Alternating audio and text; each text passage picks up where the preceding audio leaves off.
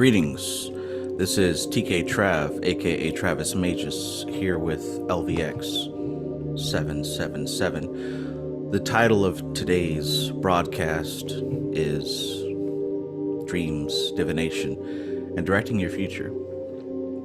So today I'd like to touch on certain concepts that relate to the Oath of the Abyss, chaos magic, and also different forms of divination and how they all connect to each other. So greetings, peace, peace. I hope that you're having a wonderful day, family. I say that with quotations because occasionally I watch other people's live streams and it just sounds so cheesy to me when people say family. I mean, you know, sometimes it's genuine, but being the person who studies mind control and marketing at the same time, I can see the con. Everyone isn't a fraud, but those who are frauds leave telltale signs that they can't help. If you know, you know. In any case, I hope that your day has been the opposite of fraudulent. I hope that it's been very genuine. I have a feeling that your dreams have been quite potent lately. I know that mine have.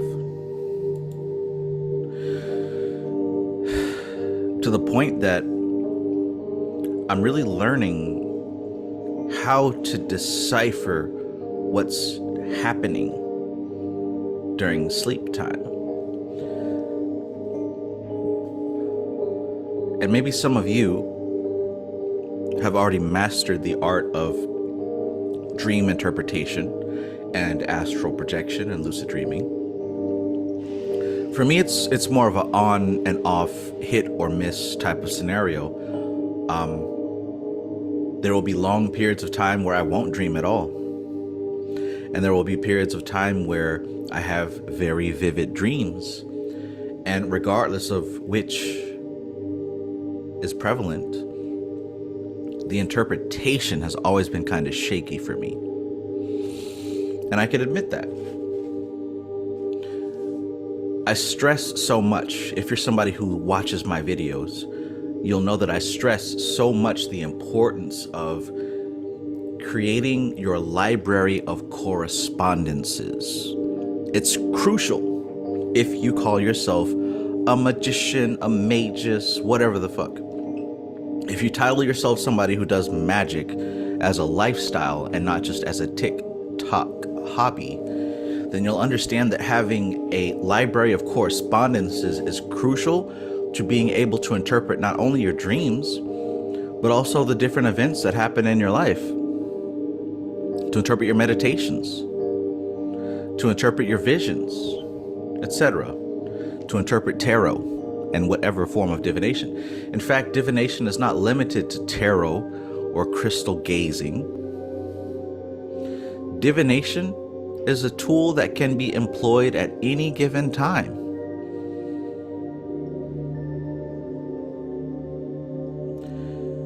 This is why it's so important to build up your library of correspondences. So, I've been reading this book lately. Look at this book. Isn't it so cool? The title of it says 777, written by Aleister Crowley. And I tell you what, to me, thus far, Crowley has been the premier source of tarot information on the market. Even the occultists of his time who didn't like him said that his work is legit. And some of the stuff that he's brought forward, they may not agree with how he brought it forward, but they can confirm that it's revolutionary, game-changing, and standard at this point. A lot of people don't understand that most of your tarot interpretations have come from Aleister Crowley. So if you're one of those people who have heard from somebody who's heard from somebody that Aleister Crowley is evil and he did this, that, and a third, I advise you to check yourself. You can't check Crowley because you never met him, and you probably don't read, so you can't check him based off his work. What I want to ask you to check yourself on is the fact that if you're designating a human being that you've never met as evil based on what somebody else said, how do you categorize everybody else in your life? In any case, what Crowley has brought forward on the subject of tarot has been quite eye-opening for me. And last night, as I'm studying the text, I realized thoroughly that there's a purpose for understanding tarot. There's a purpose for understanding that method of divination. Once you learn the art of interpreting symbols as communication, when you go into your dream, once you develop the skill and the capacity to remember what you saw and what you experienced, because it is a skill and a capacity, once you develop that skill and that capacity, you can use those images and break those scenes down as tarot cards themselves. You can break those scenes down as symbols that represent something, thus giving you a message. The same way that you might pull the Death card, the High Priestess, the Four of Wands. Those are three symbols. The Queen of Swords. Those are symbols that have distinct energy behind them. And if you can translate those symbols into meaning, you have a message. The same thing is happening with your dreams. The same thing. I had a dream that me and my brothers were in some kind of gang. That's a symbol. We stole this guy's truck, this Ford F-250 big ass white truck. That's a symbol, right? That's the chariot card right there. We drove onto this dock surrounded by like hundreds of old white folks, like trying to do some kind of convention. That's a symbol. If you're able to take these scenes and break them down into symbols, you can receive the message. It doesn't mean that literally I'm going to join a gang, I'm going to steal a truck, I'm going to go to some convention full of old folks. This is how divination works. It's about being able to receive symbols and being able to break them down. Alora, peace and greetings.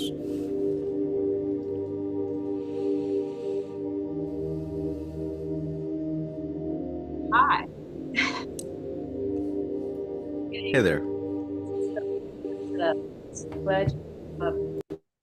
The dreaming and divination. I've been I've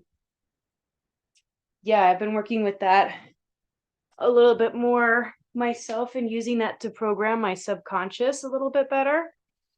And it's been really, really useful. And it's cool when you start looking at things beyond the interpretations, especially with like tarot cards and such.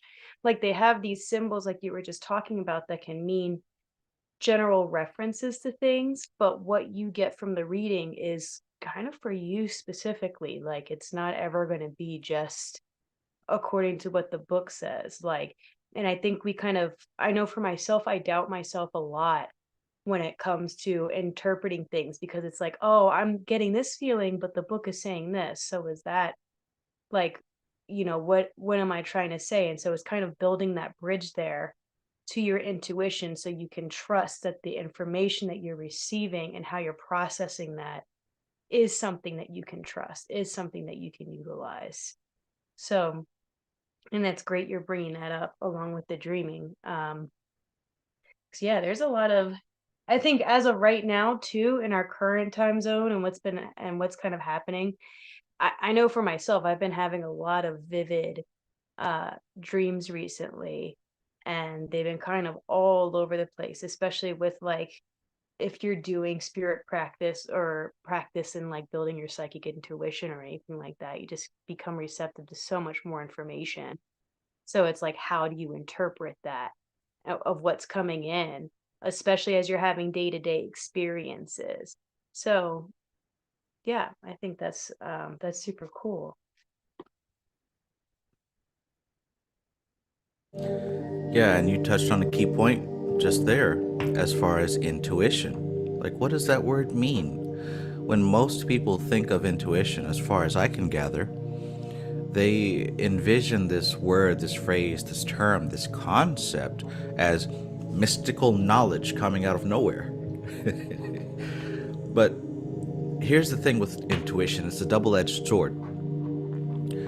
If you want to dissolve and break down intuition in terms of NLP, what we're talking about is you making meanings out of emotion. You translating emotional knowledge, emotional data, into logical data. Now, here's where it gets harmful. If you don't have a framework, if you don't have a system, if you don't have a strategy for breaking down that emotional knowledge into logical data, you're guessing. You're guessing. And every little feeling you get, you're guessing that it means this, that, or a third. The truth of it, the linchpin of it is, does your intuition get confirmation? Does your intuition get results that are in alignment with what you felt? Some people have intuition and the results don't match, yet they keep relying on their intuition. What I'm saying here is that if you have this function and faculty of intuition, there's got to be an overarching faculty that helps to check that intuition. My intuition does not fail me, not because it's, oh, I feel this way and I can interpret it.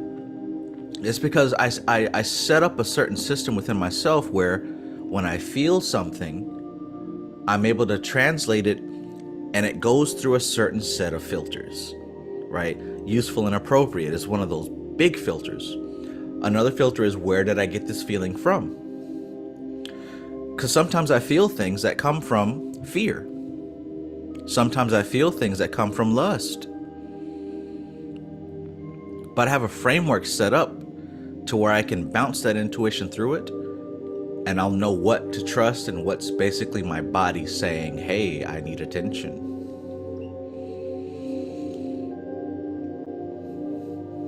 Yeah, I think that's something that I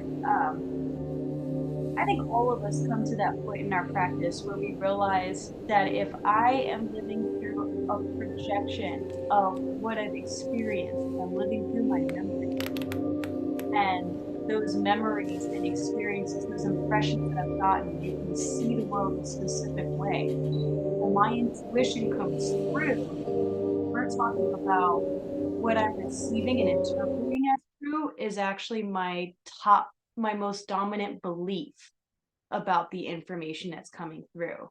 It may not actually be what will help me if I'm not actually adjusting my own filters when receiving this information. And I think that's where a lot of us get fucked up because we're like, oh, the intuition means that that it's truthful, that spirit has told me that this is going on, or I have this gut feeling.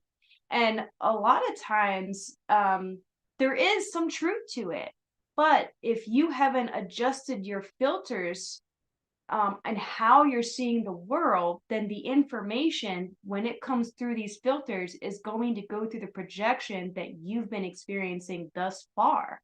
So that's where it can get really screwy because it's like this may have started off as some really good information coming down to you, but because you're constantly in a state of paranoia or because you are seeing things in this one way, you're not able to interpret that information in the way that it can be the most useful and appropriate.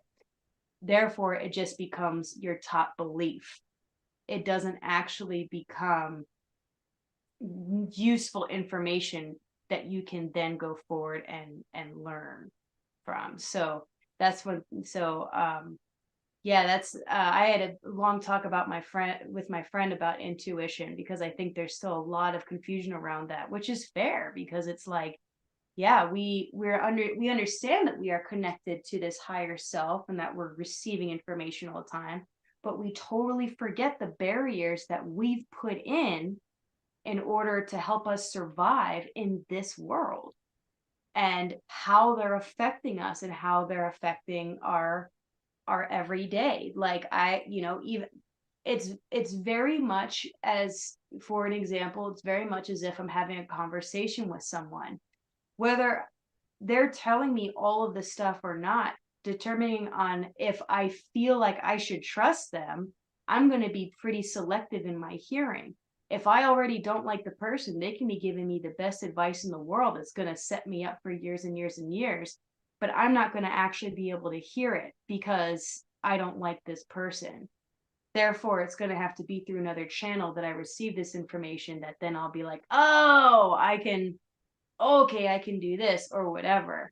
So I kind of see our intuition like that. It's like a person that is talking to us, and whether or not and how we feel about that person, how we feel about ourselves, is how we're going to interpret the information. How we feel about this world is going to determine how we interpret that. Nice, nice. Thank you for that. Excellent points. There are filters in place that block or enhance what we receive, depending on who it's coming from, right? It could be the same information coming from one source, and we will block it out and say that's bullshit. And that exact same info can come from somebody else that we've placed on a higher degree than us, and we'll take it and say, oh my God, I've never heard this before.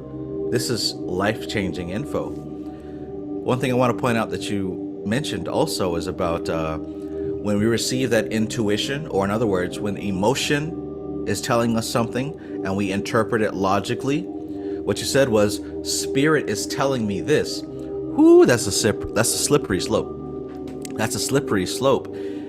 If the framework above, because here's the thing, Kabbalistically, hermetically, emotion is the feminine aspect. Logic is the masculine aspect. Independently, they can be sterile. Cold logic is sterile, and hot emotion is sterile. But together, they can be incredibly fertile. When we have this emotional influx of data that may be coming from sources that are not direct, right? Intuition is indirect emotion. It's inference. We infer that data. If there isn't the masculine aspect to put that into order, the results that we get, it borders on the realm of projection. We get feelings all the time. All of them are not valid data on how we should steer our lives. Correct or incorrect? I'll say that's correct. Peace, Anna Molly.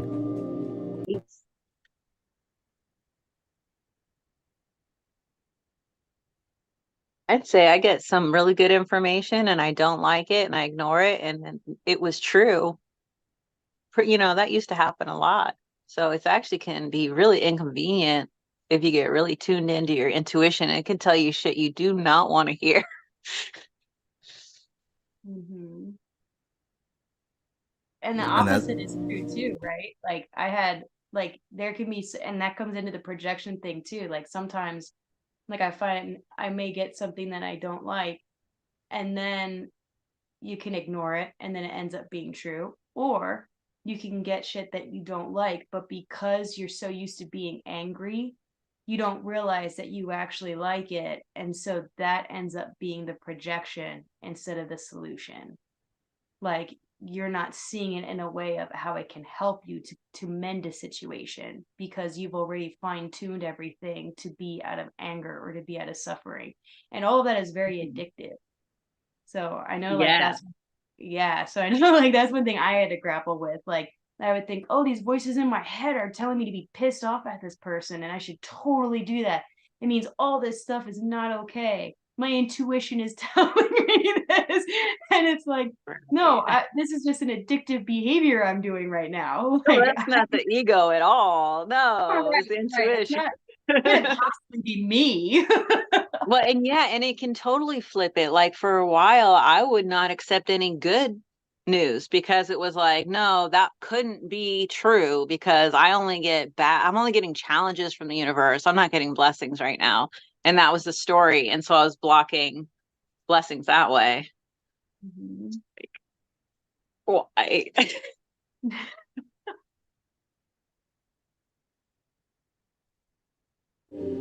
So look at how sensitive this intuition is.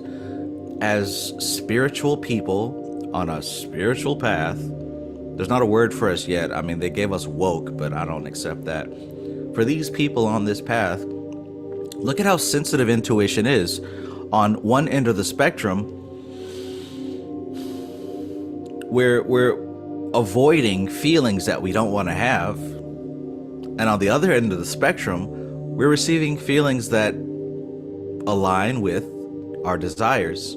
They sound good, they feel good. Oh, I want that. That's no different from the feelings that we're running from. How can this be a reliable source of information without a framework above that? In NLP, we talk about meta position, meta frames, meta programs. Meta means above. So on a level, you're feeling a certain way. What's happening subconsciously in the background is a meta program.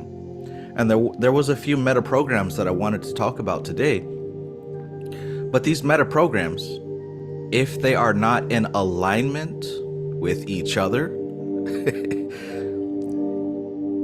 your feelings of running away from pain will be justified, and your feelings of running towards pleasure will be justified, not based on useful and appropriate, but based on how it makes you feel. And crucify me if you want, women are more susceptible to this than men are. Now, both of us are susceptible to it, but this is how it goes. Peace to MC Maestro. MC Maestro says reading Micah Hall right now too. Yeah, man, I had to brush back up on one of my most esteemed authors. No, I totally agree on that front that women feel it more hardcore. I think as far as on the emotional level goes, holy shit, it's a fucking wreck. You gotta deal with, like, I am not here to speak for the men. I understand you'll have your own struggles too. But us females, damn, we have an imagination and emotions to match. Like, it is so hard to see clearly when you're in those moments. So yeah, I will personally attest to that and say, like, in my own opinion, yeah, for us women, we got to go through those filters a lot more with that fine comb, man. Because we'll create an entire scenario that does not exist. A lot. I think with that, we get more practice too. So there is like the bonus of like, because we have to deal with it, like we don't have a choice of turning it off sometimes. It just is going to flood anyway. So we actually have a little more practice, but 100%. it's a lot. Yeah, thank you, Anna Molly. I appreciate you adding that tidbit. Like, we do also get a lot of practice. That's true. Yeah. Well, because it's really powerful to be able to, once you can balance both sides, you do kind of have to have that. And I found that's actually harder for the guys that I've like talked to closely. They've got the logic down. It's harder for them to untap the emotion part. And then once they do, they're like, I don't know what to do with this. And I'm like, that's just a baby breakdown. Like I had those when I was 13. Oh, you don't have practice with this, because you do have to kind of get both in a certain way. And I think if you start with the emotional practice and you're just learning the logic is kind of, it's structured. It's a little easier, in my opinion, to learn than the whole emotion part of it. So And that's what Now, logic is. It's structure. Logic is this leads to this, leads to this, leads to this. And some people call that linear. When we speak of emotion, it does not process in that way. It processes, I don't even want to say cyclical. It processes in a way of relationships.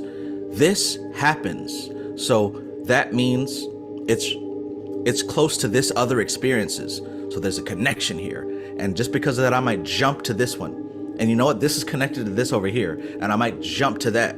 That's not quite cyclical. Some have called it chaos, right? These are two completely different systems. This is why I say they must be married. None are wrong or incorrect. They can both be sterile. This plus this to this to this is very sterile because it doesn't allow for growth, expansion of new things. And the other aspect of, okay, well, this is in a relationship with this because that means that, or this is in a relationship with this is entirely unpredictable. You could literally be just wasting energy bouncing to and from all day. And for some of us, this happens in a matter of minutes. I feel this way. Shit, now I feel this way. Now I feel this way. Now I feel this way. For some people, it happens over a matter of days, weeks, or months.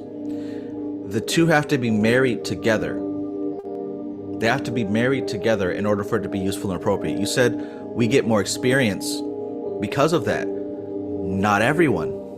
Some people are lost in a loop. Unless you have a way to make those experiences useful and appropriate.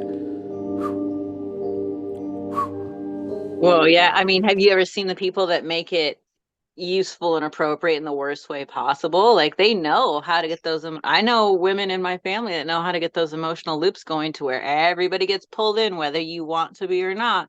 And it's working for them, whether or not it's good for anybody else. Like they made it work. But it's so draining. I've heard it like women have like a web where everything's connected. So it's like you literally can't tug on anything without tugging everything else. And it's like being pulled in every different direction sometimes. Yes, and I want you to know if any of you out there in YouTube land were to look up this information, you want to type in NLP Strategies. What you're describing, Anna Molly, is a strategy. And a strategy is how we go from one point to the other in our minds. How is it that you know to feel that way? How is it that you know that you need to feel this way? There's a strategy that we go through. Everyone does it. And most people are unaware of their strategies. But when you become aware of your strategy, you now have the unique opportunity to redirect the flow if necessary.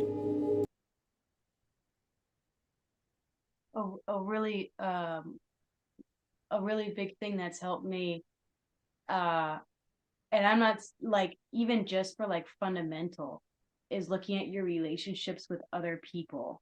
So like, is there a consistent pattern that you have when it comes to someone with a particular status in your life? Like, do you tend to have a type of relationship with those people, no matter who it is, if they have this type of status? That's where I'll catch myself going, like starting from here, then going over here, then going up here. And I'm able to halt that process. In the experience, it's so hard to do, right? So I do think it's important to like take a time out and be like, okay, hold on. Like, I'm having an emotional reaction because, but once you understand that it's like, okay, I know that this is an emotional loop that I'm putting myself in, and this is how I'm receiving information, because every time I have for an example, right? Like, I have a friend who is a teacher of mine, and they give me some type of feedback, I'm going to interpret it as this. They may do it in the nicest way possible, but because they are trying to establish themselves from being a friend to an authority figure, my brain makes the mark that they become this evil disciplinarian who's going to betray me or some shit like that, right? Like, I mean, just like an example of how you can actually be seeing somebody that you may not even notice. So like, that's where I'm saying, that's where I think one of the fundamental ways that you can kind of check yourself is by looking at your relationships with others. How do I respond to certain friends, and what's their status in that group, and how to respond to that person who has that type of status? You know, a lot of people, Yeah. someone based off of someone's name, right? They'll be like, I Oh don't my fuck God. Yeah. Seriously. But no, I with. think something that you said right in the beginning, just noticing it, that is the hardest part. Just noticing that you're doing it, or noticing that you're using a strategy, or noticing that you're feeling a certain type of way. Because once you notice it, you can kind of like, I do this thing where I imagine the person, and I like imagine them in a different role. And does it change how I would view them? Like, would I treat them differently if this was my 3-year-old doing and saying this? Right. And you can alert to like, oh yeah, of course, like maybe I should give this person a little more leeway, or maybe I should, put my foot down or something, just by switching. But you have to notice you're doing it in the first place. It's like when you're dreaming. It's like, okay, I'm in it. How do I stop and realize? Okay, let's take that. And also in the chat, Luxury Newman, peace, my fellow cyclomate. He asks, how do we repair that though? I have the exact thing that Alora is talking about. Knowledge is power. Why? Because when you know stuff, you can deal with it. Again, in NLP, we have a certain thing with relationships. Most everyone is dealing with an up relationship or a down relationship. And you should know who you're dealing with. It happens automatically because all of this is primal. Human beings are not logical creatures. We're primal, emotional beasts. Accept that.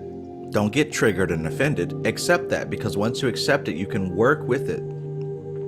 As primal beasts, we have a hierarchy that happens emotionally. When we encounter people, we either place them above us based on our belief systems, or we place them below us based on our belief systems. None of this is correct or incorrect. There are people that I place above me, and there are people that I place below me. It just happens. But what is useful and appropriate is identifying when you're in these relationships and how you place people. When we place people in an up position, the things that they say to us has a heavier weight upon how we accept that information. They could say something as simple as, nice shirt, what you get at Goodwill. That can be super heavy from somebody that is in an up position. And if the same thing was said by someone in a down position, we'd probably give them back some heat that would make them feel bad, right? Identify what the relationships are. Again, it's not a good or a bad thing. It's a natural thing. It's a hierarchy thing.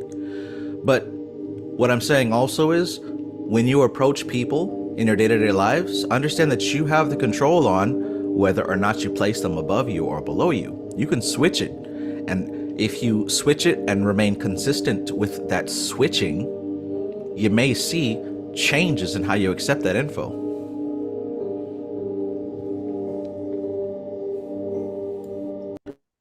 I strategically choose who I want above me because there's something about them that I need to develop within myself, or that I would desire to develop within myself.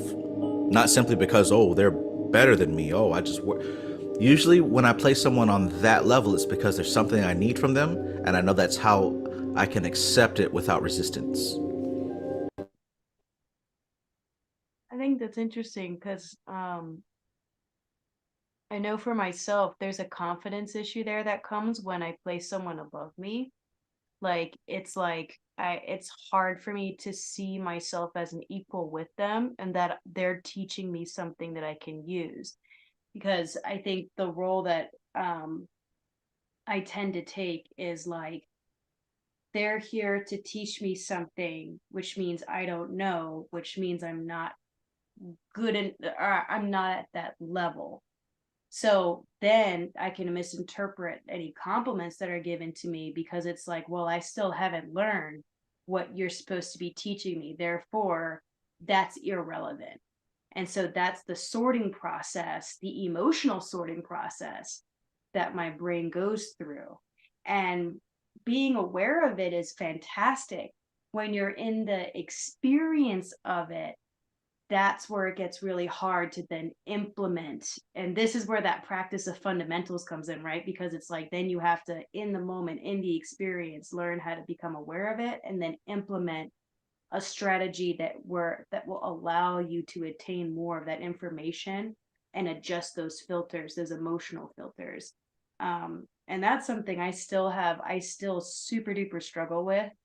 um I like how Anna Molly mentioned that, she asked herself, like, well, if this was my 3-year-old telling me this, how would I feel about that? Or something like that. I think that that's one thing that can definitely help.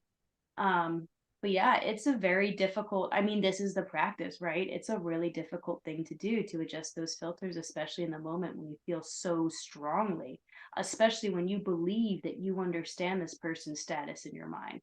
Because that person's status to you is not just like for the moment, it's how you've actually registered them as their role in your life. Yeah, I think it really just comes back to the relationships thing, because it also depends on where you put your status, like you in relationship to them.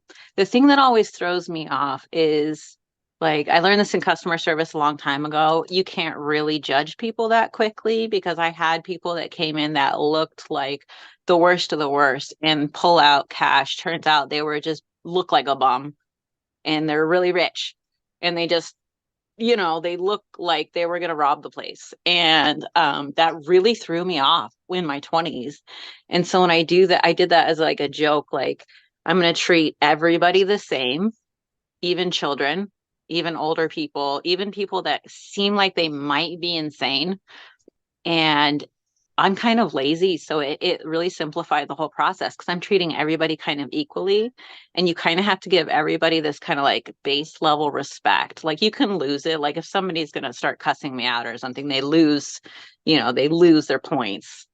But it's really interesting when you start treating, especially little kids, with like respect, like we're equals here, that they will just come to you and tell you the most amazing stuff. And it's like, wow, are you remembering that from a past life? Are you channeling it? Are you just a wise little human? Or like, what was that? And the same with like, maybe you meet somebody like on the street, and I don't usually have any money to give out, but I'll just stop and say hi to somebody. And maybe they haven't been talked to in a while, and talk to this person who's been on the street for a while, and just treat them with respect. And they may tell you some really crazy stuff too, just because you're having a human interaction. And so that actually simplified a lot, because I'm not having to make these judgment calls on like where I'm placing people until after they start giving me a reason to. Like I said, if they get on my bad side, then it goes down real quick. Yeah. And I think society really messes with that too, because it's like we have we have an obligation to pay certain people more respect than others. And even though you may not adhere to that, that still fits in to the on the subconscious level of what's playing a role in what works in society and what doesn't. So and then also depending on how you're raised, right? So Mhm. um I like that, seeing as everyone as equals. Um, I think I do try to do the same, but I also know myself very well, and I know that I also very much do not do that.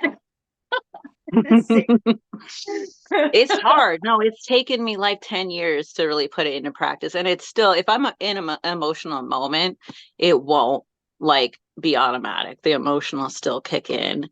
But like, it's something that like we do automatically seem to have to show certain people respect. But when you do, like, say on occasion, you go meet that famous person, if you talk to them on a one-to-one level, they'll probably appreciate it so much, because you're talking, they're not seeing themselves like they're up on a pedestal. Everybody treats them like they're a freak or something. And you go and like can talk to somebody who's a rock star face to face without freaking out, they're just going to be so refreshed at like that interaction that you'll actually will be able to gain so much more. So like that was unexpected to me, because you think like, oh, you know, if you treat them normal, maybe they're going to be pissed off and like, oh, why aren't you respecting me? But like they're usually just cool because they're humans. They're humans. And it's weird. It did not go as I thought when I started doing that as an experiment. It went way better than expected. Let's think about these humans here. I like to remove the equation of morality, because morality is dependent upon the observer, which means that it's not absolute, as if many things are absolute. But even that homeless man on the street, when you go to give him a conversation, he's got filters and programs running. Is this a person I can get something out of? Is this a person that's going to harm me? As we all have filters for everyone that we approach, and this ties into beliefs. So I'm going to ask a question for everybody who's listening. So we've got this thing coming up in a couple of days. It's called the New Year. 2024 will begin. What do you want out of your year? That's my question for you. What do you want out of your year, this 2024? If you have something to write with and something to write on, write the sentence down. What do you want out of the year? I've been thinking about this, so I know what I want. And by the way, Anna Molly, I love what you sent me about the New Year's resolutions. That was cute. Oh, the fun ones. Yeah, like try all the different pasta shapes. Pasta adventure, right? Yes. You can choose fun New Year's resolution. I was like, oh my God. So anyone who's listening, write down what you hope to accomplish for this year. It doesn't have to be serious. Like, if you want to sample every type of pasta this year, that counts. That's valid.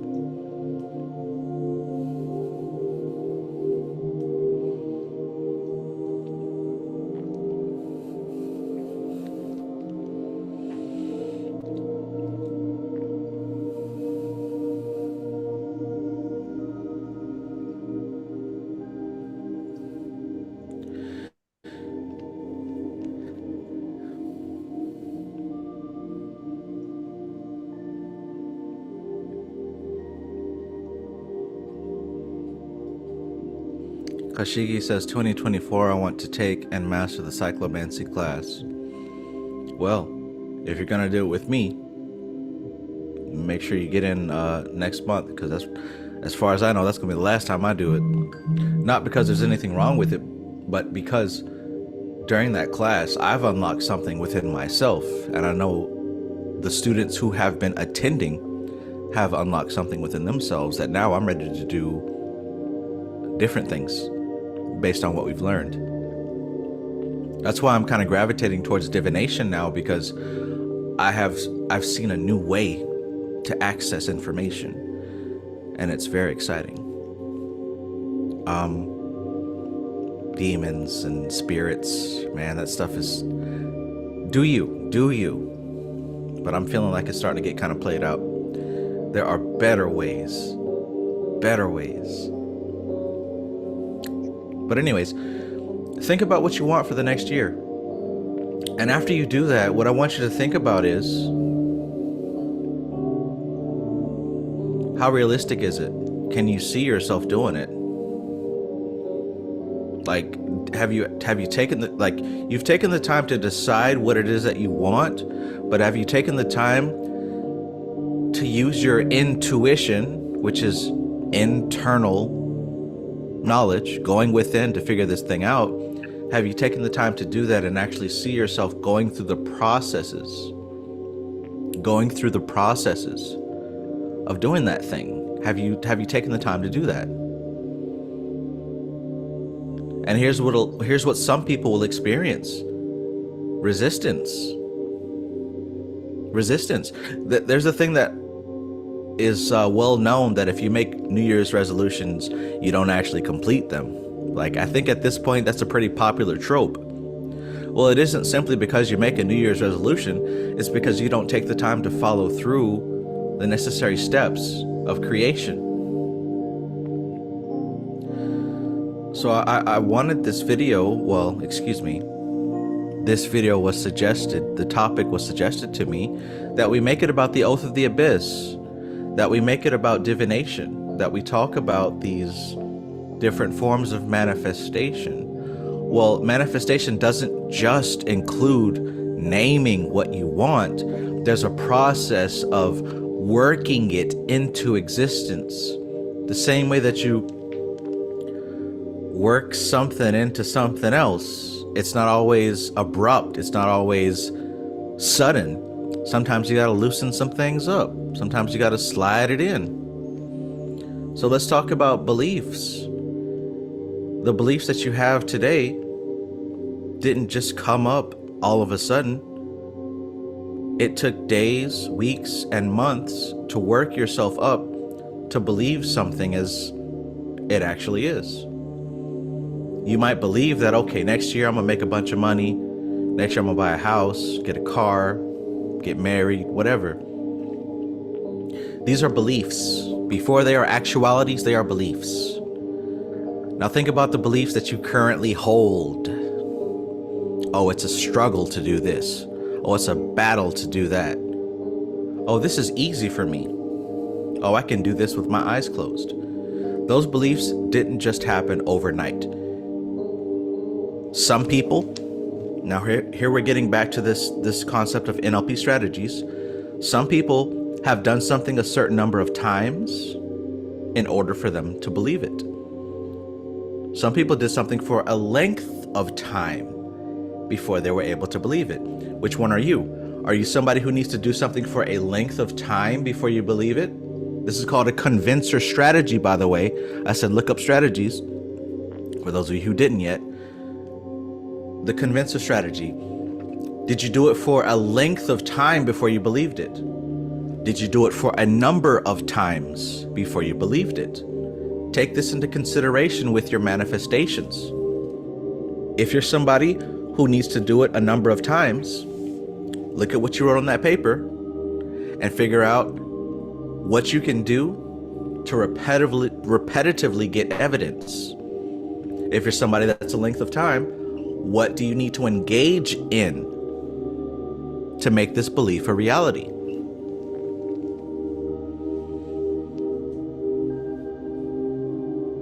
That's interesting because, like, when I look at, like, for example, if I have a certain belief about something and I want to implement an opposite belief, right? So like an opposite feeling I want to have, or another situation. And I think about a time when that other situation plays out. There are multiple situations that come, which is kind of telling me, according to what you said, that I form my beliefs after the same thing happens over an amount of time. So like when I keep doing it, because when I recall an opposing belief, that's what comes up in my mind immediately. It's not ever just one solid experience. It's a mixture of different experiences of that opposite belief. Awesome. Thank you for sharing that with me. That's your strategy. Anna Molly, tell me about yours. I don't know. At a certain point, I decided I could hack anything, and then if I just believe something and tried it out wholehearted, then I would either fail and change my belief, or it was true and I'd keep believing it.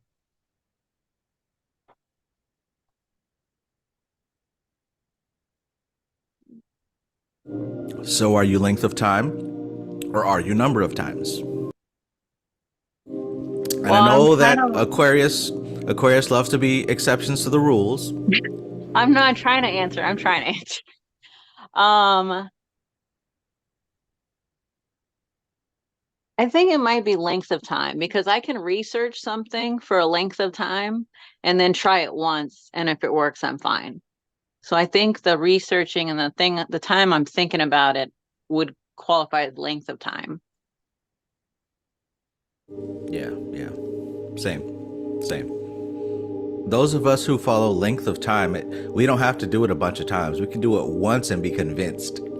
Because there has been a period before, just like what you said, and I'm glad you said that. We count that action. Okay, here's where it first manifested for us in high school. We had this test and we knew it was coming, right? And you didn't study until the last day, right? Or But at you all. studied all that the night before. You crammed, you did everything you could for that length of time. And when the test came, you passed. It wasn't an A, but hey, you passed. I would just be cocky. I would not do any of my homework. I would never get my homework done. And then I would get 100% on the test. And my teachers would be like, you got to stop that shit. And I'd be like, but I was paying attention. I proved it at the end. Length of time. Wow, that is a really amazing way to identify how you create beliefs. That's super amazing, because I can even tell you, like in high school, I cheated on my tests a lot because I like we're out of school by 10 years, 10, 20 years now. So I don't mind admitting this. I cheated a lot. And the reason why is because multiple times I would study. Like I remember being a kid, like a little kid, and giving it my all every time. And when I would be graded, because I wouldn't word things, they wanted me to word them, or I wasn't in the format or whatever that they wanted. Um, they they would just mark me wrong. And I was actually put in I was put in a special ed class for fucking math when I was a kiddo. And so from that point on, I got severe test anxiety and my mind would go blank. So I believed that I would not do well on tests. And so from that point on, the cheating thing became a support tactic for me to pass these tests, because I knew as far as understanding the subject and the homework and getting the A's in class, I was fucking rocking it. But it was the specific test that, because I had these repeated experiences of not being able to communicate the information I had learned in the format that they wanted me to, there was like no point in even trying to pass with That sucks. That sucks. That's the teacher's fault. That's the teacher's fault, in my opinion. Oh, it's the fun for sure, right? Because you're a kiddo, you're trying to do shit, and you're like, bah. Yeah. But nonetheless, that was a belief that I had imprinted on myself. Now I wonder if I had been around in a different environment, would that have shifted that filter there? But so that's a pretty groundbreaking way of identifying how you create beliefs. Like now I'm totally coming up with a meta model in my head of like, oh shit, okay, so like repetition for me is really fucking important if I want to put in a new belief system. If I want to refine my filters, I need And repetition. now you can hack it. Now you can be like, if I need X amount of times, I can just do it all in one day. You don't have to do it over every day. Just see if it's the amount of times and cram it all. Yeah. Just That's what I would do. And I'm gonna say this too. I'm gonna say this as well. Perhaps, and I've heard this in some of the lectures that I've been attending on this particular subject. Perhaps you did not require special ed. What if the teacher was mismatched with you? What if you were somebody who needed length of time, or you were somebody who needed number of times, but the teacher was the opposite? The teacher's going to look for students who identify reality the same way as her. See, this thing about special ed, based on the studies that I've seen someone else do, I didn't do the studies myself, but many of the times they found that it was the teacher who had a strategy different from her students, and the ones who succeed were the ones who identified with her. There's so many different meta programs. There's so many different strategies. And there were a few that I wanted to share with you guys in the expectation that you will do your due diligence and identify them within yourselves. Will you do it? Okay. So here's the thing. When we talk about strategies and we talk about the mind, it isn't just like an all of a sudden thing. The strategies are made up of a handful of core strategies that build everything else up. Does that make sense? Yeah. So here's one to consider. 1, 2, 3, 4, 5, 6 to consider. The first one is memory. Let's think about the memory strategy. Without the memory strategy, you're condemned to the present moment. But all of us exist in the past or the future. But through which strategy? Is it based on something that you've seen, something that you've heard, something that you smelt, tasted, touched? VAKOG, right? What is your strongest memory cue? For most people, it's visual. Second up is auditory. Third is kinesthetic, which is how you feel. How do you remember reality? Do you remember reality based on what you've seen, heard, felt? Identifying how you remember things can go a long way in accessing blocked memories. The next one is your decision-making strategy, right? If you can't decide, you get caught up in loops. How many of us open up the refrigerator and say, what am I going to eat? And you see this and that and this and that, and it's like, this is too overwhelming. Let me close the fridge. Fuck it, I'm not going to eat tonight. Or let me come back later. For me, it's I'm not going to eat. But how many people open the fridge and are presented with so many options that it's damn near impossible to make a decision? What's your decision-making strategy? How do you actually decide something?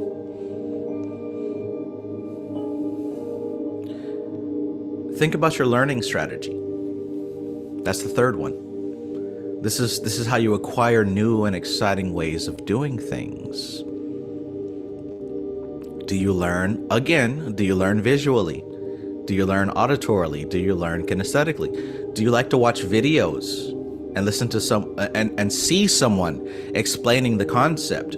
Do you like to listen to someone explaining the concept? Do you like to go through it yourself? What are the fastest ways for you to learn? And this is nothing new. You have evidence of this. Just look back to school, whether it's elementary, middle, high, or college. How do you learn? Let's think about your creative strategy. And I love this one because it's unique for every person. What is your creativity like? We talk about a lot of things, but what's your creativity like? And typically there's three categories. And this is the most useful, by the way. This is what will get you over your writer's block. This is what will get you over your study block. This is what will get you over your confusion. Because you can swap positions whenever you'd like. Let's think about the first one, the dreamer. What's the dreamer like? The dreamer is able to see. The dreamer is able to picture visions and to come up with things in their mind. What's the realist like? Are you a realist? Are you somebody who can base the future off of what you feel? What you know, what you just know is going to happen based on the reality of how you feel. And feel can be emotion, and feel can also be textile. Your body itself. Or are you sorry, quick question. So when you say that the realist bases the future off of what you feel and what you know, you're talking about their utmost belief that they've built off of what they feel. So like what you know to go down. Like I know when I cross the street, my neighbor's going to yell at me because they do that every morning. There you go. Yes. Okay. Yes, exactly.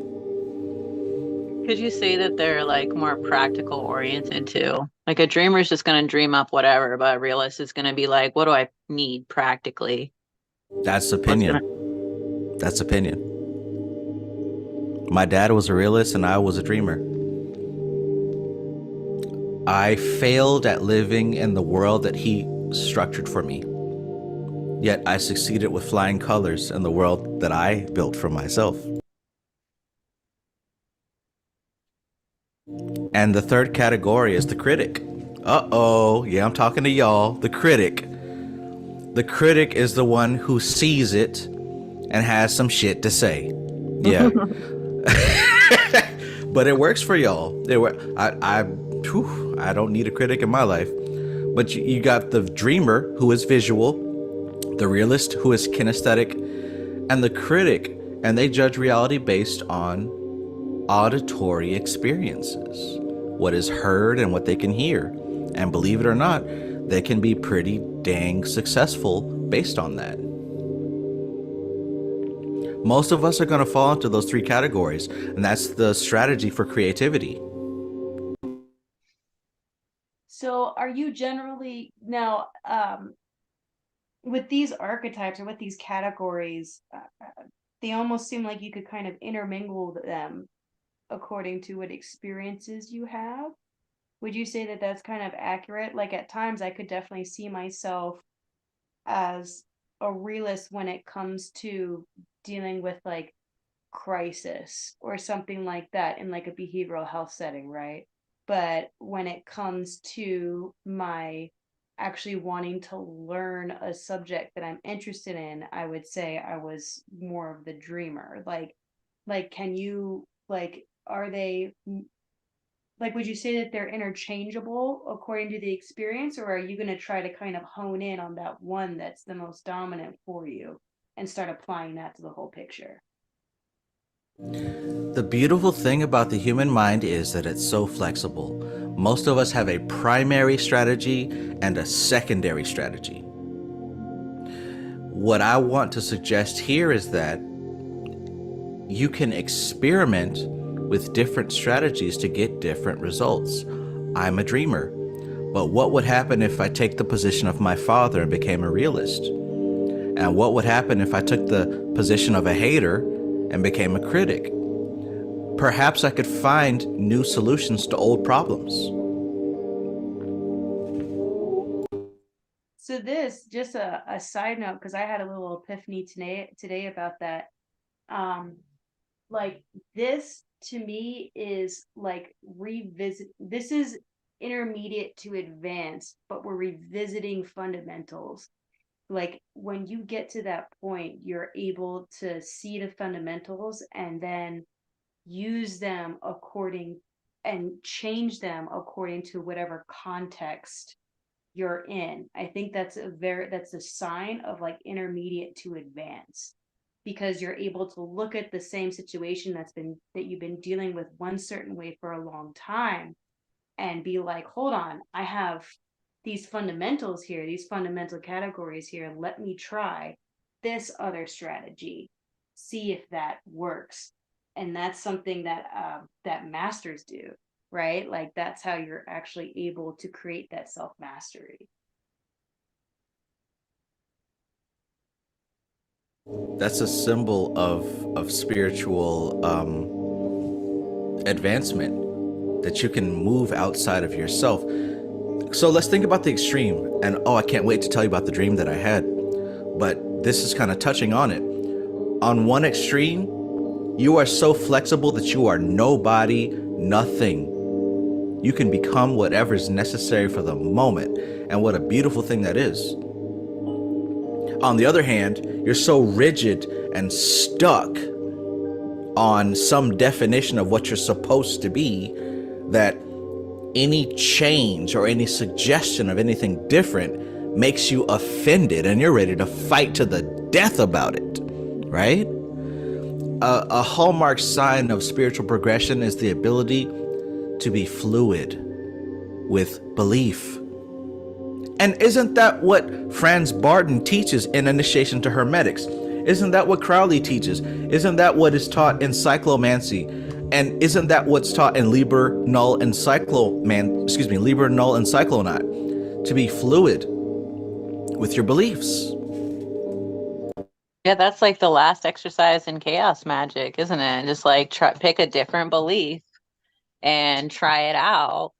And I think it is hard, like when you say critic equals hater, it's so funny to me. But the thing is, critics will tell you That's things me. that your friends That's my won't. opinion. That's my I opinion. know. But you're right. Your friends will tell you things. Your critics will tell you things that your friends won't tell you. Right. Yeah. Yeah. And so when you can get to that point, it's really hard. But when you can get to the point of like saying, oh, they do have a point, they're being a dick about it, but they have a point. Like my kids, when they don't like my food, but they're right because they're being super, super honest, right? So the critic has their role too. You okay? Well, so what would you say a critic is? Because I have here, like they judge reality off of what they hear.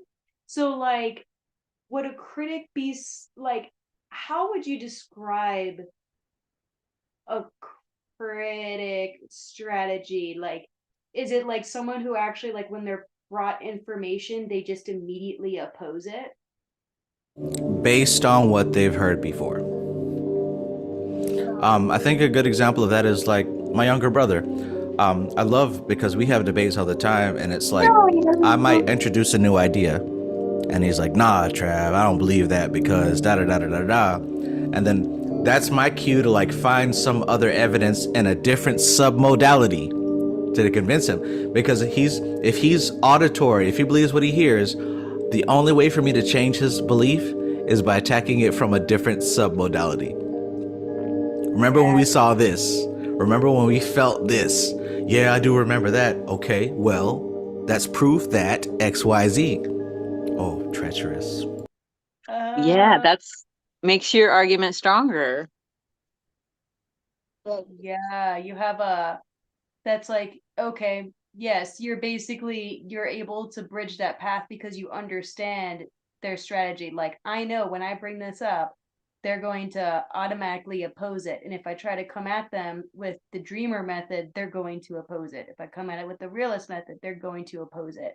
However, if I come at this using a strategy of their own, which is I heard it from this guy, or these people are saying this, or whatever, then they're going to understand it, and you can bridge that gap between your communication differences. Years ago, it was, I don't believe in none of that spooky shit. Then he started listening to Bobby Hemmett. Started listening to some of these people. Now we can have a conversation on the same level. Everybody receives information on their own specific channel. MC Maestro says, Trav, giving away the sauce. Listen, I feel comfortable giving away the sauce and spilling the beans because I know 10% are listening. I know 10% are going to use it. No offense. No offense to the 90, but I know damn well you're going to cut this video off and go look at Sexy Red and go look at something else that doesn't matter. That's why I'm giving away the sauce. You know what else too? It's a whole different beast when you put it in practice. Like, you can talk as much as you want and be like, oh, I get it, I get it, I get it. And then the experience happens where you're actually supposed to apply the knowledge, and and that's where, like, do you actually get it? That's where it comes in. And if you do, then congratulations. You fucking made your life a hell of a lot easier.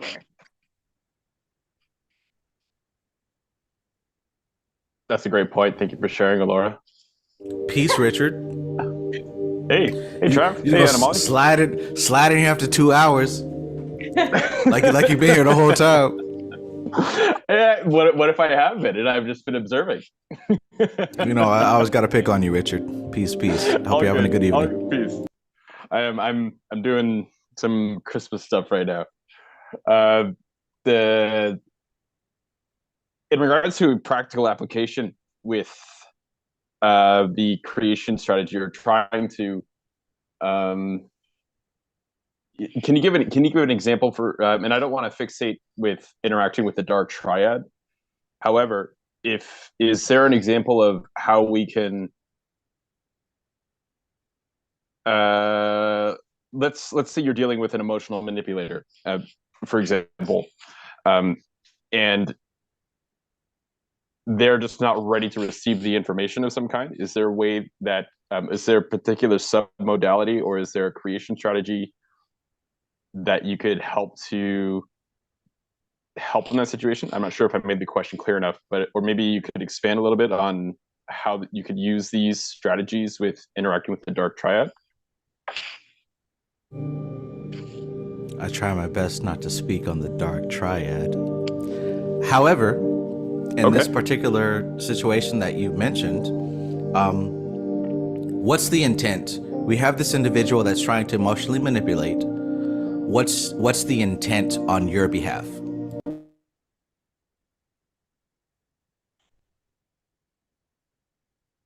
I think it's they are unconscious, to help them understand what they're doing and how it's because if you you know what, I'm just going to leave it right there to help them understand, right? Okay. Now, I'm different from you, and from what I've learned is I have stopped trying to make people understand. I stopped.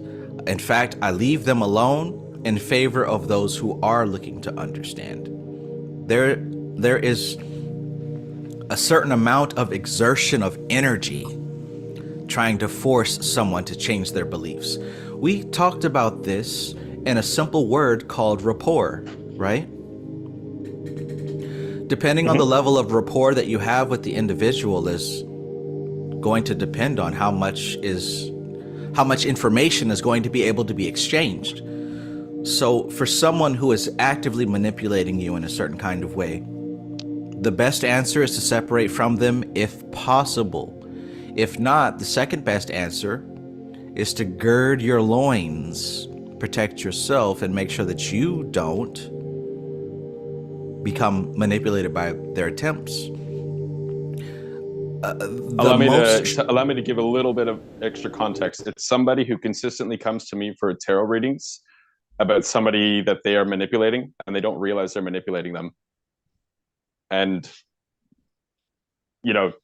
regardless of how I try to explain that they're only contributing to the situation, they can come to me all they want, but unless they go inward, right, and shift their paradigm, reprogram their subconscious, and get help for their trauma, if I put it that blunt and direct or anything like that, it's not received. So I try to get them to come to the realization on their own.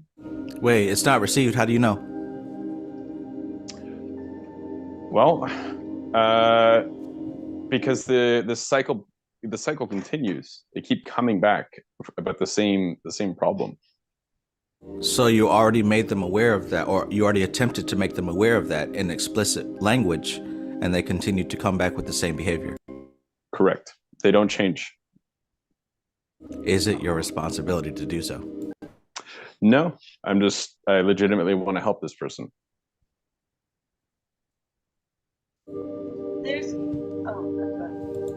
Go ahead. I mean, I was just gonna say that in the yoga books, they talk about some people like that who go to different sources to answer a question that they could answer on themselves, or when they get the answer, they just keep going back with the same question, thinking that they'll get the answer that they want. Like a form of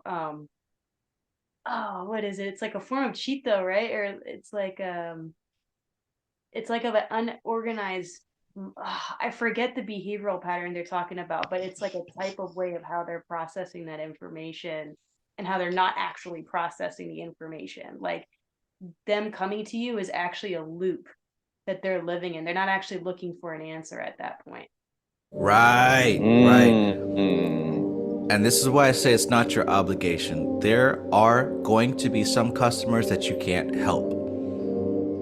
And it's okay to say, look, I can't help you. Now, you can say that to them, or you can just cut them off, your choice.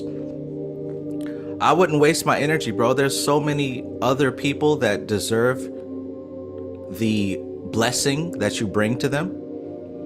Thank you. there will be people who are stuck in their own loops that suck up time. There's 1,000 fish in the sea. If that's not the right client, send them their way. Send them their way. And there's nothing cold about it. There's nothing evil about it. There have been people that have paid me money, signed up for my classes, and they came with their own war. Oh my God. Like, I can't give names, but I've had people, especially with that shuttle work course. Woo! I had people come with, I was scared to get on that call. Oh, damn, 2:00. I'm dreading 2:00. Here we go. She's chewing me up because she has a problem with men, specifically the men that have treated her in the past. And me, being a man, I got it. And I'm thinking, okay, well, I'm studying through my books, I'm pouring through everything. If I can just try this one strategy on her, if I can just do this one thing, then maybe she'll start to open up. No, she was hell bent. She was hell bent on getting revenge, getting justified, etc., etc. Man, sometimes you gotta let that thing go. Dude, and actually, that is a fantastic example of someone proving their own belief system through quantity of times, right? It's like, I'm going to constantly validate myself. I'm going to pay a man who I already don't trust for his advice that I'm not going to take. Like, I'm gonna find fault with that shit. Like, your internal filter is like, yeah, this is this is delicious. I want to pay this guy, and he's going to validate my beliefs in some way. Not gonna change me. On the surface, they may think this will help, but it doesn't. Like, it's really just them kind of validating their own belief system. I genuinely hope things worked out for her. I genuinely hope things worked out for her. Because like I could see her problem. And just like what you're saying, Richard, like I saw what was happening. After 2 or 3 conversations, I'm listening. I'm not just sitting back like, yeah, just talk. I'm actively listening for what's happening here. And I'm actively hoping that maybe I can provide some information that can help you. But what I saw was she didn't want to hear it. Or she didn't want to hear it from me. So no matter what I did, and there was even a time where I suggested an exercise and she did it and she felt better and she came back.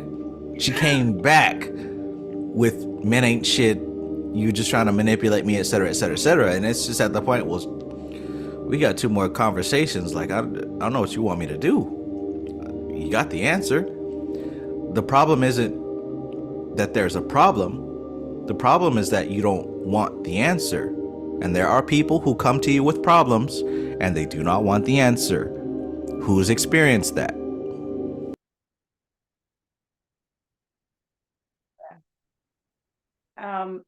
This is also probably too where, I mean, I know for myself, I get fucked up in that because you are somewhat like, I think all of us are in this practice because we identify a part of ourselves as healers. Like, we want to utilize this power to better ourselves and to help bring happiness and joy to others. Like, we want to also see people use the information that we've learned to better ourselves to better their lives. And I think when you start learning these strategies, like right now we're in the creative strategy, right? We're talking about those 3 categories. Like, once you understand about the dreamer, the realist, and the critic, and the indirect ways that you can just talk to somebody once you figure out like how they're seeing things or whatever, you think that you can influence it and you want to, but everything always has different layers to it. And that's been a really hard thing for me that I still juggle with, because it's like, yeah, I can try to influence you, but are you actually even like asking the question for the answer? Or is this just a loop that you're continuing to live in and I'm simply validating your current belief system?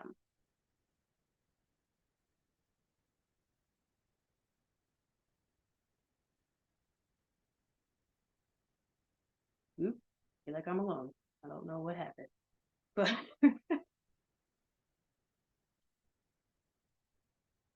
You're giving me you're making the the hamster run. There's 2 hamsters on there now. They're running. Hard, dude. It was very, very insightful, and I really appreciate what you shared about, because on one level I knew that this person just kind of wants validation, but I have a different approach now, and I just thank you for sharing. It's really insightful. Appreciate it very much. Yeah, sure. I mean, I could only do that because I'm in third person right now. If it were my own if it were my own experience, I also have difficulty seeing through that shit. Like, I think that's part of the mastery thing, right? It's like we don't have our notes on us all the time. We don't have people being like, wait a minute, that's a loop. You know, we think, oh, I have this available to me. I can totally recognize this shit and help this person out. Why is this not working? Ooh, you talked about, Alora, are you actually seeking this help, or are you just seeking validation? And that is the main thing. Spiritual people, you may not get a consultation from me or Richard or Alora or whoever, but before you book that consultation and before you send that Cash App money, ask yourself, am I looking for a solution to a difficulty that I'm having? Or am I looking for validation to make me feel good? And what I just said sounds obvious. Of course I want an answer. Dig deeper. When they talk about the ego is a lie, the devil is always on the prowl, seeking whom he may devour, understand that you may tell yourself one thing, but you actually believe another. This is why your affirmations don't work. This is why your prosperity don't work.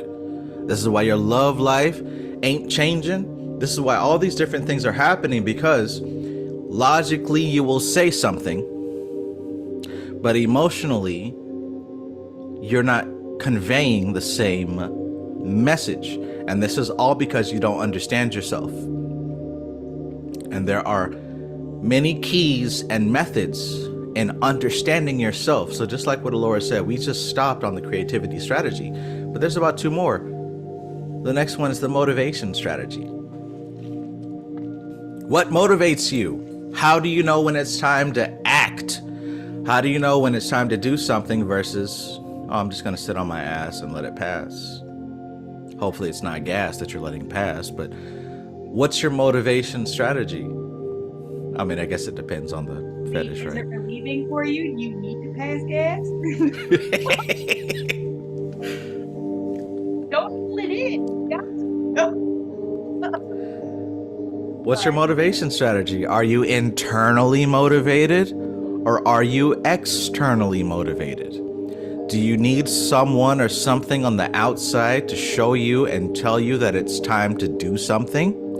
Or do you make the decision on the inside and say, you know what? It's time for me to make a move. Why is that important? Why is it important to know whether or not you're internally or externally motivated?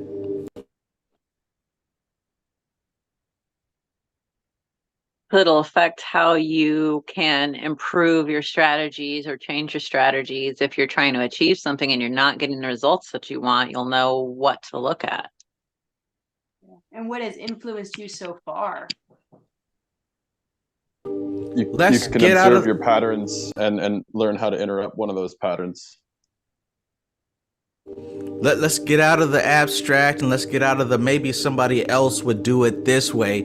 You, motherfucker, you today, tonight, right now. There's something that you're supposed to have been doing and you haven't done. Raise your hand. Cast the first stone, he who is without sin. There's something you're supposed to have been doing right now that you haven't started or haven't progressed as far as you'd like.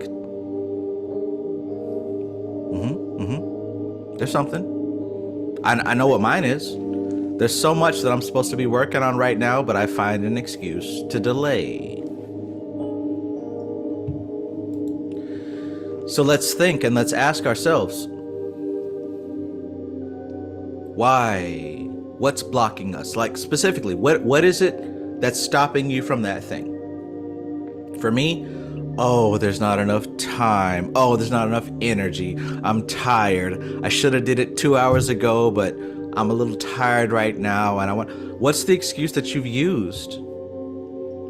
Because if you have answered yes, there's something I haven't done, I promise you, this ain't day 1. This is day 12. This is day 23. This is day 46. Or worse, this is year 3. Year 3. Yeah, I'm gonna start a business, man. Yeah, I'm a write that song. I'm gonna do this. I'm gonna start investing. Whatever. There's something you were supposed to have been doing, but you haven't started yet, or you haven't made progress yet. What's the excuse that you've used? Too many projects. If I fill my Overwhelmed. time with this thing that I want to accumulate, all that I get, and then all the other stuff that I want to do will fall to the wayside. So then I just don't do what it is that I've been wanting to, what skill it is I've been wanting to acquire.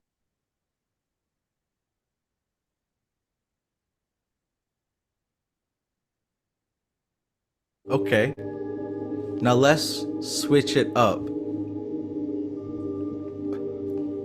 Bring up something recently that came to mind, and you said, let's do that now. Let's do it now.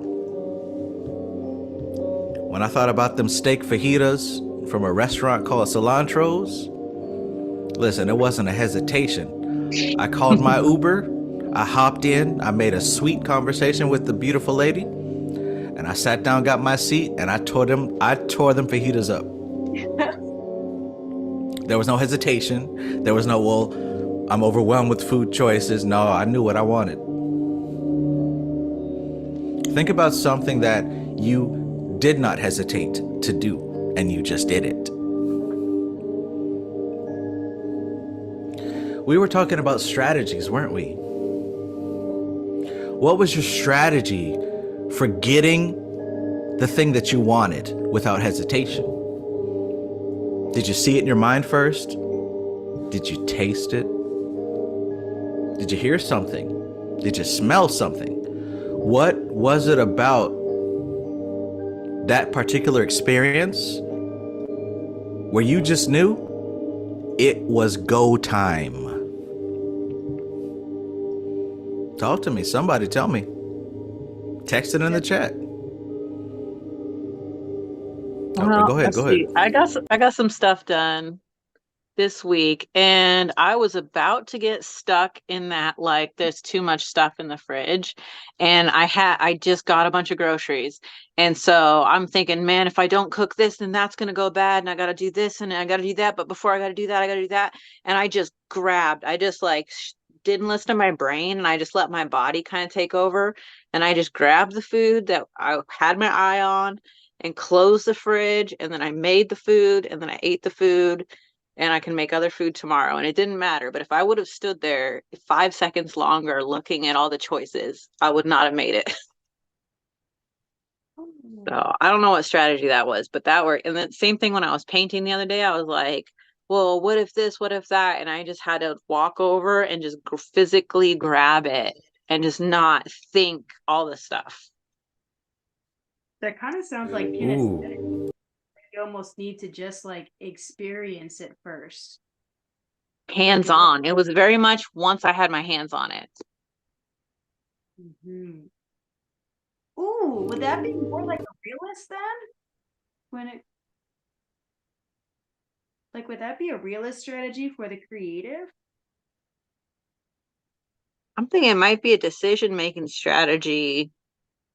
And instead of going for a illogical strategy, I just went with emotional, the first thing that sounded good, because otherwise I was going to get trapped in that logical of like, I need to cook this and I bought this, so this is older, so I can't eat this before I eat that. That's against the law, like. Look at that beautiful brain work. Look at the decisions and the choices that it makes. Too many and look at sometimes. how you can manipulate and hijack and steer in the correct direction that which you desire. You're doing it already, and what if you could do it more usefully and more appropriately? MC Maestro said in the chat, Anna Molly went from visual to kinesthetic. Did you notice that? My favorite ginger. Ah, okay. No, that makes sense. That makes Did sense. you notice that? Mm-mm.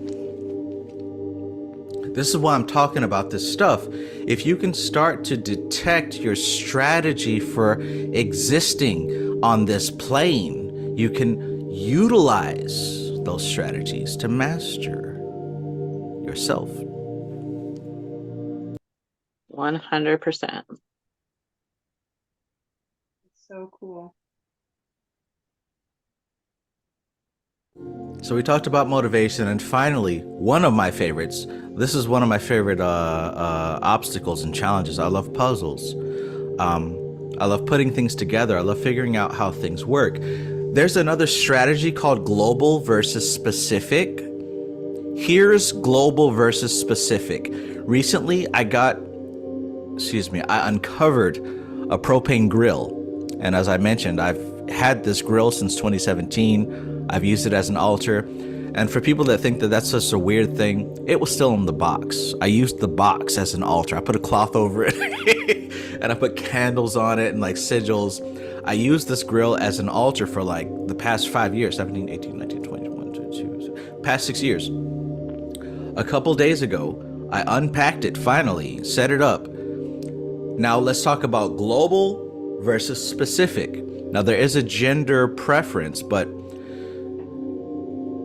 how many people have a device or a tool that they've gotten that required instructions, and you looked at the picture and then put it together, versus you went through all the instructions page by page after page and then got started. You sorted out all the tools and the nuts and the bolts and the pieces, and then you... Global versus specific, which one are you? Did you just do it based on the picture that you saw, or did you have to read the instructions first? The instructions are specific. Global means you took a big look at it and said, okay, I got it. Same way with a book. You might grab a new book. Oh, Travis May just said that I should buy this book. You get this book. Do you go to the table of contents and see that everything that he wrote, okay, boom, boom, boom, boom, boom, I got it, I'm gonna flip through it later? Or were you somebody that actually kind of just flipped through the different pages and saw this, saw that, and the third? Are you global or are you specific?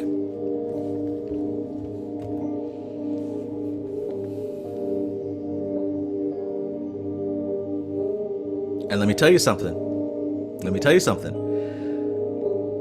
This is an indicator of how your life is going right now. This relates to how long you stay on a job.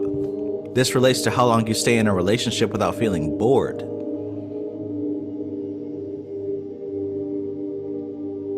This relates to how long you stick with a project before giving it up.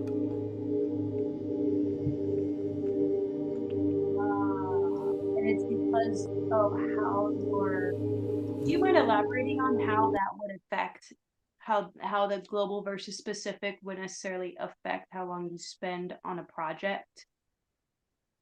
Or Yes, because at what point do you give up?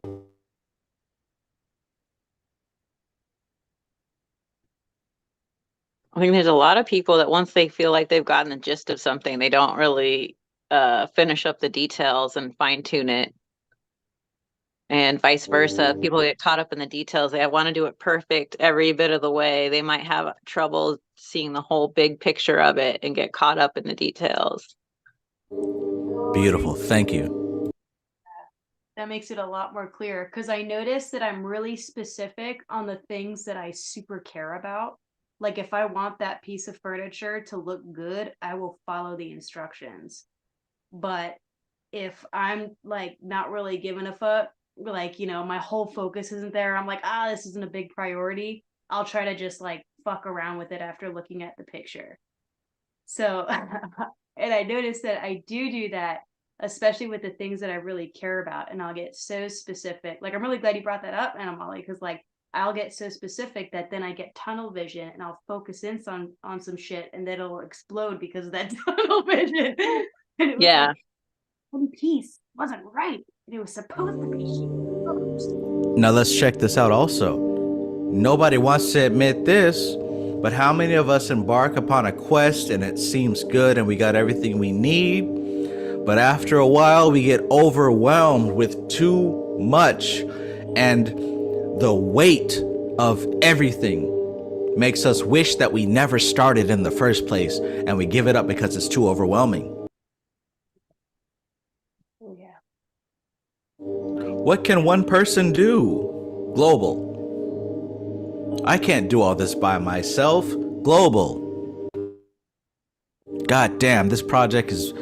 I bit off more than I could chew. Global.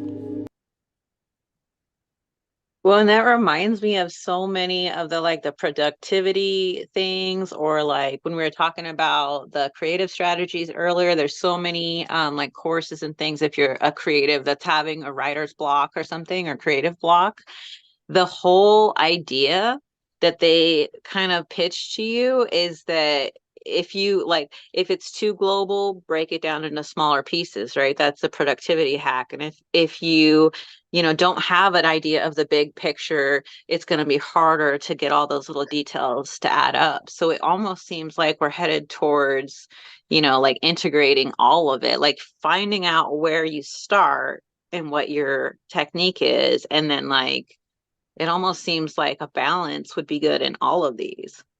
Like even in the creative strategy, you should be able to dream something up, but you should be able to realistically work with what you have and solve practical problems. And then also, if you're making alterations, if you're a critic and saying, well, that's where it went wrong last time, how can we do it better? I think that's where the critic part is actually helpful. So it seems like, to me anyway, that a balance would be good in all of these. In fact, no person is an island.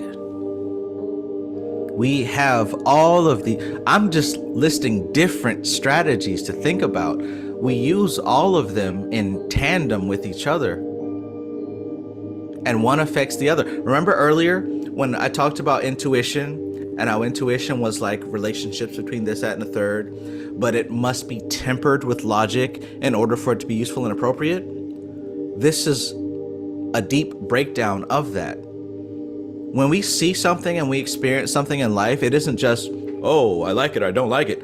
We go through all these filters: memory, decision strategy, learning strategy, creativity strategy, motivation. We go through all of this, and these are all categories that we can come to understand so that we can come to understand ourselves. Know thyself is the great Hermetic axiom. Or we can just let it be what it is and try to adjust a beast without understanding a beast, because you can do that. There's been a large amount of people who manage farm animals and don't understand the behavior of those animals. But then there are others who do understand the deep nature of the beast and tame that beast without force, but with light. Think about the tarot card number 8, where you've got the beautiful woman clothed in white, holding the jaws of the lion open. You know that card is not just about forcing a lion to open its mouth. It's about mastering the lower nature of the human. The human is the beast. The woman clothed in white is the higher self. There must be a relationship. The lion and that lady are friends. She's playing with that lion. Have you ever played with a lion? No. But how fun would it be? We can't handle cats, let alone a damn lion.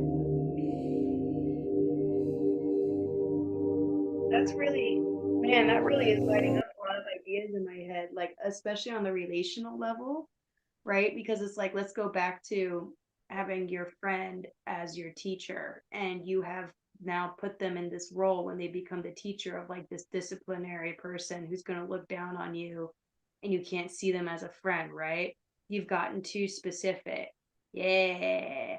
Or you've gotten, so would you say that you've gotten too specific or too global at that point?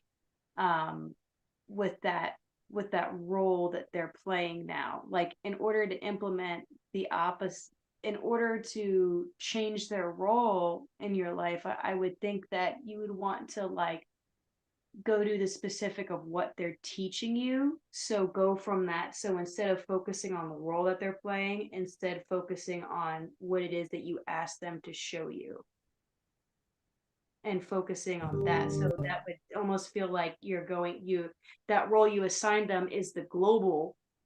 And because that's fucking you up, you got to go specific in order to help you to reassign your relationship to that role to them. You kind of have to be global if you're going to take every man as your teacher. Most people aren't suited for that. Most people need the external significators of authority to accept a teacher. I needed to be a white man in a business suit or a tie in order for him to have authority over me. That's somebody who's very global. It has to be a certain way, and they'll neglect the specific they'll neglect the specific details of an individual who might be offering something without the external facsimilitude of authority. I'm very specific. We talked about a homeless man earlier, right? Some knucklehead on the street. Like, anybody can be a teacher.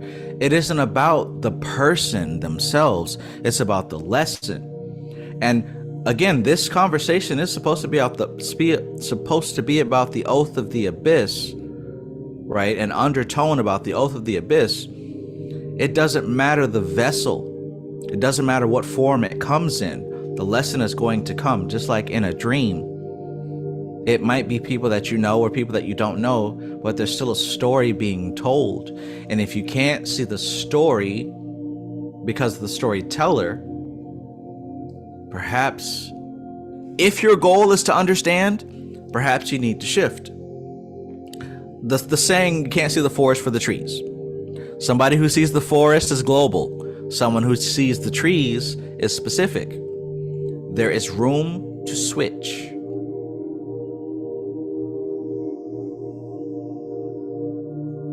Yeah, I think it's so interesting. I just have my cards out in front of me, and it's kind of like you were talking about authority.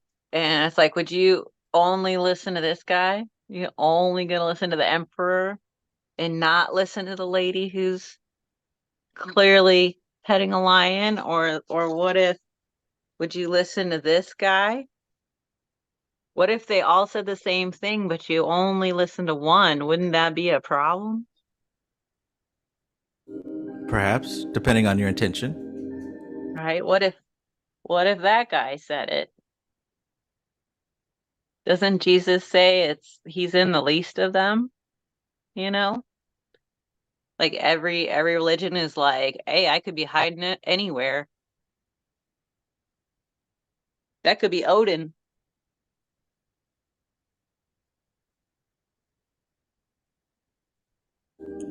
And Amali, you had the devil card. Do you still have that? Mm-hmm. And I'd like for you to go ahead and grab the lover's card and have them side by side.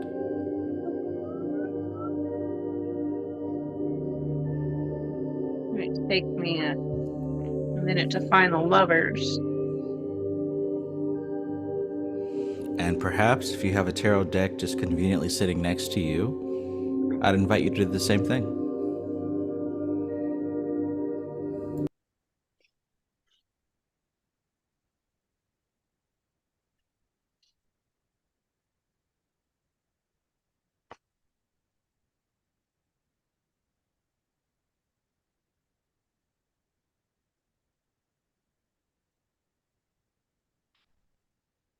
Oh, there they are.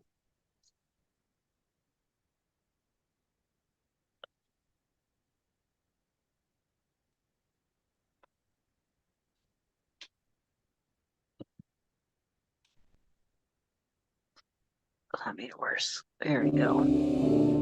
I see one, and where's the other? Okay, so we're all getting our cards, right? I had mine laid out. By the way, the card, the Fool, all the way to the Hermit, is the Fool's Journey. And the cards from the Devil all the way to the World represents the 7 stages of spiritual evolution. This is just for future reference.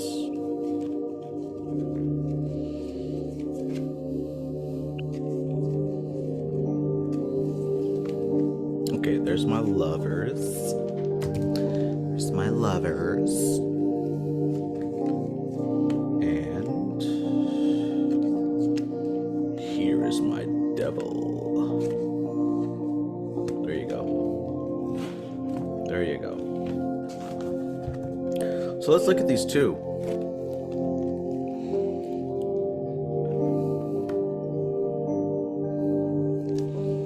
What's your similarity? What's your difference? Now the couple and the deity. Or should I say, what's the relationship between these cards?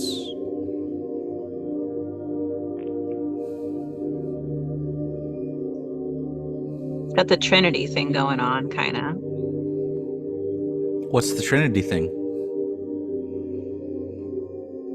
Well, got the male and the female, and then the being that is supposed to be neither above them. They're kind of gendered in my deck.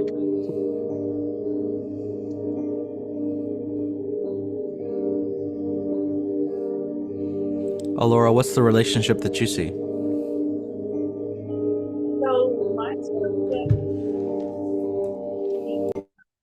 is based off of folklore, so they do look a lot different from each other, although I would say that the gender of the devil, there's like 2 animals when it comes to the male, right? So like they may change the devil card, which is a wolf with a sword in its mouth, and then you have the lovers, and they're underneath the tree, and it's one of the little half man, half goat dude and a nymph. So I see the similarities as far as like the animorph type of thing going on.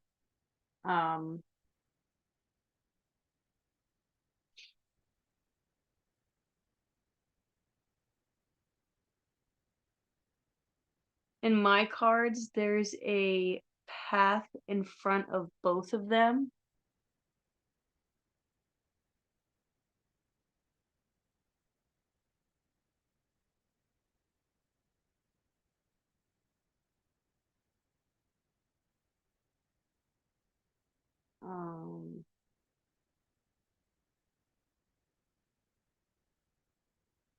Outside.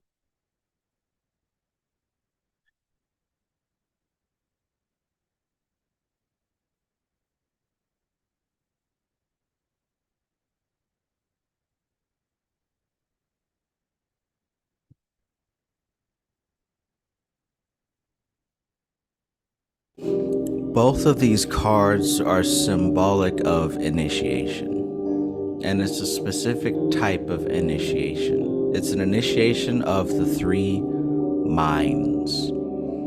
The traditional deck illustrates it most clearly. There are many other decks, and each one of them symbolizes this energy in a different way. That does not mean either is incorrect or whatever. IDKDKDF says the Hebrew names behind these cards also give hint to their relationship, Zain and Ayin. These next 2 months, personally, I'm going to make a point to memorize the Hebrew letters behind the cards, because those are significant as well.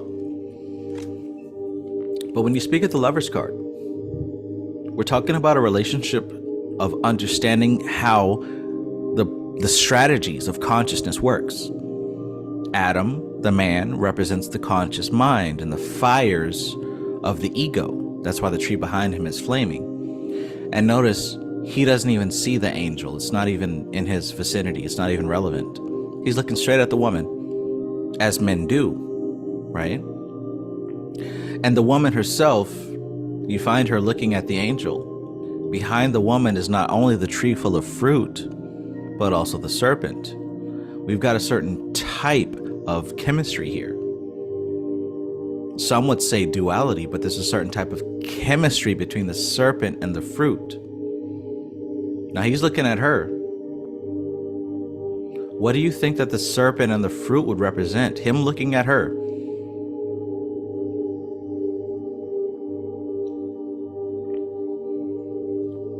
Maybe it's something to think about. She's looking up at the angel.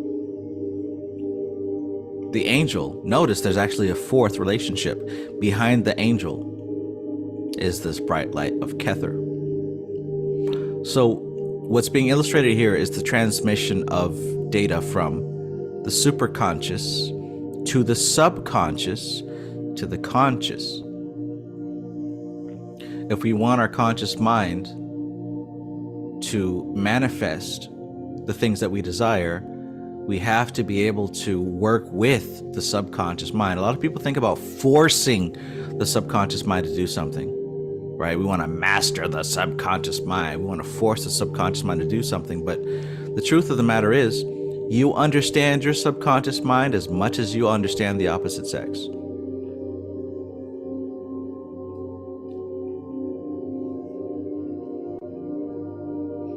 Now, and think about how much we assume we understand, and we're proven differently in experience.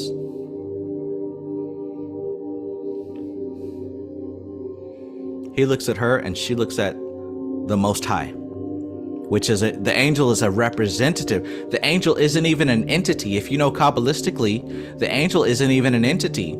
It's a representation that we can consume, because we can't consume the sun in its entirety. Now let's flip the script and deal with the devil card. It's the same energy, but on an inverse scale. The man is still looking at the woman. That means the conscious mind is still looking at the subconscious mind. But in this case, the subconscious is not looking at the Most High. In fact, the subconscious is looking back at the conscious, which means that when this card is pulled, what this energy represents is that the conscious mind, based off the five senses, whatever it pulls from the world, it puts into the subconscious, and the subconscious gives it right back. There is no depth. There's no processing. Oh, that's what you want? Okay, that's what you'll get. Do you see a difference in that relationship? Yeah, they're chained up too. And why are they chained up? Because there's no fluidity of connection. It's conscious to subconscious and right back. It's not that there's a devil forcing them to do anything. The torch facing downward, exhausting its own resources, empowering the conscious mind to fuel the subconscious. And notice the fruit behind her. The subconscious will always produce fruit. But we discount the ego and we discount the conscious mind because we think that it's just this thing. But the conscious mind is what directs the subconscious mind. We can direct it towards a connection with glory, or we can direct it towards a connection with just reflecting what we've given it. Yeah, it doesn't even look like the devil's doing anything. He's just hanging out there, perching. Well, they're just chained to that little rock. In fact, the angel isn't doing anything either. It's the same card. Exactly. It's the same card. And then, there's like a little thing post that they're chained to and nothing in the background. But in this one, they got like a mountain and a sky and a whole expansive background. And even the colors of these cards, the color black represents ignorance. You'll see that in the Rider-Waite deck. The color gray represents wisdom. The color blue represents opportunity and expansion. One thing I love about the Rider-Waite deck is that not only the images, but also the colors used, each have a meaning. Whatever tarot deck you have, the 78 cards represent the 78 types of energies that we can experience upon this oath of the abyss. There is a language between you and God. And if you want to know the alphabet of that language, this is a good place to start. This is why divination is so powerful, because it's you getting straight up in the face of God and saying, hey, what are we dealing with today? What's on the menu?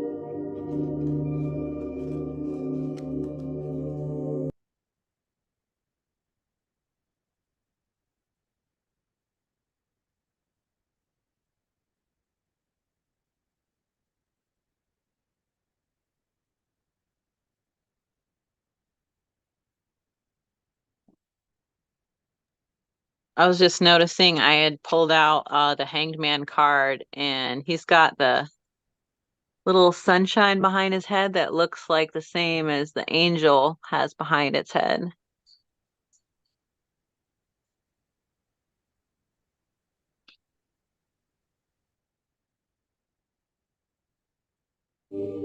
Indicating that there's something holy and divine about sacrifice. And what does sacrifice mean?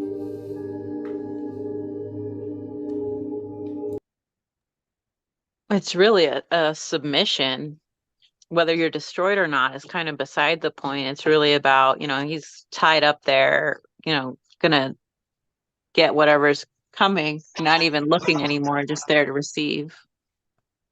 Laura, what does your Hanged Man card look like, number 12?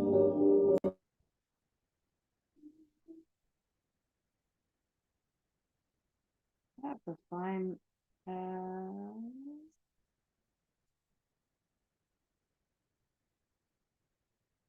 I gotta find it.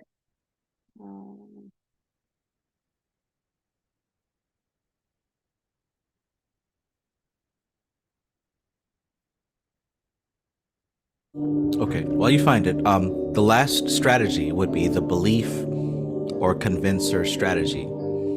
And that's what we did talk about earlier.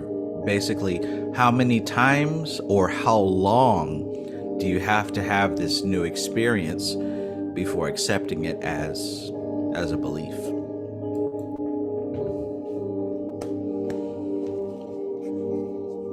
Even think about your experiences in magic. Was it something that took time? Or was it something that you just did over and over and over and all of a sudden you believe it?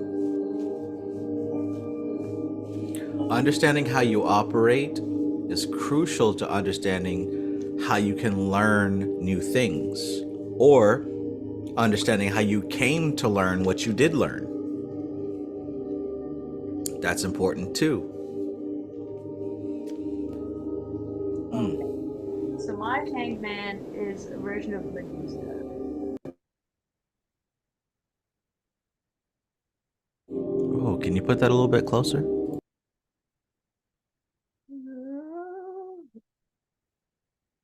Can you see it? What deck is that? This is Fantastical Creatures Tarot.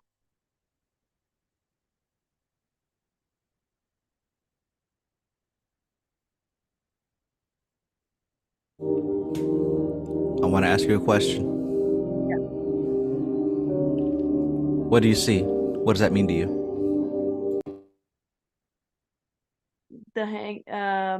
Okay. So I see a lot of snakes. They've given Medusa wings. Like a goddess. And she's sitting on a type of throne with a spiral beneath her that looks like a reflection of the moon that is behind her. And there's a dead tree in the back. To me, that says that what the ground below her is a reflection of what is above her. And like she is sort of like that neutral yin and yang kind of balance there. Like she has the snakes, but she also has the angel wings. So it's like she's kind of like the epitome of like almost like a neutral type character. Um,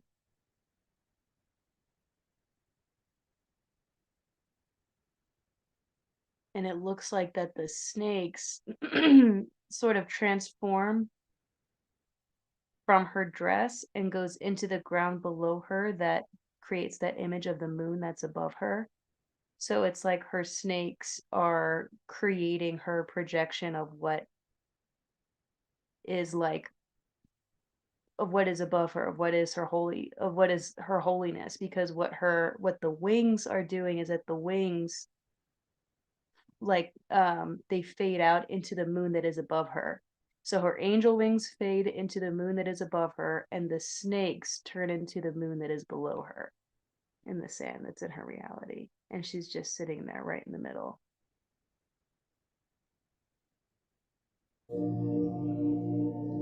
Interesting, interesting.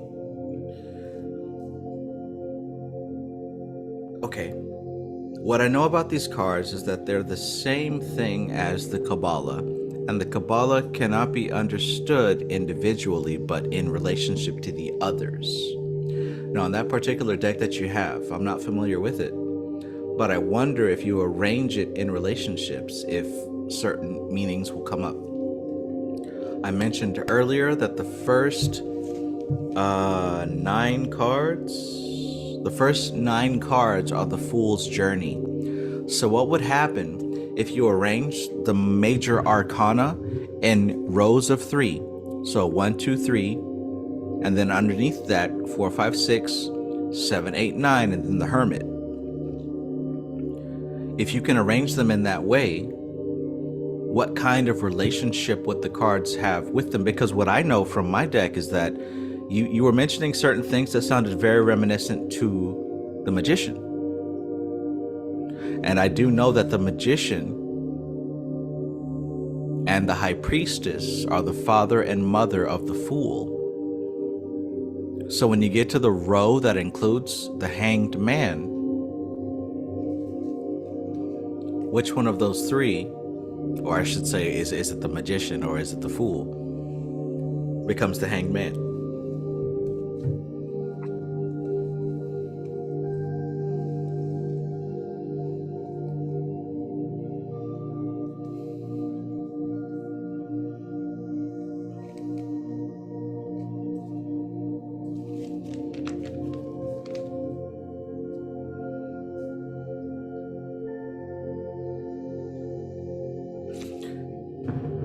And it kind of ties back to what I was saying in the beginning of this chat.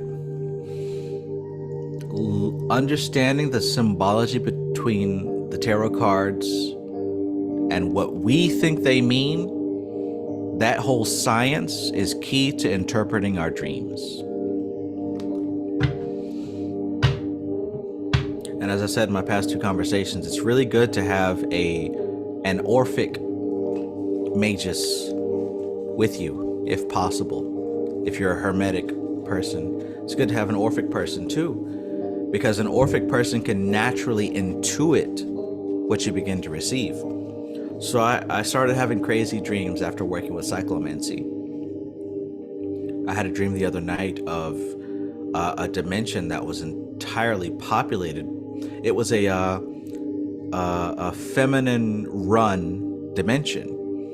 And the major difference that I saw in this dimension was that the buildings and the architecture was not rigid and square. Everything was curved and rounded. They had a McDonald's there, but the McDonald's was massive. Like on one side of the block, the McDonald's, like, it took over everything, and the arches were like round and smooth. And I noticed that the arches actually went underground into these tunnels, right? So it was like a 2-story building that didn't go up, but it went down into the earth. Man, that was badass.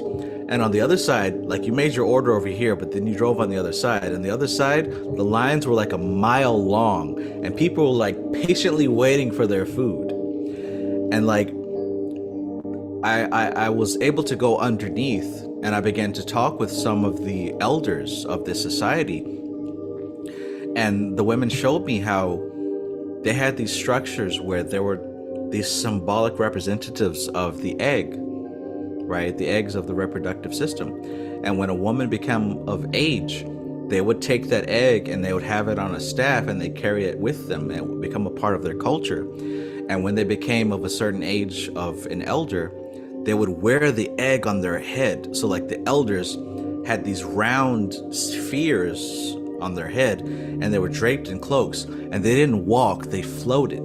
Because like by that age you figured out how to just like magnetically float across the earth. And they were telling me like every woman who was a part of the priesthood or the priestesshood, they would nurture that egg until it became a part of their essence, and they would embody the entire force of nurture itself. It was pretty amazing, and it was completely different from this reality. Completely different.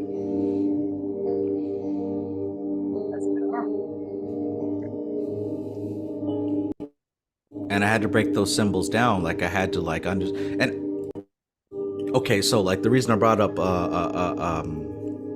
Orphic magician versus a hermetic, my cousin also had a similar dream. He was dealing with Thoth. He had a dream where he projected with Thoth, and Thoth took him to damn near the exact same place. Like I let him describe what he saw in his dream, and it was the same stuff that I saw in my dream. And this isn't the first time that this has happened. And it's beginning to lead me to understand that when you're working with certain forces, we've both been working with Durga, we've both been working with Lakshmi. When you're working with certain forces, you're going to receive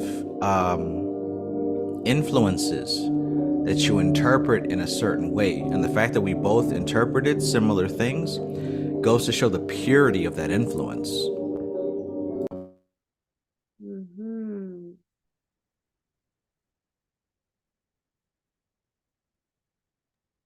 Yeah, I think that would be the hardest part, is getting the same impression.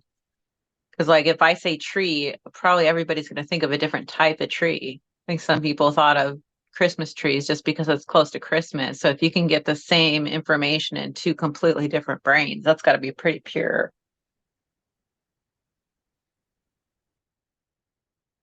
And I think I mentioned earlier about how I had a dream about me and my brother stole this big white truck. Like I explained that dream to him. And that same day when he came home from work, he was telling me about how one of the guys left early, and it was like a big deal because he didn't like put in for time or whatever. Came back, he just went to the dealership to buy this big ass white truck.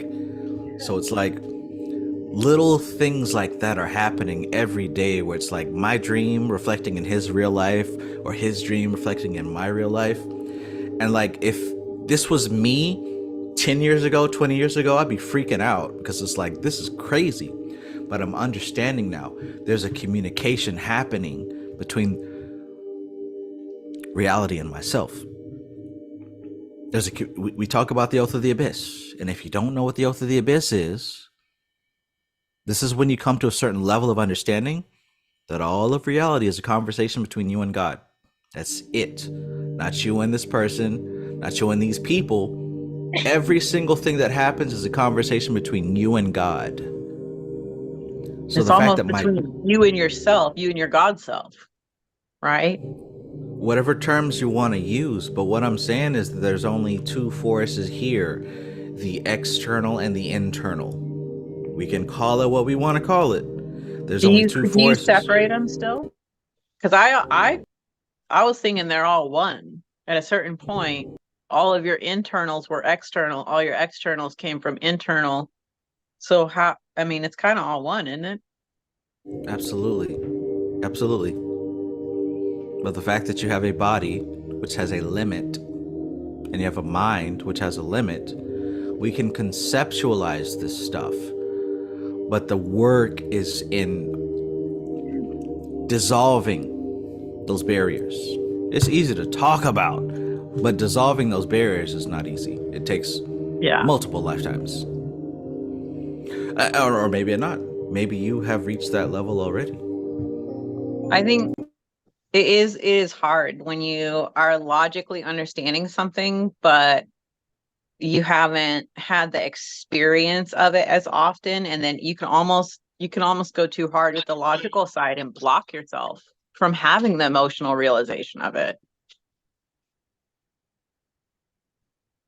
It's real easy to just talk about it. That's the problem. Right. And that's why part of it is like we mentioned with the divination. From what I've seen, this type of thing helps with dissolving those barriers. There's a point where there's a quote that I wanted to talk about today. As human beings, we'll never know what reality is because our brain doesn't really know the difference between an imagined experience and a remembered experience. And there's exercises we can go through right now to prove that. But the brain doesn't know the difference between an imagined experience and a remembered experience. What did you have for dinner yesterday?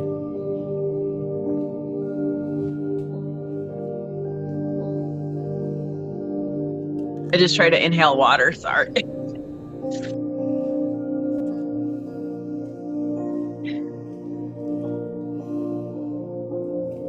I don't even remember what I had for dinner yesterday. I'm sure I ate something. I think I had smoked salmon out of the fridge. I was eating like a little troll, just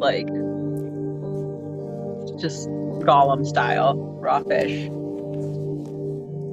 It was smoked though. But yeah, I mean, I couldn't really tell you. If I dreamed that and convinced myself, I could be confused. And if you could make something up, what could you have had yesterday? Realistically, like not something crazy, but realistically, what could you have had instead? Well, I could have gone out and actually got sushi, which I think is what I wanted, but not what I had at home. Okay, now, how do you know that you had smoked salmon? My brain, which there's been days where I'll forget a whole day. Strategy-wise, how do you know that you had smoked salmon? Like what submodality told you that you had smoked salmon? Well, I've always had a bad memory, so I had to go through 3 or 4 different channels to be like, wait, is that what I ate last night? Like thinking about my last grocery order, So thinking just about all just those now, when things. you told me just now that you had salmon, did you tell me that because you saw it, because you tasted it, you heard it? I think when I finally remembered, when I was trying to bring up what did I eat yesterday, I think it was a taste smell thing. I think. What does think mean in this context?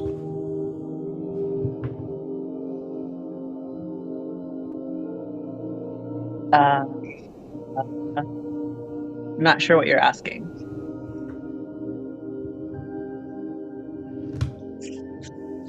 Just trying to recreate the sense experience from memory. And what shade of memory? Because memory is not anything. It's built out of something.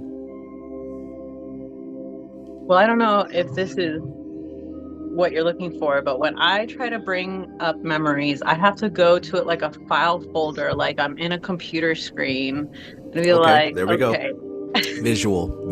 That's visual. Okay. Oh, so we did what you did before too. We started with visual and then went to aesthetic. Ooh. See, Aquarius, always trying to be exempt. Y'all see, y'all always trying to be exempt. I'm Yes, not y'all trying are. to be Yes. exempt. I just think I'm too close to it to see it, because when somebody else says it, I go, oh, that's obvious. Like, oh, of course it's visual. Like, duh. Like, I lost a spelling contest in the 3rd grade because I spelled bicycle wrong, just because I didn't see it written out, and everybody's like, how could you spell that fucking word wrong? And it was obvious after I got it wrong, but like, it's the same thing. Like, I'm not trying to do it on purpose, but like, it's so hard to see. And then when somebody else points it out, I'm like, oh, duh. I think that's exactly what he was talking about with refining the meta programs, where if they're not in alignment with each other, your feelings will you will feel justified, but it's actually that misalignment that's occurring. So like I Mhm. think that's where he's saying that it's not like your intention as far as like, yeah, you weren't intending to be like, like, oh, I'm above thee, or Right. anything like that. Yeah. It was more of you felt justified in what you were saying, but you weren't seeing the misalignment there because you had already felt justified and like, well, I gave you the answer though. That's literally what I'm experiencing. Like, So then yeah, like, you know what I think I did? I think I was looking at it like globally, because like when you ask me a question, I get flooded with all the possible data points that you could possibly be asking for. And you're asking a very specific question, but I don't know the flavor of specific. So it's like, I have all of this data for you. Which one do you want? right. But I don't know. I couldn't see the specific of it. Like, oh, that's obvious. This goes there. Like, I Mhm. don't know. There's so many options, but there aren't really. It's just like, it's very Right. interesting. Yeah, because that's essentially how we're unpacking our like our own matter, right? Like that's how we are unpacking our reality of what we've created it because we feel that it's so because the way how we've been seeing things we're it's hard to kind of identify those cogs in the moment. So Yeah, because that's when you're using the cogs to try and identify the cogs, so whatever you're doing now twice. Like, yeah. I realized something too when I was learning. They would start to give me specific information, and it's like, wait, you can't give me the specifics. I don't even know what subject we're talking about. Like, what tag is this going under in my brain? How am I going to keep all these little things if you haven't given me the global idea first? Like, give me a basic overview, and then I'll have little pockets to put all this stuff in. So it's really like, wait, what are we talking about? Math? Okay, now start telling me numbers. But don't start rattling off numbers at me without some kind of framework to put it in, because like my brain will just freak out. Right. That's how a certain person who I have to deal with comes to me and they're like, "Oh yeah, this person did da da da da." I'm like, "Who is this person?" Like, you know that I don't know who the hell you're talking about. Before I would get frustrated, but I'm realizing that she speaks in that type of way. Now, there are some exercises that we can go through. However, I have to take a quick break. Will you two ladies still be here if I return? Yeah, got the gremlin distracted for now. Okay. I didn't even say how long. Y'all just said yes. It's only 8:30 on the West Coast. What am I doing? It's a Thursday All right. night. It'll be like 15 minutes or so. Oy vey. Speaking of people I have to deal with, if you can give me about 15 minutes, I'll be right back. Please, you have the live stream to yourselves. Speak about some metaphysical wise stuff or just be yourselves. We good? Okay. Yeah. man. All right. Well, welcome to the Animali and Alora show. Just taking over.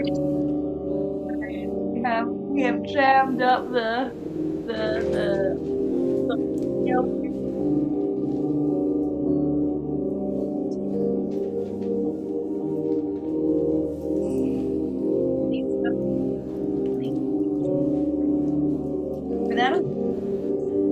I can't hear you.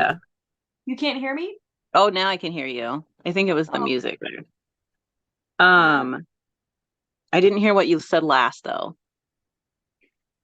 Well, I was just commenting on how understanding these meta programs have really changed how I'm going to how I'm going to be able to adjust my filters, especially going into the new year. Like in the beginning, he asked us what we want for 2024. Mm-hmm. And for mine specifically, it was to refine my fundamentals and change patterns of behavior that don't help me to complete tasks and um to master technique. And so like these kind of fall directly in line with that, what I feel like I've been struggling with understanding, which has been like um my motivation strategies. And like now I can see on how they all kind of link up and where because I think also what we do, at least I know for myself, that once I identify something, it's like I also identify the emotion and the role that I've attached to that thing. So, for example, when it comes to looking at things from global and going specific, I know that when Mm-hmm. learning something, I really like learning the specifics and taking it step by step and taking my time with it and practicing that step over and over and over again until I have the experience that, changes my belief about that, right? Yeah. Um, but when it's because because I am also externally motivated a lot, there's this like if I see someone who works better on a global thing where they just feel it out and then can figure it out after they think about it or see it on TV enough times or something like that, I start comparing myself to them. So my emotional connection now to that step by step process is because I have to take things slower and step by step and repeat that step multiple times. I'm now stupid. So No. I'm no longer going to do this thing. Yeah, that is an Yeah. emotional like attack Totally. I have to Yeah, I could see how you get that. Like, and obviously from other people, because I don't think anybody would choose that. no. But but it's funny because it's like the opposite of how I do it. But when I think about how I do it, it's like I'll just go real sloppy and get the overview and then lose so much detail as like how much did I go in depth, or did I just kind of like slop my way through it? So it would look good to like go step by step. Like there's times where I wish I could go step by step, but I'm just like, no, I gotta jump around. Yeah. And then I Yeah, feel which stupid for jumping around. So it's like, so, right. So it's like the thing that you're good at, you start to degrade. And then that creates further misalignment with your own program for learning. So then it knocks everything else off of that. And then you start saying that I want to, like, I know for myself, like, then I start saying, okay, I want to do this. But I introduce myself to situations that just put me in loops of behavioral patterns that I've done for years and years and years because that just was convenient, or I somehow had convinced myself that that's the only way that'll help me when it doesn't. It's like, no, I Right. could have that, but my emotional attachment to these to giving myself that grace of how I learn and how I process information, like that grace I've degraded due to what I've picked up from external influences. Yeah, and like it's so hard not to because like it's like you don't even realize you're doing it sometimes. Like I've spent so much time around artists and I've always thought all of my artist friends are better than me, but they'll be like super super talented. Like a friend who can draw realistic people like perfect. And that person thinks that they're crap because they can't do creative cartoon styles. And then I've got the friend who does the creative cartoon styles, amazing, just can do a cartoon panel in your front of your face, no blocking, no testing it out, just like done. And she thinks she's terrible because she can't do realistic.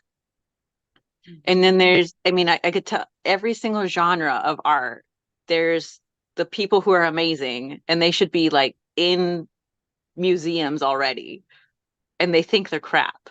And it's just because it's their flavor. So it's almost like reverse ego. I've started to think about it that way because I was doing the same thing. Like I have my art style, which I think is crap, And all of my friends think it's so cool. I'm like, you can do amazing things and you like my crap? Like how, wait, what if this is my ego trying to tell me I'm the worst? Like how unrealistic is that? Like if I can't be the best at something, at least I'm the worst. Like am I really the worst in the entire world, or is that like another form of giving myself a special place? Yeah, I mean, and I think too, back to the external influences, right? In society, it's considered a really good thing to humble yourself. You're almost it's almost a bad thing if you actually give yourself credit. If someone gives you a compliment and you say thank you, or you don't immediately return it with a compliment towards them, that degrades yourself. Like Right. it, it's like considered rude. They're like, oh well, I should that person's bloated, you know? But then, I've been this person before and I've gotten better, but like I used to almost get an ego boost of like how much I could tear myself down. Yeah. That's what I mean, like reverse ego. Like that, I thought I never had ego problems, but the reverse is just as bad as being Yeah. full of yourself. Like, Right. Right. And it's like, and which in the end, it's like, so you degrade yourself so much that you then are no longer, like I see this with people all the time, those become your limitations, right? So then you're no longer able to learn anything new. And anyone who actually wants to help become the enemy. yeah. Like, Yeah, you see a lot of people like that, and it gets really sad too, because you can see people get stuck in. yeah, stuck in their own mode. They get stuck in those loops. And like Yeah, we're caught up in those loops. Like that's definitely where I feel I'm at. Like when I've analyzed how I view my relationships with other people, and then how I view my relationship with myself in that. You know, as Trav just kind of touched on, for me personally, I recognize that I am always creating something off of memory. And even if that memory, like, so if I want to change my reaction to something, I have to then create a visualization of a different part of that memory so I can associate differently with that memory and be able to associate differently with the experience. Because if I yeah, don't do that, then the image that I create of the situation that's about to occur is going to just go right back into like that negative projection I had. Like, oh, this happened so many times before, so it's going to happen like this again. Or right. Yeah, whatever. that happens to me when I get lost. When I get lost driving, and I'll be going the right direction, but I'll get this memory of times I've gotten lost, and I'll get it going so much that I'll get myself lost. Unless I can just snap out of it and like specifically remember the one memory where I didn't get lost and just try to hold on to that for dear life, because memory can be so, I mean, it's like pure emotion. It just can get straight to the emotion. Yeah. And like and that's where I think the art form within magic that we try to do is, as spiritualists or whatever you want to call us, is we're trying to see in between those lines before we get into that emotional state so we can change it, right? Or become aware Hmm. of that little difference in there. Like that's why he's asking, like, what is the first thing that comes up? Like I was thinking, like today I got really overwhelmed with the thought of all the projects and stuff like that I have to do, right? Or in my head I have to do them within this specific timeline. And if Right. it's a certain way and if I don't have my routine, all goes to shit. Like but I've been here before enough times that I know that it is an emotional reaction I'm having and it is definitely not legit. Like like Yeah, feelings aren't facts. Feelings aren't facts. That's like one of my mantras yeah, like it is. from my therapist. Right, like it is a projection, but that was such a heavy emotional state that I was in, and the image, and I hear voices in my head when stuff like that gets there. Like I'll have the image playing, and then the characters that are in that image, I'll hear them talking. And so all of a Yeah. sudden, imaginary dialogue that like will turn into an argument, and it'll become such an insane vision that it's almost like I'm having it right there, but I'm literally by myself. Like, Yeah, yeah, yeah, it's like, it's intense.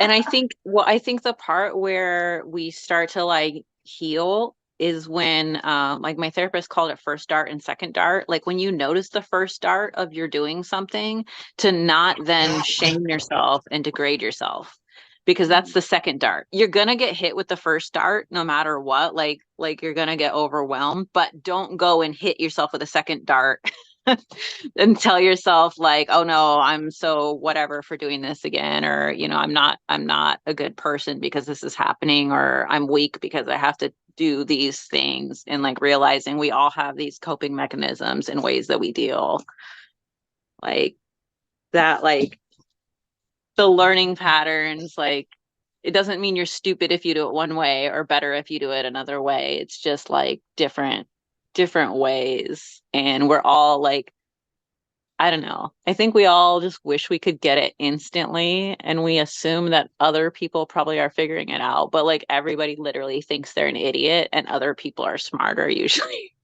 yeah. Unless the people are full of themselves completely, and they're usually stupid.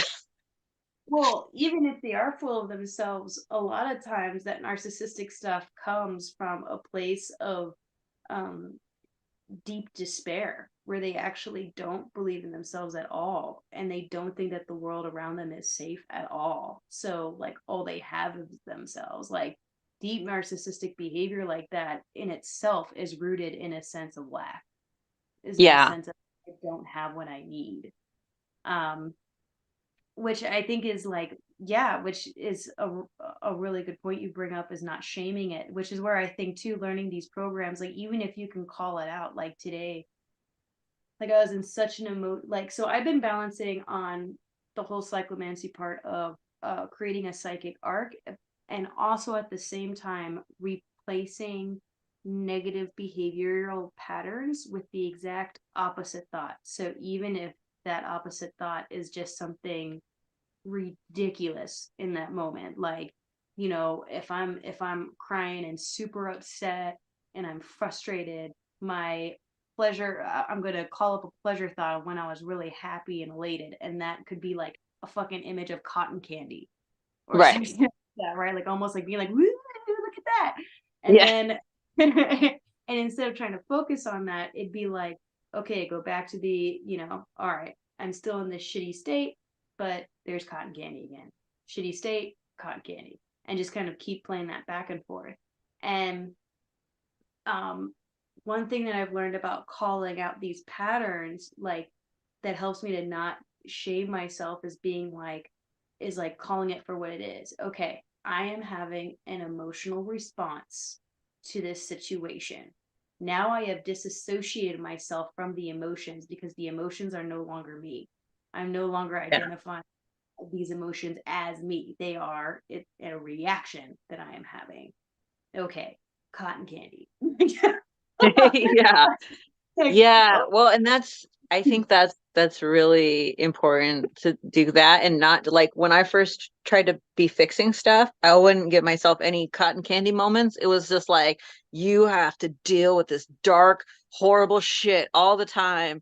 And then you yeah, get burnout, and then you can't do anything. You got no energy because you aren't fueling up with anything. You're just like constantly tearing down these old shitty things that need to be torn down, but you kind of have to build at the same time. yeah. Like, Um, force it, dude. Like I totally tried forcing myself into this situation still today. Like I would be like, okay, I know I shouldn't be here, but I wanted this for so long, but I have so much negative momentum build up to what I'm trying to do, that it's like, in order to be able to actually have that cotton candy moment, I need to exit this situation, because there's too much negative motivation here that I've built up in this situation. So let me take myself out of that situation into a spot where I know I can be neutral. And then once I'm in that neutral spot, let me then be able to incorporate more of a positive thing, right? Into a more yeah. positive that'll bring Yeah. me.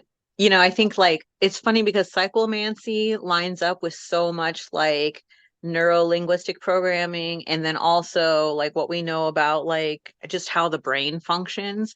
So it's almost like before we even had like all the specifics, you could get like, if you get at those positive, the loving, what he calls the loving feelings, you generate the loving feelings, like you're basically filling your system with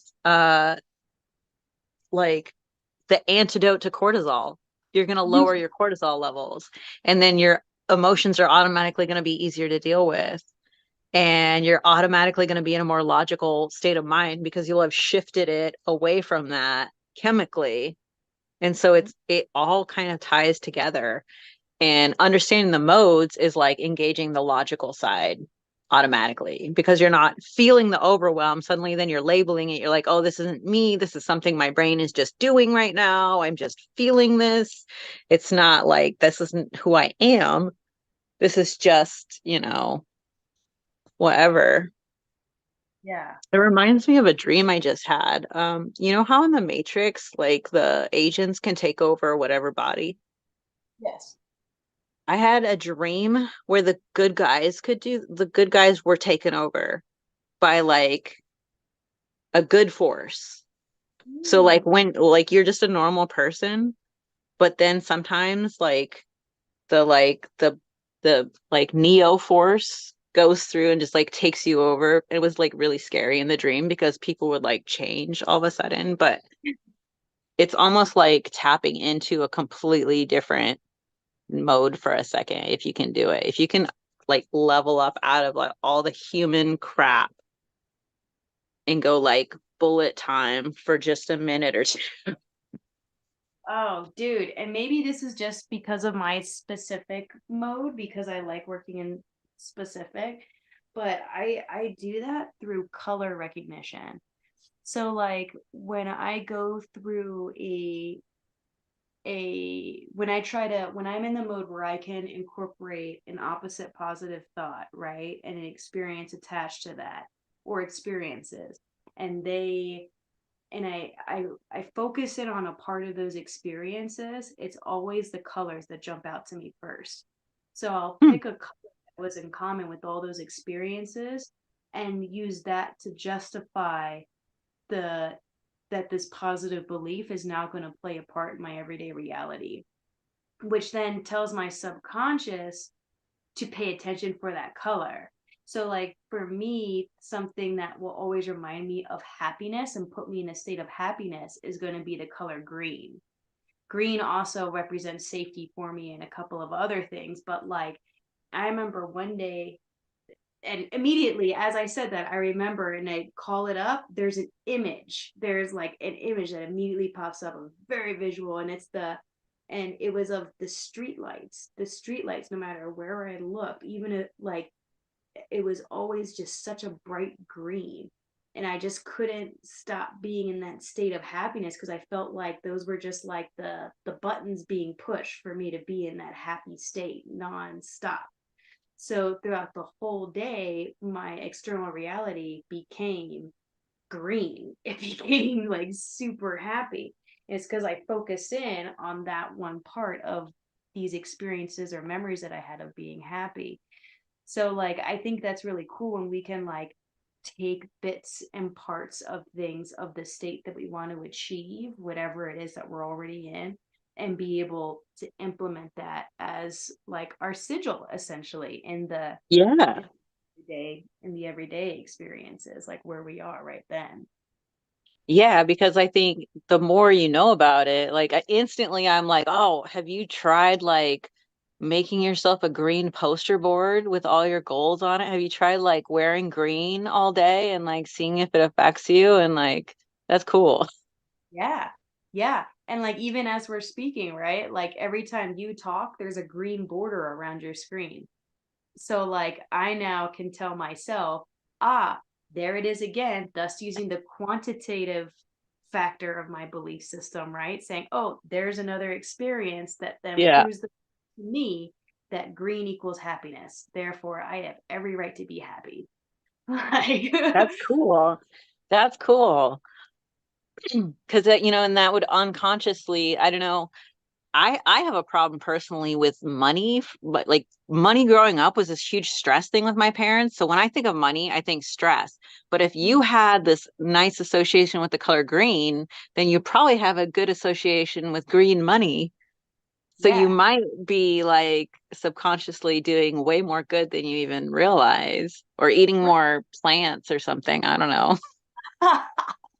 I'm just gonna start eating the grass. Be like, it's green.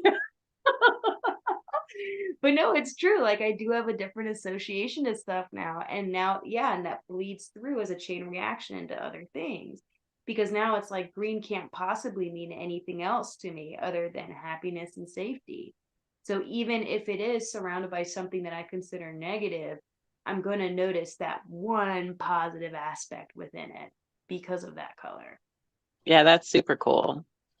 Yeah. That'd be like practical magic application. Yeah.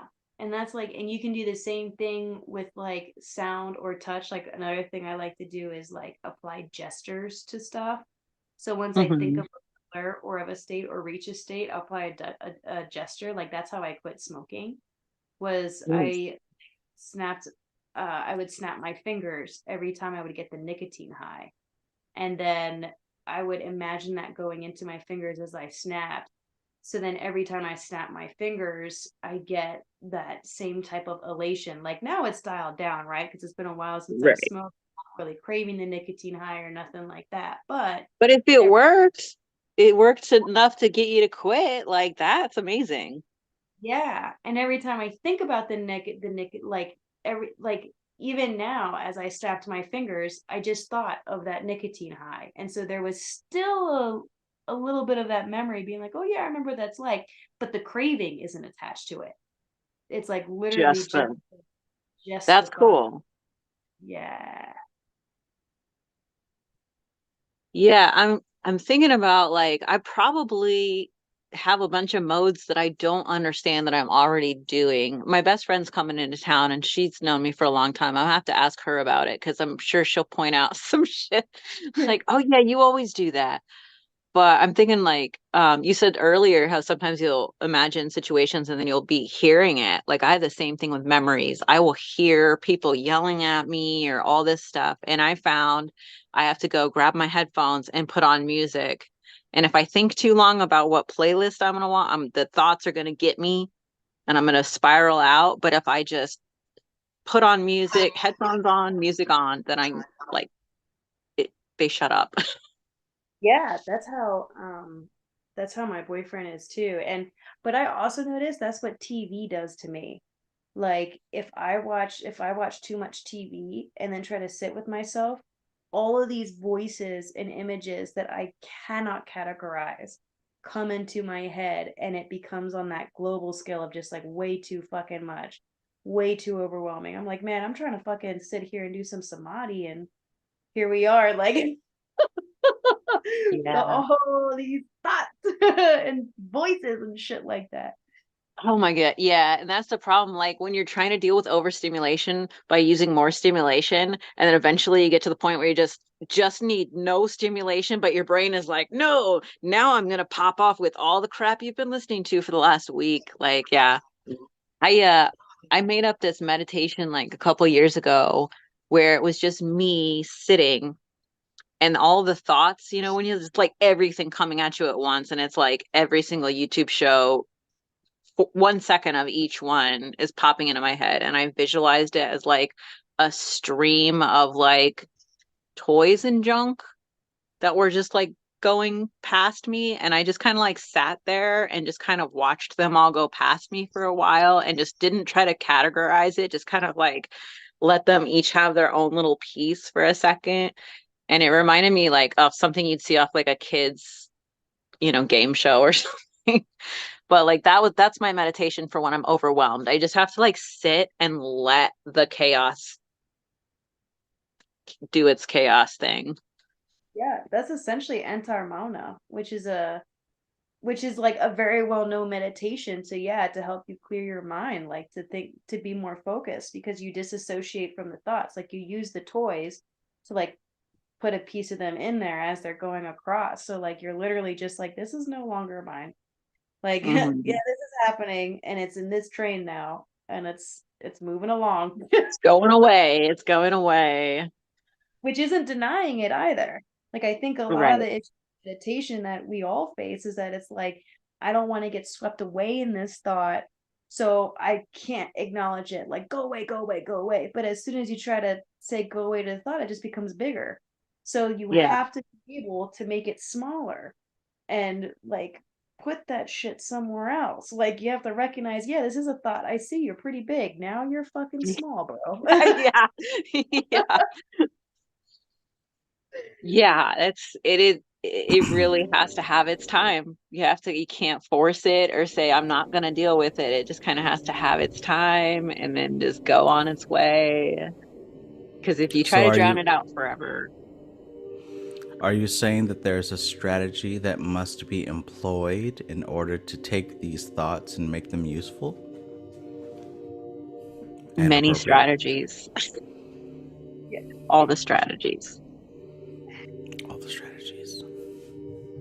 I mean, it's cool though, because there are definitely some key elements to these strategies, right? Like you can use any and that's the thing that we've been discussing within these meta programs is that like there is a common ground that all of these reach. You can go through any channel that you like, but there's gonna be some same correspondences that happen that like have to kind of occur in order for you to get that relief that you're seeking.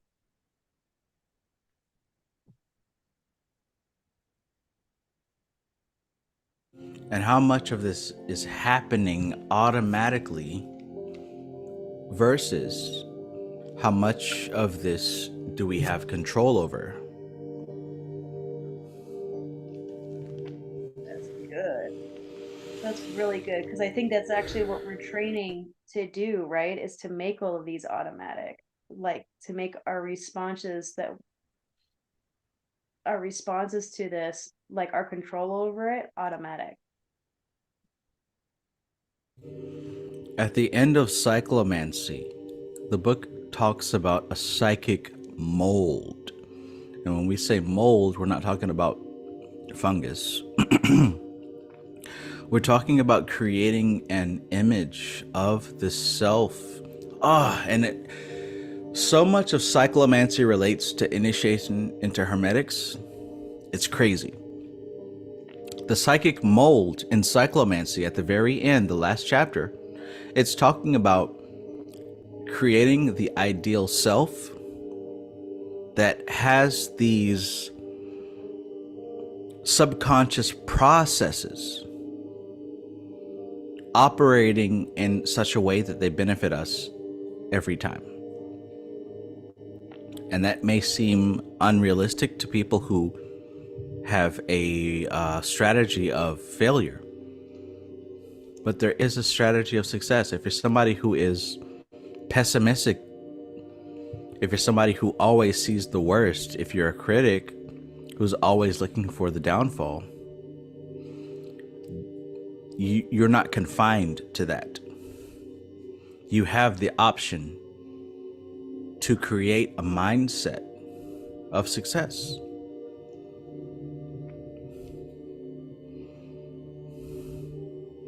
Luxury Knock, peace. Are you with us? Peace, Trav. I'm here. How are you tonight? Good. How you doing? How you guys doing? Just dandy. Man, listen, you're someone in the class that I've been impressed with, and I'm grateful that you've joined. I want to hear, at least for tonight, what have you learned from Cyclomancy? What have you adopted into your daily life that has helped you based on what you've studied and practiced? I would say that cyclomancy has shown me that I have more control of my physical experience than I thought I did. I have more control of my emotional body, my etheric body, than I thought I did.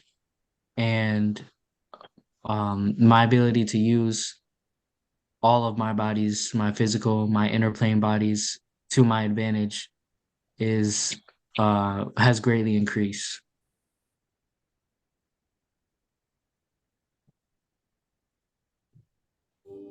And moving forward, how do you see this helping yourself in the future?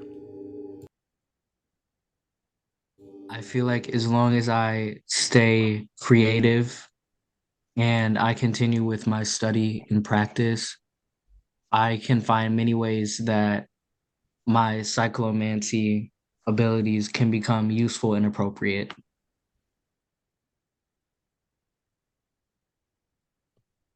Now I'm going to ask you a series of questions. Are you open and willing and consenting to that? Okay, yes, I'm open and willing and consenting. Tell me something you did yesterday. With cyclomancy? No. Oh, just in general?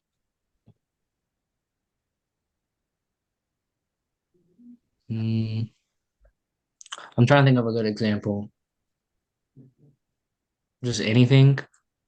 You did 1,000 things yesterday. Yeah. Give me one. Give me Okay. one. Okay. I drove and I picked my sisters up from their school. How do you know that you did that? I remember the I remember certain points of the process, and I remember that like the end result. Let's speak in VACOG: visual, auditory, kinesthetic, olfactory, gustatory. How did you know you did that? Um, I felt the steering wheel. I heard the engine. I saw the streets and houses and the school. Um, which ones am I missing? I had thoughts. Is thoughts one of them? Or what? Well, I just What want which to know ones I missed? the pertinent ones, Okay. the important ones. Yeah, so I felt myself doing the performing the mechanics. I heard the engine and the things around me, and I saw uh the roads and the obstacles and things like that. And by the way, thank you, Alora. Thank you, Anna Molly, for holding space. I appreciate you both. Thanks for allowing us to take over your channel. Thank you for being here. Y'all are the best. Y'all are the best. Did you say so? Yeah, I do say so. And I mean it. So, you felt and you saw. Now tell me about something you could have done yesterday that you didn't, but you could have done. Yesterday I did not work on my clothing designs.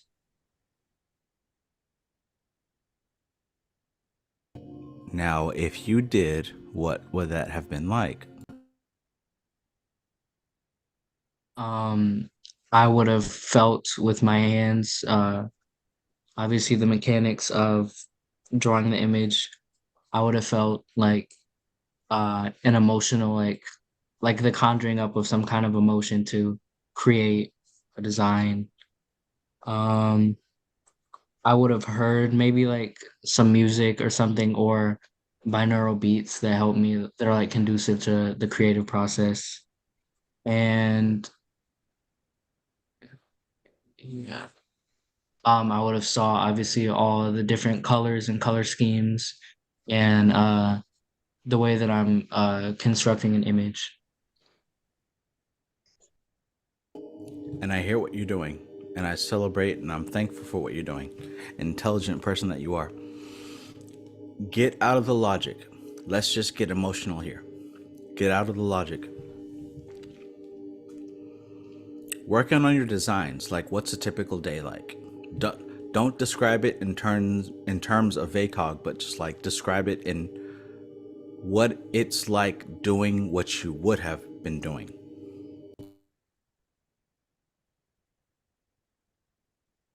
So I don't really know what you're like. I don't really know what, I don't know how you want me to describe it. Let me say it this way. If there's a certain video that I want to produce, I get myself looking nice. I'd cut on the camera and I would speak about the topics that are on the table. So you're saying like how does the preparation and the acting out feel? If you're going with feeling, yes. Okay. So usually I would I would get into a quiet space. I sit at the desk and I like feel that I'm calm and centered, and I'll play music and I would like review or decide how I would want to create my clothing design. Like what's the goal? What do I want it to look like? And I would like, I don't know, I don't know how to explain the process, the feelings of it. Correct me if I'm wrong, but this sounds like something that happens frequently. This is something that's an ongoing thing, right? Yeah. If we have 10 times that this happens, how many of those 10 times does it produce fruit?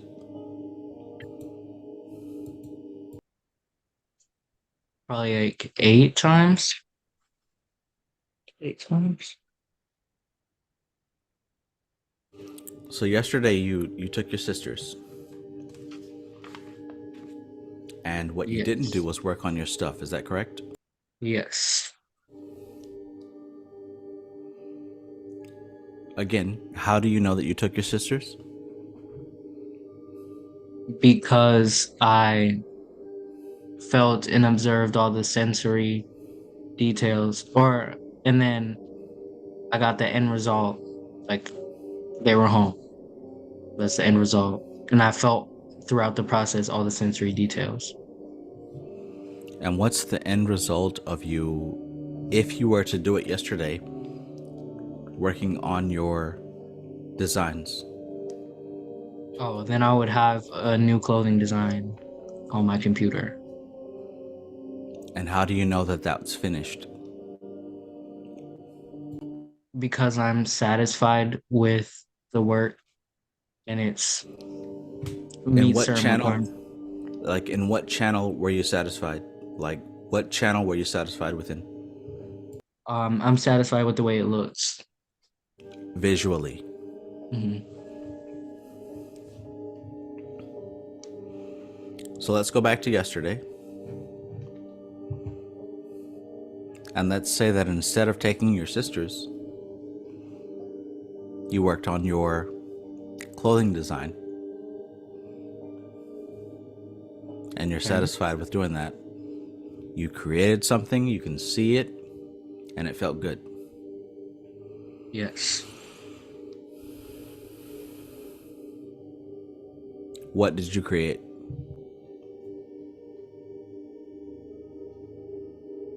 I created like in my imagination, I created like a black zip up jacket with like pink accents and designs on it.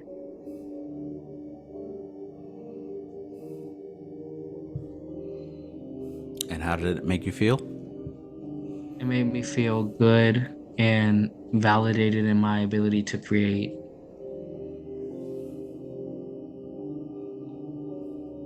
And how did it make you feel to take your sisters to where they were going to go? It made me feel responsible and consistent.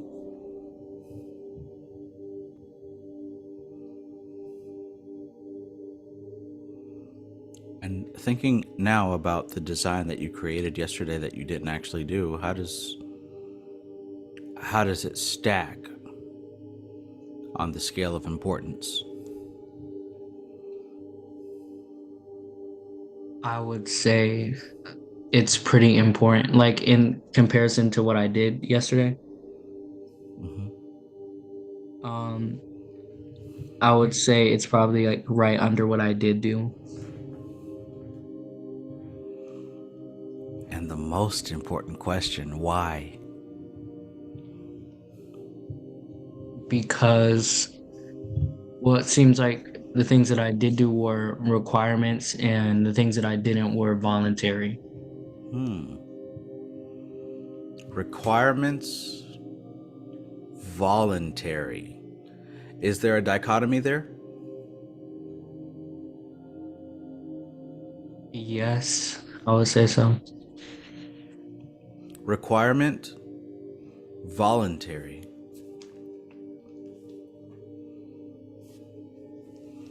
Alora.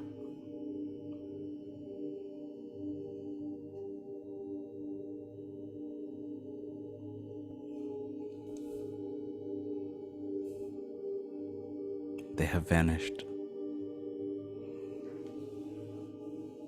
And Amali. I got taken by a demon. We are now in the other realm. This little Mr. Responsibility keeps me busy all the time. I always used to, I always do stuff for other people because it's like, oh, it's important. Other people's stuff is important. I got to take care of other people. And then I wasn't taking care of any of my stuff, not taking care of my like creative stuff. And I realized I had to like switch it and do that. Like, I have to do my creative stuff so that my kids learn it's okay for them to do their creative stuff. Because if they only ever see me self-sacrificing all the time, they're never going to learn that it's important to like go after what you actually want. So I had to like flip it for myself. I could be busy every single day taking care of these kids and never do anything. It would be justified, but it wouldn't be good or useful. Requirement, voluntary. Which category does it fall under? Whichever one I put it in. Aquarius. I have to be creative. It's a requirement because I want my kids to think it's a requirement later.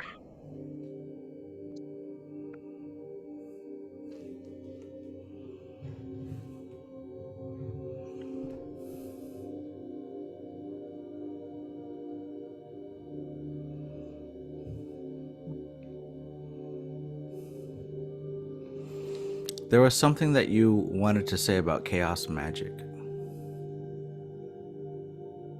And if I were to ask you now, would you be able to fulfill that answer? I think I don't know if I so much wanted to say something as I wanted to start a conversation, because I love when everybody chimes in with the different points of view. But what I wanted to say is that it's all related. Like, once you do the oath of the abyss, and you kind of realize it doesn't really matter what belief system I choose. They're all going to give me the same patterns. It doesn't matter what form of chaos. It's all chaos. And so it's been interesting to like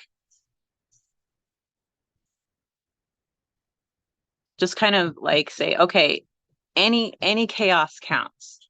So the chaos that is naturally occurring right now from this 3-year-old is just as valid for magic as like a 100-year-old book.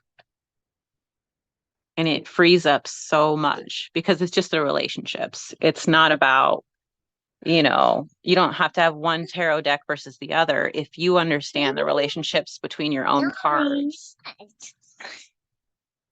And it means something. Or like Alora was saying earlier, the colors, like each color has a meaning to her. And so at that point, that's like it's like chaos in a way, because each person gets to pick their own system. It's not going to be like one system, one size fits all. So I feel like in a way, chaos magic is like a personalized kind of symbolism.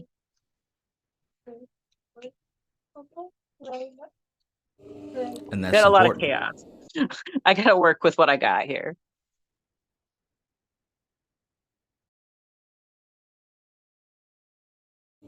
Personalized chaos. Personalized chaos.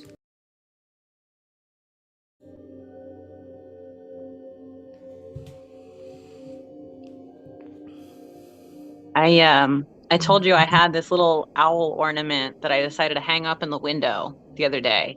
And about like less than a minute or two after I put it up, the entire blinds came down and crashed onto all of my plants, which are on my windowsill because they're getting the light. It broke a glass that had plants rooting in it, and it was a mess. I had to move every single thing in that corner of my kitchen. But because I already decided that everything's a sign and it's all good, that I embraced it as like, oh, this is the perfect time to rearrange. It's the perfect time to rearrange my dining room. Of course, of course I needed to do this. Like, thank you. And was kind of embracing it in this whole other way than I would have a year ago. Legit, I reassigned the meaning of 111 to "you're going to poop today." Funny. That's right. You see That's funny, huh? 111, the poop little one. So it's a sign. He thinks that's really funny. Well, Wait a minute. What did you do with my 1111? What did you do with my 1111? I made it a bowel movement. Okay. All right. It's great. It's one of those indirect ways like to start talking with me about like numerology and stuff and taking things lighter and not having such omens around stuff. By the way, I love that your little one has a green shirt on, and you do too, Amy. it's his favorite color. Dude. Very nice. Do you want to say hi, Brennan? You want to say hi? Oh God. He's learning mixed martial arts from the ether. We don't know. Oh. Making. Do you have something wise to say? Do you want to tell everybody what's something very wise?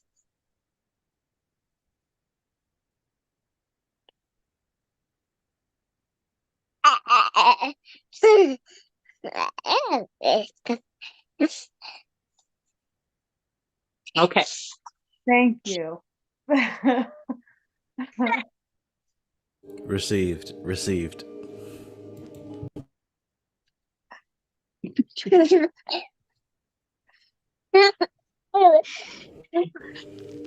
And I have a question for the three of you, or the four of you who are present. Things seem to be shifting very rapidly, and I attempt to be ahead of the curve, as I typically am. What's important right now? Where are we going? What's the topic of conversation? I think that we've heard about certain things for quite a number of years, and whether or not we have an understanding of them or not, we can still get bored with them. We can still get tired of them. The ego is fickle. Where are we going? What do you think is important for the next 6 months?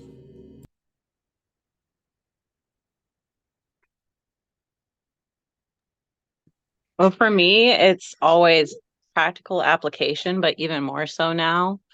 And energy and time saving stuff. Like I started doing the energy things from cyclomancy, and that has helped me so much. I do that every day now because it was practical, put into use right away, and gives me more energy to do everything else. So it's like I've already got this little web built up of all the spiritual stuff I do. So now any way to like get it more effective or get more energy into the system or get more clarity, it just seems like it's there. It's just time to supercharge it, in my opinion.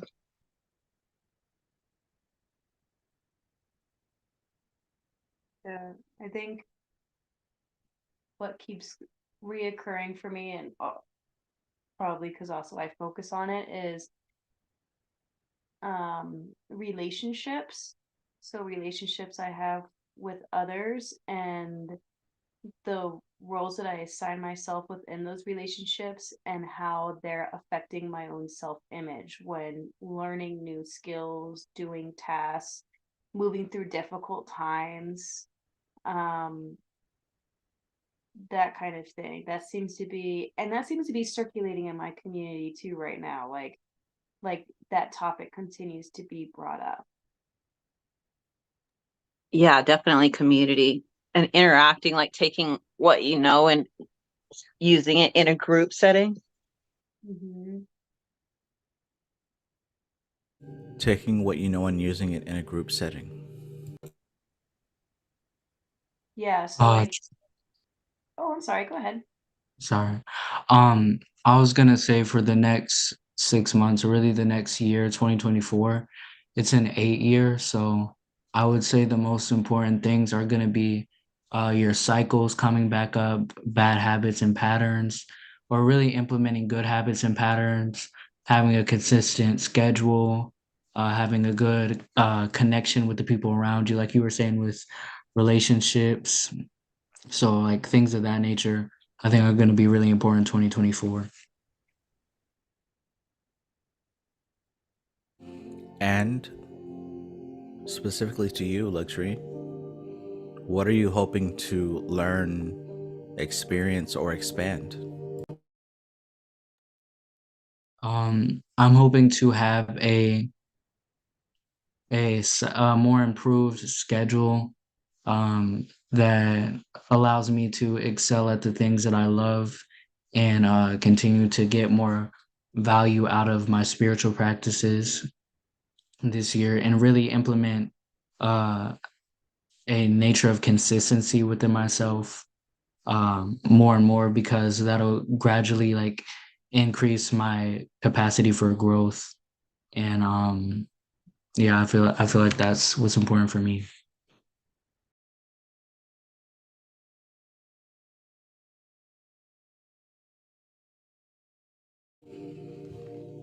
I think that today's discussion about meta programs has been very useful. Does anyone disagree or agree with that? I fully agree. I definitely got a plan. I feel like now I have such a more clearer vision of um like recognizing patterns that I've been trying and beliefs that I've been trying to change from one angle, and it's allowed me to kind of see it from a bird's eye view a little bit more so I can be like, "Oh, okay, this is why it hasn't been working so far. Like let me try these other systems here and like actually work with myself." And it's also helped me in recognizing that like it's not a lack of comprehension it's that I'm going through. It's literally just understanding how I comprehend information and giving that the grace and respect it deserves, because that's how I can make change.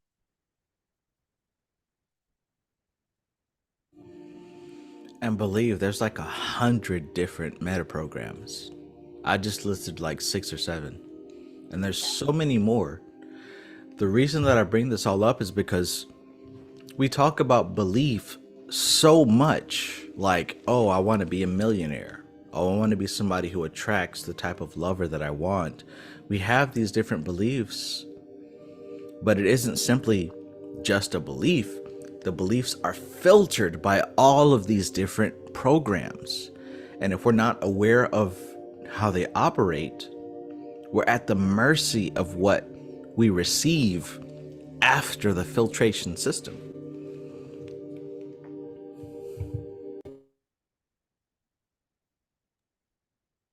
I feel like for me, it showed me the reason why I subscribe to certain ideas and the reason why I continuously perform certain actions, even though I may have like a certain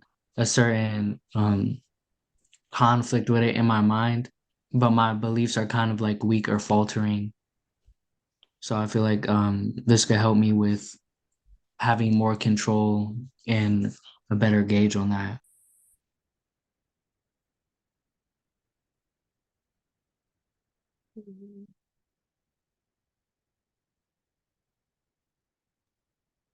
Yeah, I feel like every time we like talk about this kind of stuff, I get more insights because I think we talked about it months ago in a private consultation about curiosity and other strategies that I was using, and it's still like so much more to discover because like even what we just talked about tonight, it's like, oh, okay, yeah, that's obvious to everybody else. It's very helpful to, I don't know, would you call that a community mirror?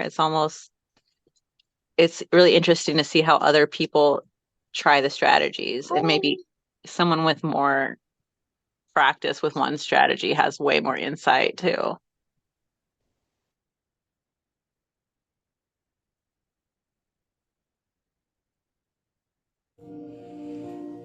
And many of us want to save the world.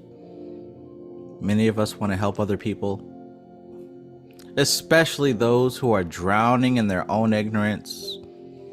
We know things that we wish that they knew.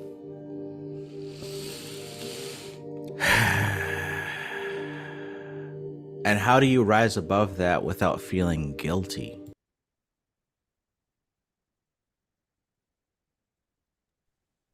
You know what, you said something, Travis, like, I don't know, a year ago, and it was like, just focus on yourself and you'll affect your people without ever having to say anything to them, without ever even touching them or hanging out with them. If you just raise your frequency, everyone around you will come up. And at first, it actually pissed me off because I thought them slackers don't deserve it. But then I was like, actually, that's a good thing because I want to help people anyway. But there was part of me that was like, there's a couple people that maybe, I was a little salty at first. But then it was like, okay, actually, this is great because I don't have to worry about this friend or that family member that I can never get through to. I'm just going to focus on myself. And then it actually worked. Like, actually, people around me that have been problems for a long time, I just left them alone and did my thing. And they're actually coming up in their own way. So, like, holy shit, it worked. I didn't even think it was going to. So, thank you for that. I tried it.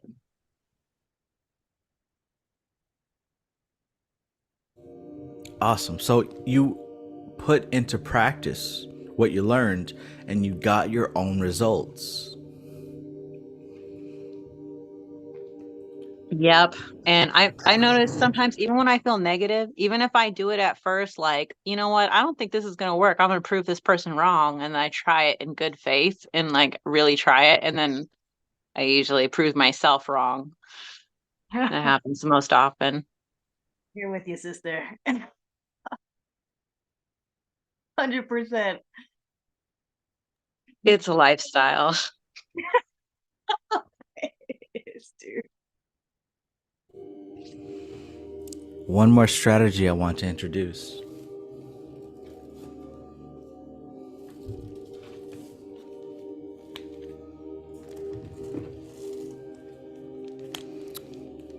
What's the relationship between these three?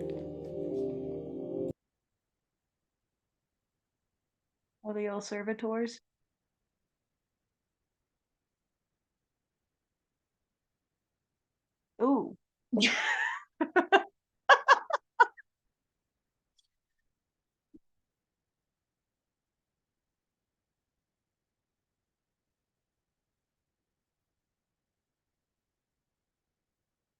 They're all very like princessy or like fantasy like.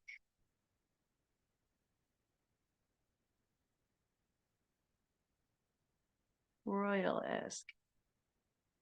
They have like a unicorn type thing going on. Except for the one on the end. They all have some bubble heads. They all Yeah. mean something to Travis. Yeah, they're all some kind of servitor. Um, they're all feminine.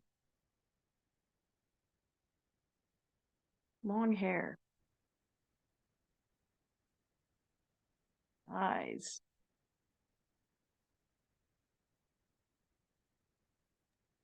They all look like royalty.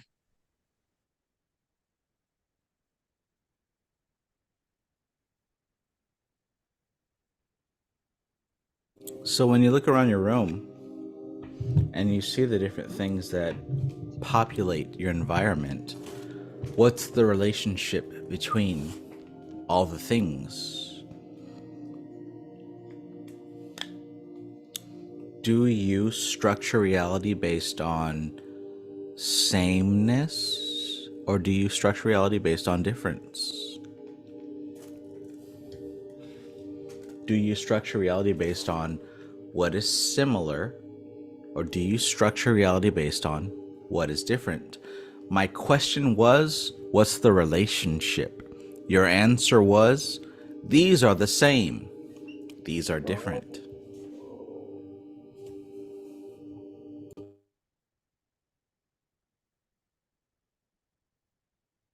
Shit, that's cool. So when you asked us for the relationship, what we answered is a reflection of how we actually kind of shape our reality.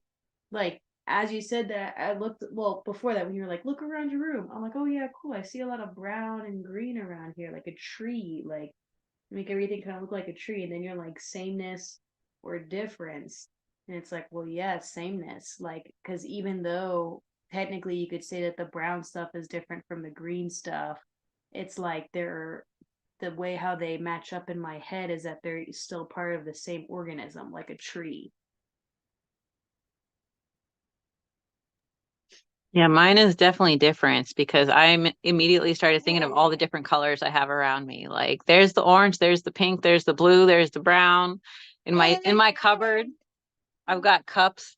Each one is different. I've got clothes that are just because I have to get every different color. Oh, I don't have that color of green. I don't have that color of black. I don't have that. Like little all the differences I can get around me. That's funny. I never noticed. I saved the best for last. The meta program of sameness versus difference has a heavy, heavy toll on our decision making process.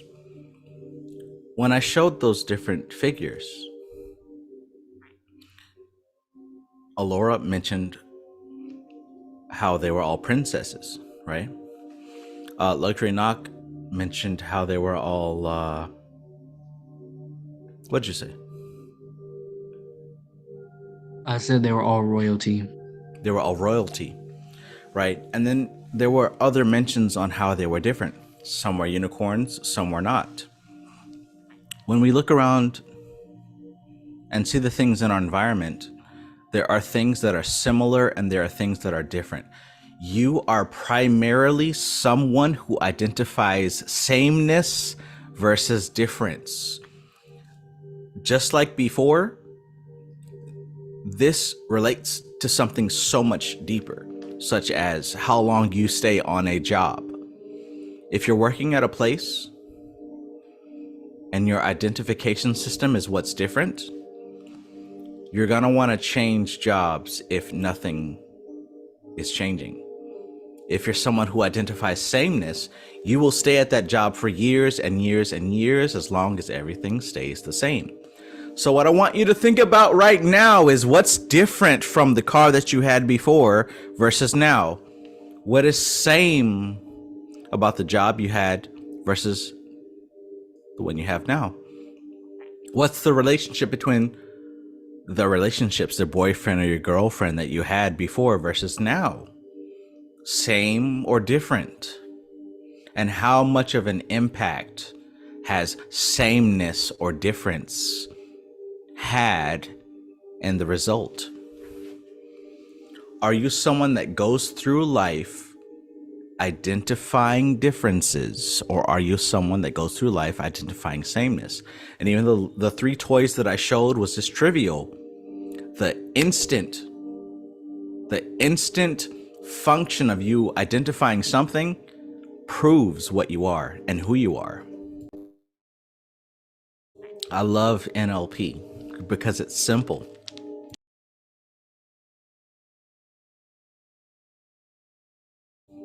Personally, when I see Princess Jasmine or Princess Celestia or Princess, I don't even know her name. She's a princess. They all mean something similar to me. I'm a sameness person. I can stay doing something for a long time versus someone who sees differences. They're going to get uncomfortable after a while because they need change. There's nothing right or wrong about it, but you got to identify which one you are. If you are someone that changes jobs every couple of months, identify that it's because you're always looking for a difference. Man, that's amazing. Like that just made me think a lot of my own shadow working when it comes to, or healing when it comes to like my relationship.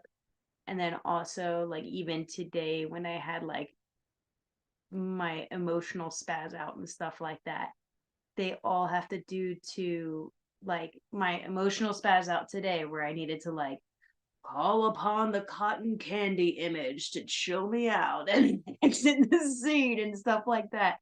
All that I knew, I boiled down to there's big change happening in my home and I cannot go through my regular routine like I normally do. So all of a sudden, these projects that I could take one at a time with all had to be done at once because I now have to take an extra move. I have to change in order to complete them. I have to change things around. And that is like no fun to me. So that and then within my relationship, a lot of my healing journey with that has been limiting my projections onto him because I am not going to relate him to my past relationships, to the people who I was related to in the past. Like I see the sameness even in negative behaviors when it's not actually how it is. But so, and like now I'm seeing too, like I draw upon memory for my images and stuff like that when moving forward. So it's like always seeking a sameness, always seeking a sameness. So if I want to change that, I have to, it's easier for me to visualize like that memory, but a different part of that memory and find the sameness in that current situation, but with like a positive part of that memory instead of a negative one.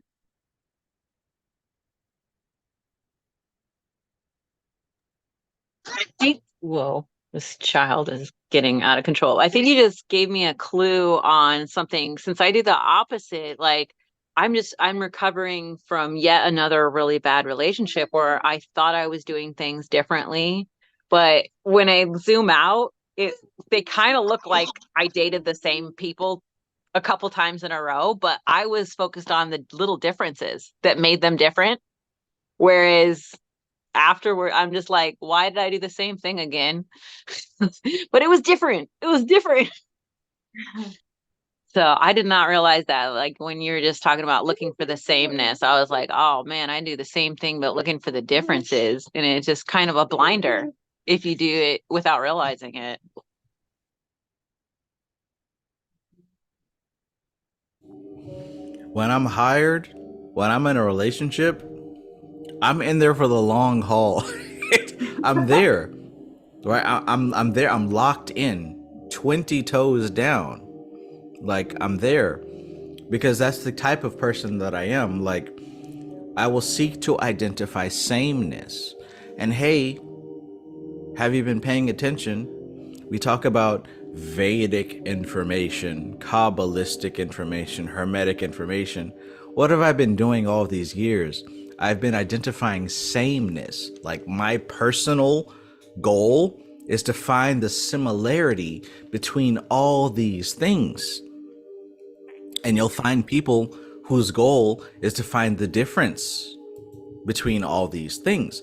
Neither of us are correct or incorrect. That's just the strategy that we use to process reality.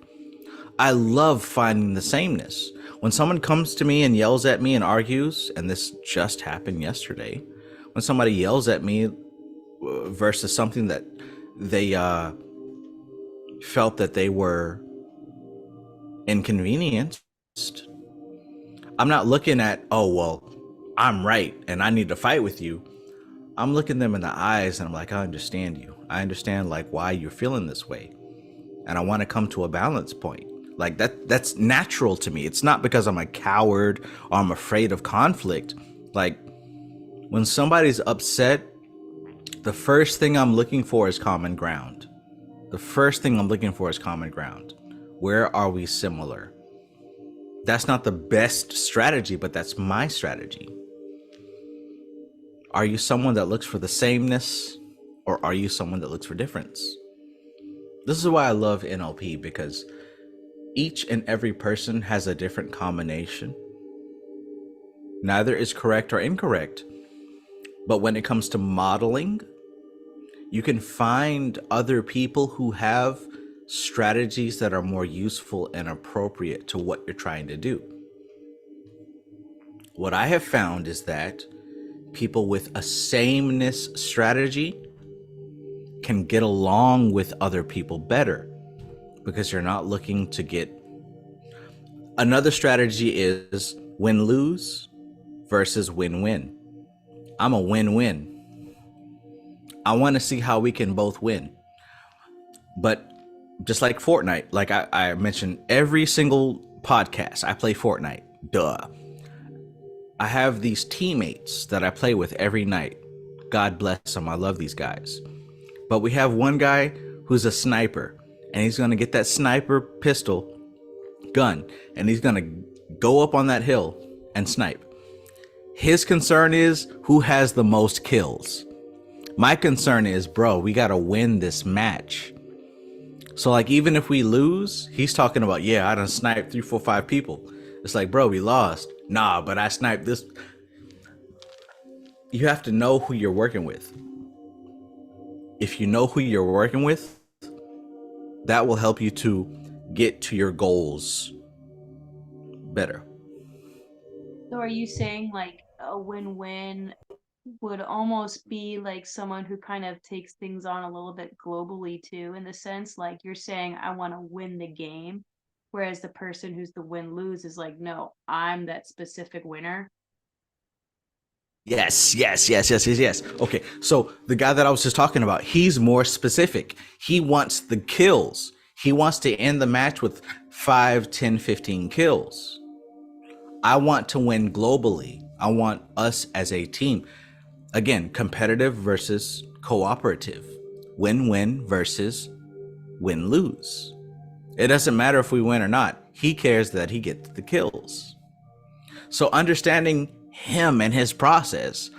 Now I've got to finagle and finesse him.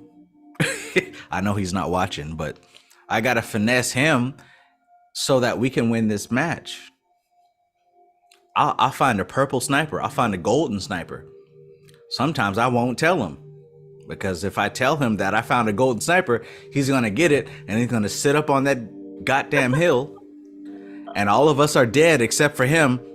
Yeah, I got one. Yeah, I got 2. Bruh, I'm dead. Come pick me up.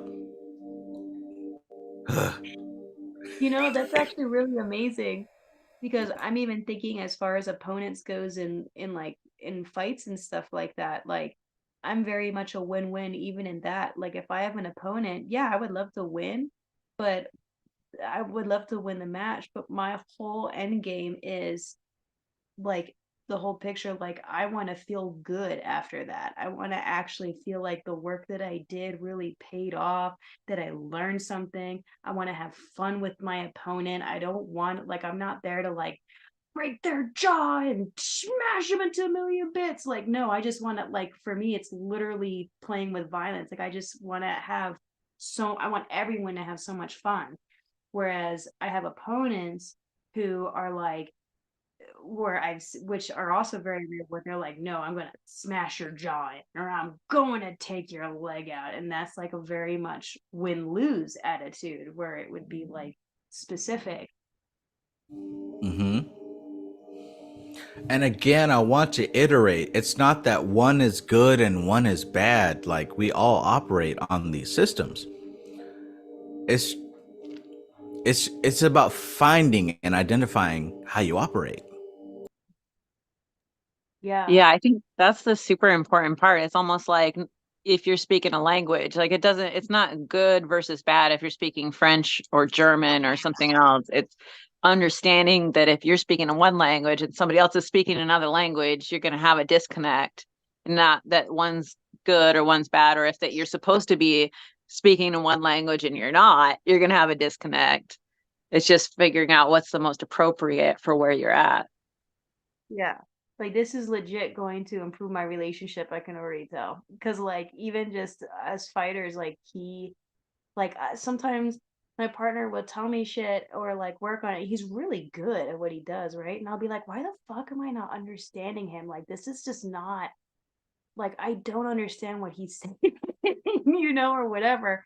But now I realize he has the win-lose specific strategy, whereas I'm a win-win. So it's hard for me to understand what he's talking about when he's trying to coach me in something, because he's coming at it from his comprehension of specific, this is how I'm going to win this match. Whereas, like, my coach is like more win-win, like, this is how you can improve yourself, and then it opens up all these other areas that you don't see, and blah blah blah. So then he can say the same thing my boyfriend says, but I understand my coach more. I'll be like, oh, that's what you wanted. So I can already tell that this is going to improve my relationships with people, because I'm now going to be better able to identify where their focus is and where my focus is. Yeah. And if your coach is really good, they may just be switching just for you. They may actually have a different way of approaching it for each student. If, Oh yeah. I'm getting kicked in the back. This is really difficult. This chaos is not working for me, dude. Yeah. And just to put it out there, it's more masculine to be win-lose, and it's more feminine to be win-win. Oh, But interesting. there's no restrictions. Do what works. I find that most guys that I've ever experienced in my life have been win-lose. I'm getting ahead of you. I'm winning. I'm dominating. Right? That's the masculine way. My brother is more into gambling, and him and his group of friends, they found this app where you can gamble on sports teams and the scores or whatever. And it's been about a year, and they spent a lot of money. But one of them figured out, and he won like $3,000, right? But the thing is, like, he's not sharing his numbers, he's not sharing his strategy. And what kills me is,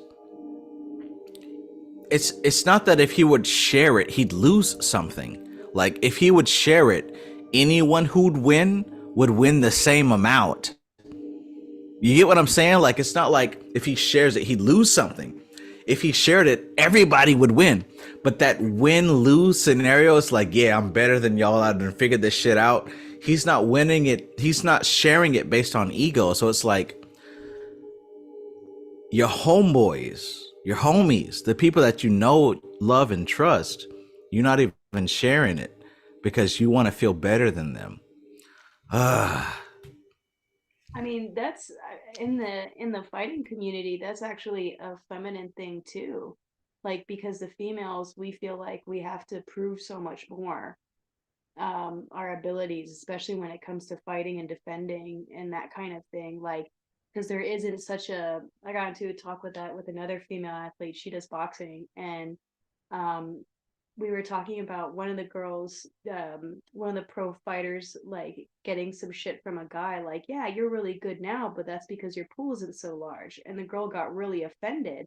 But as we were talking about it, we were kind of like, yeah, but that's also kind of the reality of it. Like, you have, and so there's kind of a consistent pattern where the females are very much win lose in that situation. Like, it's like a weird win win, like they want to win win, but they end up playing the win lose game because they get so caught up in that specifics of, there aren't a lot of us. I have to fucking represent. There's going to be guys that are judging me. There's going to be all this stuff that's judging me. I got to represent. Like, this is what it is. I'm going to fucking beat you down. You're not going to be better than me. Like, that kind of attitude. So it's interesting in the fight, in the martial arts community, where I think that, like, generally overall, I think the females do desire for a win-win, because once you get past the ego bit, a lot of girl athletes are like, oh yeah, let's train together, we're friends. But like, but like, there is that major blockage that is probably programmed from the external influences to think of win-lose, like to be in that mode of win-lose. I've heard that, just to say real quick, when you talk about female CEOs, a lot of them immediately adopt the male tactics and then like walk it back later. What do you mean by walk it back? They realize that they didn't get into the market as a woman by using male tactics. They got into the market. Oh my God, I've got a drummer here. They get into the market and they get promoted to the point of being high up in a company because they've been using their more feminine traits of networking and seeing what's available and having that win-win, kind of like everybody in the company is coming up. And then once they get to the top, it's really common for them to kind of close the door on the people below them and kind of be like, no, now I'm with the big boys. Now I got to play the big boy game. And then they realize that it starts hurting their position because they're not actually a man, and that's not how they got there. So they don't have the support network that would have gotten them there, and they're shooting their own support network in the foot because they've tried to, take on this like condition, like this is traditionally a man's role, and so this is what we think of as business executives. And like the studies that they do now, like when women are CEOs, the entire company does better, like from the ground up, and it's a more holistic kind of growth, and it may be a little bit slower, but it actually has more staying power, and it's totally different. So it's like it's just like you were talking about in the fighting scene, but in a different kind of traditional masculine arena. Right. Well, and so what are we talking about when we're breaking into this? Just the systems that we learned tonight, right? So we're talking about the win-lose system or the win-win in direct correlation with the motivation, with the motivational system, what motivates you. So like, that's like a direct correspondence with that system right there for motivation. Like, I have to be like this in order to get to where I want to be, because if I'm not like this, I won't be able to get where I want to go. And what's the point? Yeah, and it ends up not being really true. It ends up being like this self-imposed limitation. Mm-hmm.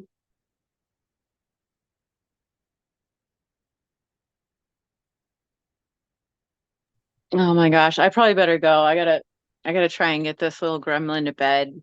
He wants snacks. I'm getting tired myself. I know I need to go to bed. This is my I would love to have discipline, but also give myself grace, because I've been needing this type of chat. So I'm also like, oh, just soak it in a little bit more, but you got it. Right. Well, it is the solstice. Happy longest night. Thanks for the conversation. My gosh, thank you guys too, for sure. I learned a lot tonight. A lot. Peace, Anna, Molly, my favorite ginger. Peace, Alora, my favorite. Look, you've been here since forever. Like, thank you both for being here. I appreciate you both. Like, seriously, as human beings, like, I'm not getting anything out of it, but I enjoy the presence of you because there's a sense of fulfillment in being able to have a conversation with someone who understands the words. Definitely. Definitely. Thank you. It's a lot of people that say things but don't understand what they mean. There's a lot of people who talk shit but don't have anything to back it up. And I'm extremely grateful. Final words. I'm extremely grateful for having the two of you as conversational partners. Thank you. Thank you for giving us all this awesome material to learn from and to like apply into our daily lives too. So keep having these conversations. Like, I think this community in general is pretty fucking small of the people who learn the info and then actually do it. And it's just such a breath of fresh air to have this. So thank you for opening up this channel where we can actually like get together and share our ideas and thoughts and learn from each other. Like, these are the conversations I live for. Let me give you a final gift if you choose to pursue it. Look up a book that's called Figuring Out People. Figuring Out People. Okay. Okay. Do you have the author, or if I just look this up, it'll come up? MH.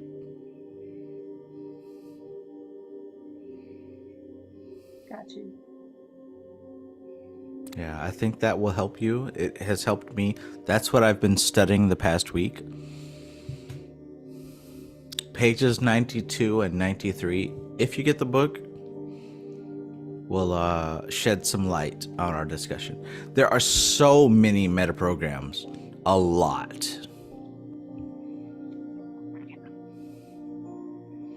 I want to do something with us, but it's like I said before, like, I don't know where people are wanting to go. Like, do people want to really do the demon stuff, or do we want the NLP stuff, or do we want to go tarot? Like, personally, I want to go NLP. That's what I want to do.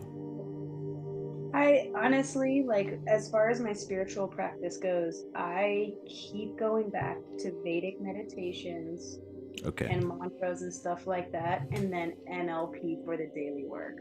Like, those are my two modalities that I just continuously go back to. I love tarot and I would love to understand more, but for me personally, NLP answers so much shit that now it's like I don't even need to do rituals anymore. Like, I already know the framework of it. Like, like, and now I can come up with my own practices. Like, even with what you gave me here tonight, like, I'm going to create my own routine or my own structure from this and understanding how my beliefs work, and then like actually have a structure of how I can change them in a way that will work for me. Like, you can, I think NLP is straight up like chaos magic in a sense. Like, you can use Yeah. Yeah. yeah, like you can use the systems to create your own ritual, your own spells, your own everything. So yeah, I'm an NLP girl. I freaking NLP is amazing to me. So like, my vote is Me always too. NLP and Vedic scriptures if we're learning that kind of stuff.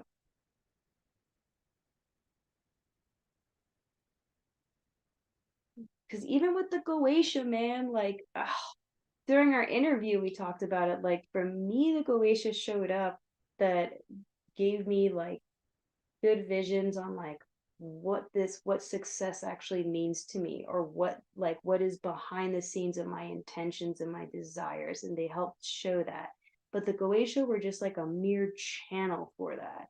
Like, NLP asks you those specific questions, so you don't even have to go through that channel anymore. You can just like be like, okay, how am I viewing this? What is it? You can even break down your visualization of the Goetia through NLP, of like how you view that stuff. You know, like you can just like take apart everything that you want and rebuild it however you want. Freaking love NLP. Both how and why. Like that's kind of why I said like, oh, the demons and stuff are kind of dry. Like I didn't say that because oh, demons are played out, whatever. But what I'm saying is like there are deeper levels to get this information in a better way. Yeah. And I've also been able, through NLP, I'm able to introduce people to this type of lifestyle not out of fear. Like they don't have fear of it. If I'm like, oh, I'm into Galatia and demon work, all of a sudden there's all this stigma attached and all that kind of stuff. But by using NLP to break down what that is, or even just using the NLP, you can, like, I've been able to build connections with other people that would have swayed away from this kind of mindset thinking, or would have avoided this kind of work because of all of their stigmas attached to it. Like NLP allows you to kind of like be able to introduce this kind of stuff without that stigma, because it literally just has you face yourself like directly through questions, practical questions.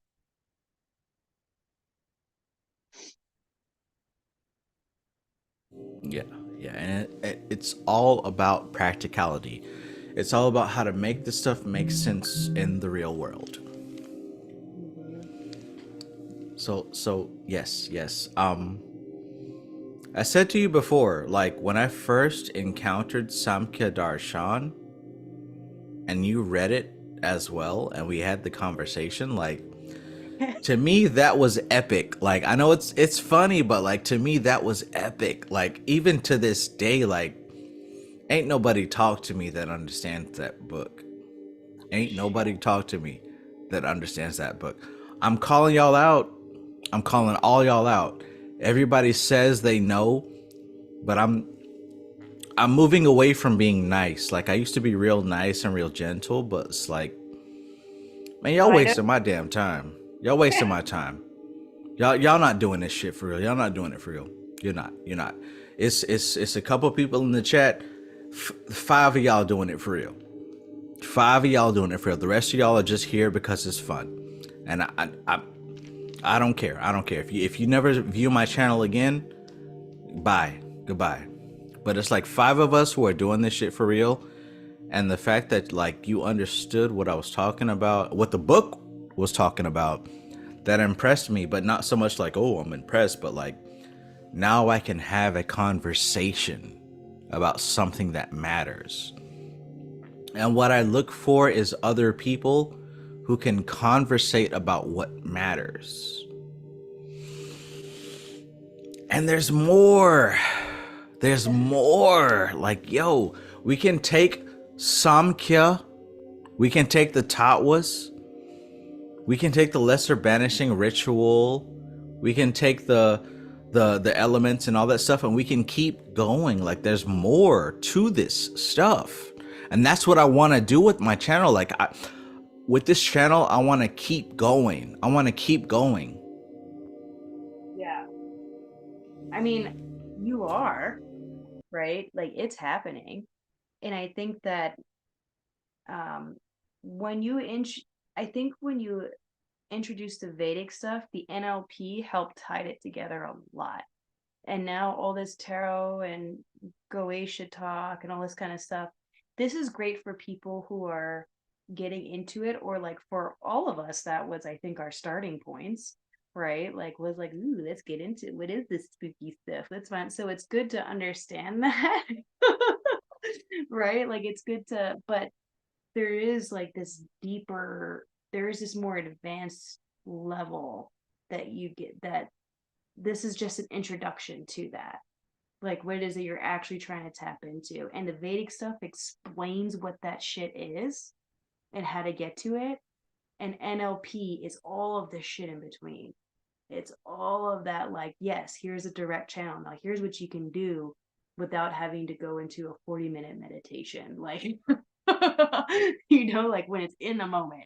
Or you know, like here's why the mantras are having their effects on you and stuff. And this is what's happening when you're playing the mantras, or this is what's happening when you're experiencing prana shakti. Like now when I do Tattva Shuddhi, because of my knowledge of NLP and all this kind of stuff, the image of prana shakti has changed, because there's so much more of like a focus now, because there's an acceptance. Like the growth of that awareness has created an acceptance of the image, so the image itself has become more complete than like the years ago when we had just started it.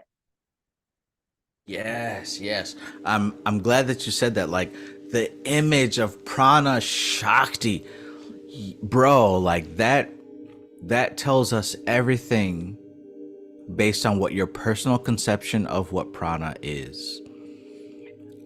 I'm gonna be translucent here. I do Tattva Shuddhi like every other day. Tattva Shuddhi is like the one meditation I'm gonna do. Like if I don't do nothing else, I'm going to do Tattva Shuddhi. I'm not gonna wear these beads if I didn't do Tattva Shuddhi. My personal there's two things that I've been focusing on during my meditation. Number one is when I reach the point of Shiva. What's it like when the drop of water becomes the ocean? When I transmute buddhi into unconditioned consciousness, to me that's like what's it like when the drop of water becomes the ocean? That's an ordeal for me. That's an ordeal. And I go through that. And I dissolve what's his name? Papa Purusha. Papa Purusha? You know, we fuck him up. We do what we got to do. Hey. That dude every time. Hey, we the transmutation process. I understand he's cool with it, but like we do what we got to do, right? Papa Purusha. But the second thing that I come to terms with is like when I see Prana Shakti, I envision her in her full glory. And she's naked. She's naked. And I focus on her breasts. And that sounds crazy. That might sound perverted, but like for me, it's like I try to be very like conservative. But I focus on her breasts and I figure out where's the line between perversion and functionality. Why is it a feminine figure? Why are the breasts important? What do they represent? Yes, there's the sphere, there's the noose, there's the bow, there's the arrow, there's the trident, there's the skull. Why is it that the breasts and the third eye stand out to me so sharply? This is something that I have to come to terms with. And I noticed that in me focusing on the aspect of her breasts and her third eye, it really helped to dissolve blockages in my life that I didn't even realize were present. Yeah, actually, you're reminding me in our secret book. I don't know if I want to like spill all of it. Beans time, Go ahead and spill it. Spill it everywhere. Spill it. All right. So in Saundarya Lahari, they talk about meditating on the breasts. I don't think of Prana Shakti, but yeah. On Bhairavi. And there's like there's mantras for it and everything, and I'm trying to remember like what it means, but I think it does mean like something about like I'm trying to look it up now because I forget, but they literally are like, yeah, meditate on the breast because it's for this particular shloka, like will connect you to like that's the ascent. It's in the descent. I'm gonna find it, but I've been exploring that too because, well, not looking at her breast, but I've looked at it, but I've got lost in the third eye and in her hands, and so I was like, yeah, I need to check out the Sundari Lahari again, and try to figure out that. Let's see. Okay. Devi's full form. Now we have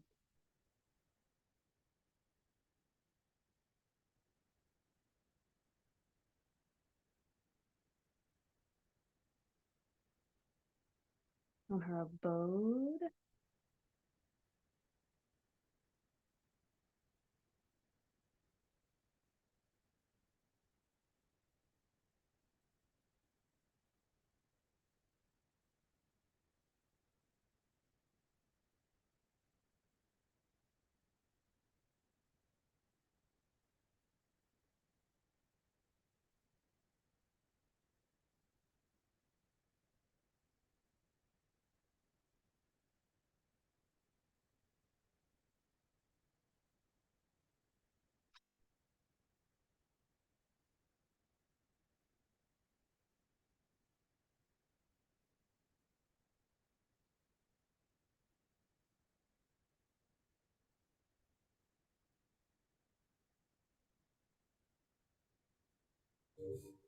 And honestly, I could get into some deeper tantra, right? The fact that me being in a masculine body and others being in a feminine body, there is an aspect of the opposite that we can revere and worship, right? The worship of the feminine. It's not reliant upon a specific individual, but it has everything to do with understanding the spiritual significance of that symbol, regardless of what side you're on.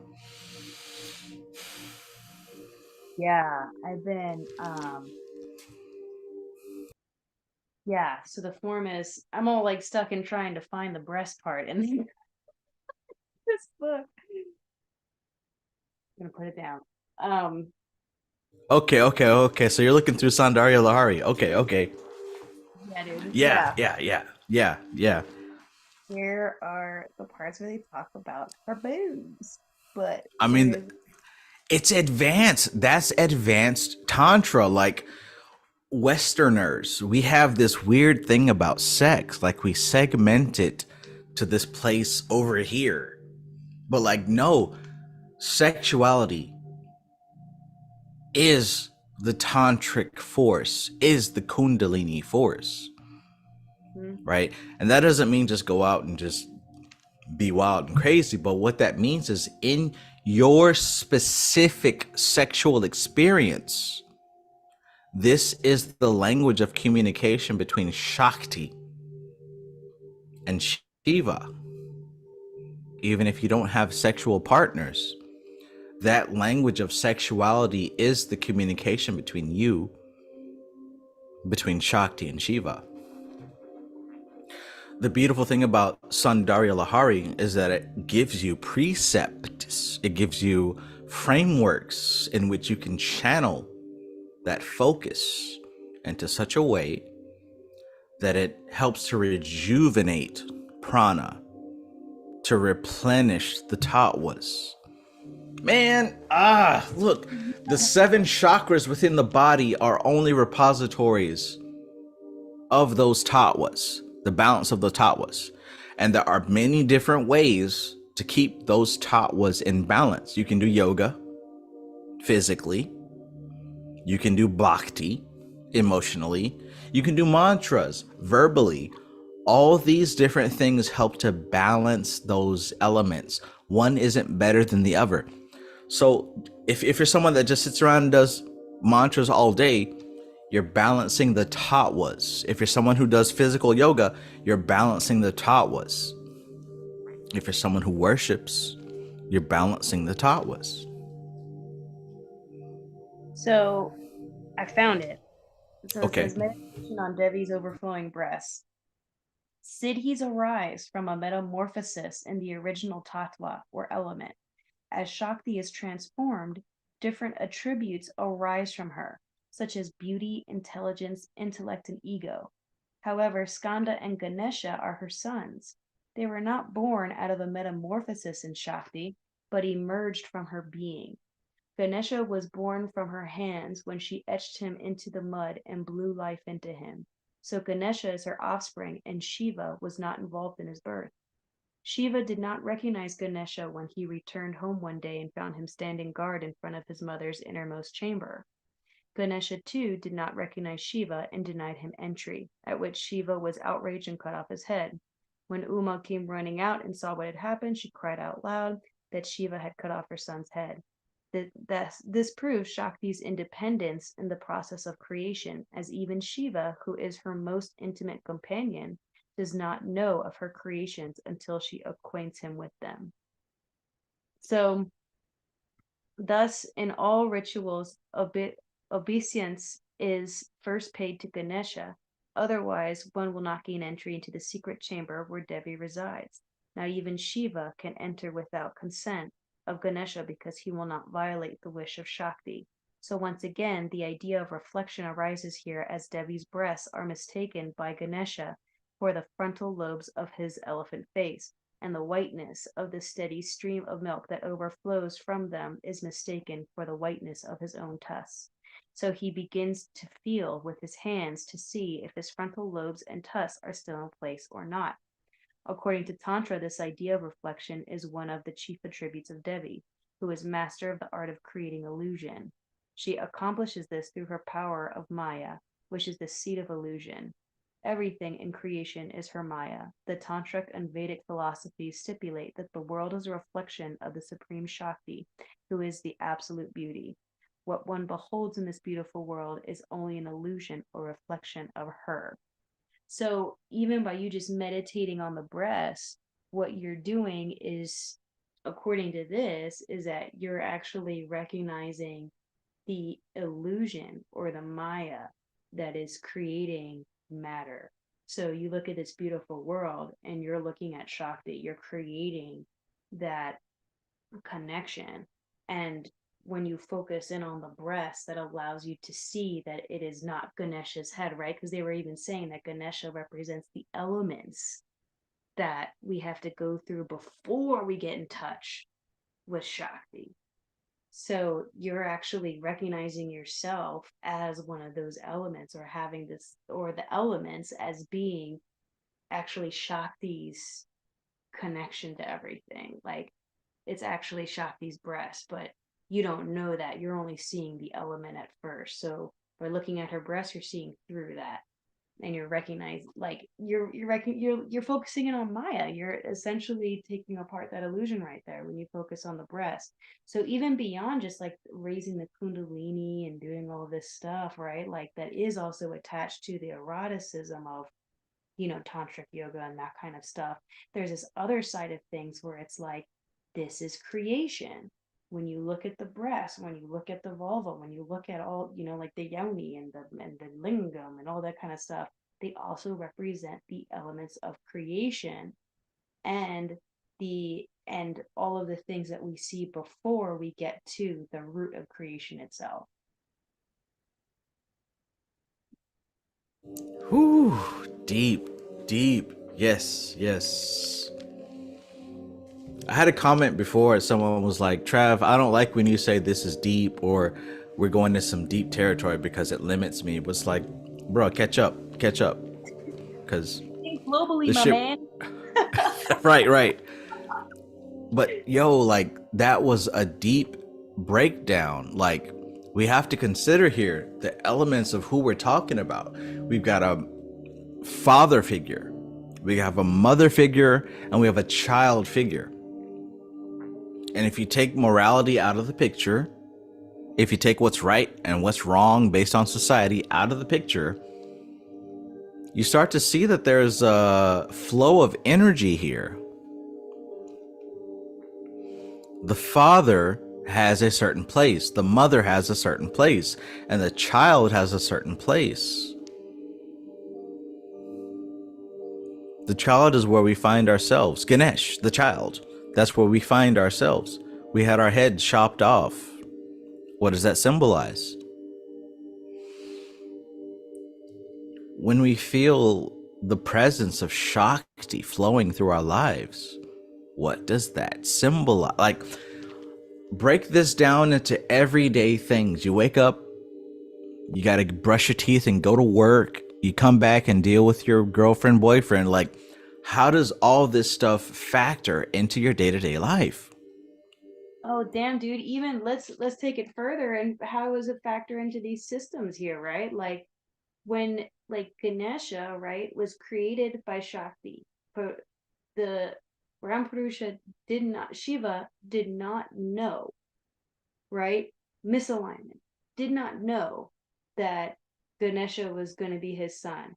Ganesha did not recognize Shiva as his father. So he didn't even recognize what was beyond himself. He only knew that he was a product of Shakti. He only knew that he was a product of this divine energy that creates matter and everything like that. But he didn't understand that self-actualization process. And in turn for that, head cut off meant that there was a reality check, right?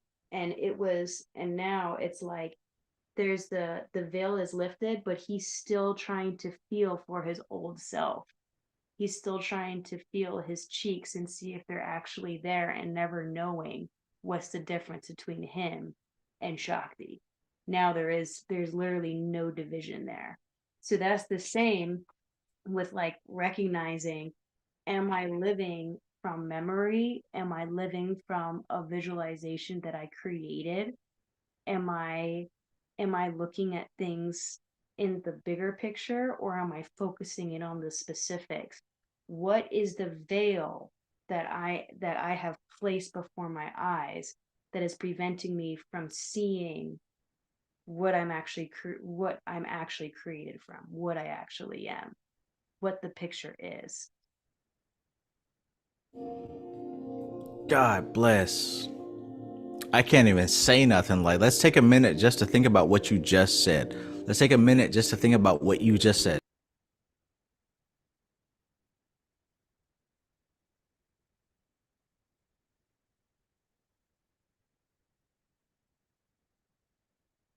Yo, do we see the sameness or difference?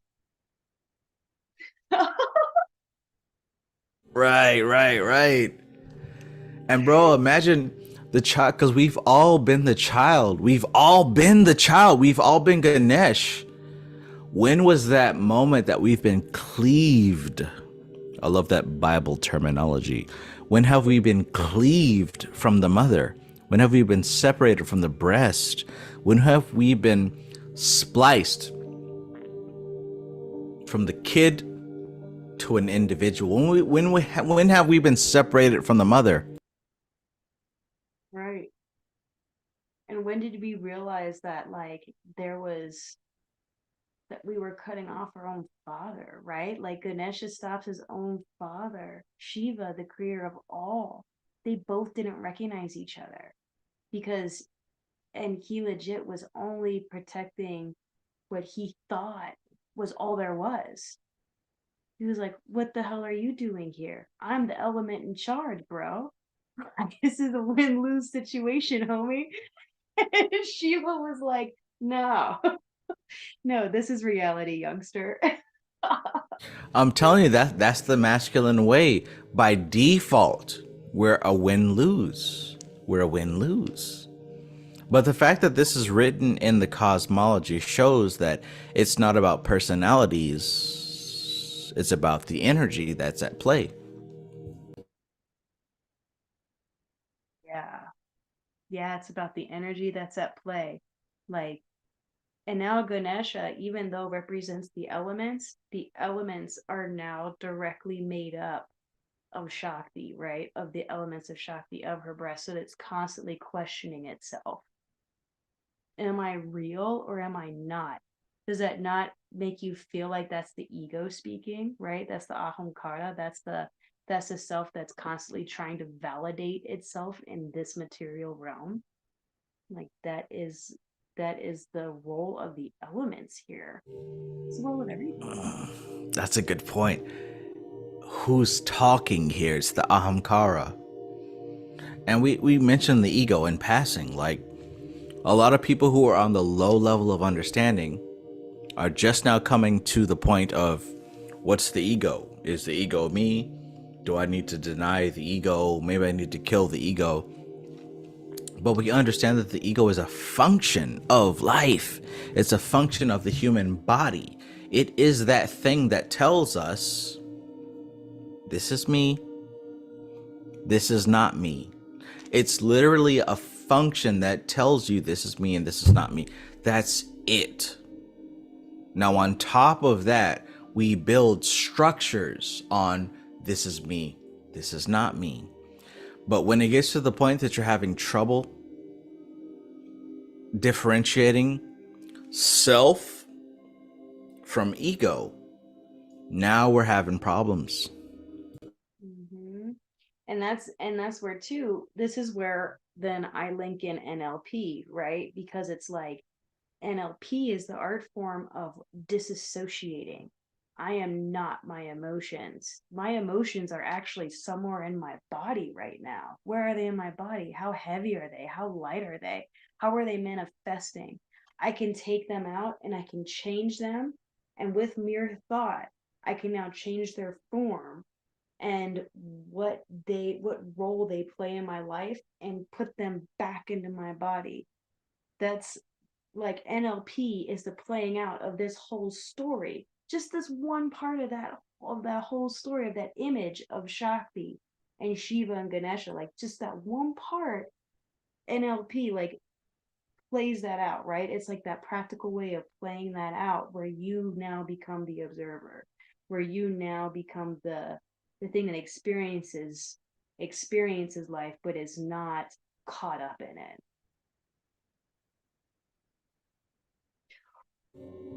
Experiencing life and not caught up in it. Do we remember the story about the traveler who checked into the hotel called Earth? Yeah. Yes, and had many fine friends for some time. And I've got those same friends. Oh, have I got those same friends? And I'll tell you, sometimes I wonder, like, what if I completely cut off my desires, like the things that I like lust after and want? What if I completely shut those things off? Like all of them, physical, chemical, emotional. What if I shut them all off? Like, would that make me enlightened? Would that help me in my pursuit of knowledge? I'm serious. I'm on the verge. I'm on the verge. What if I cut all of it off? Would it help? I would say experiment with it, but you know, I talked about this with Maestro recently, um, and it's kind of like this. You kind of want to be careful because it's like those people who say, you know what, I just want to deal with all my karma so I can just be a clean slate. Just give it all to me. And they have the worst fucking time because because like you're supposed to kind of divvy that shit up because each block, each little piece that you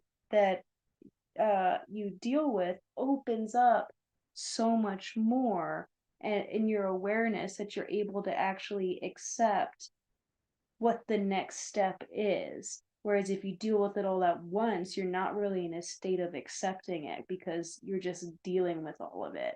So I almost feel like with dealing away with your desires is almost like the same process.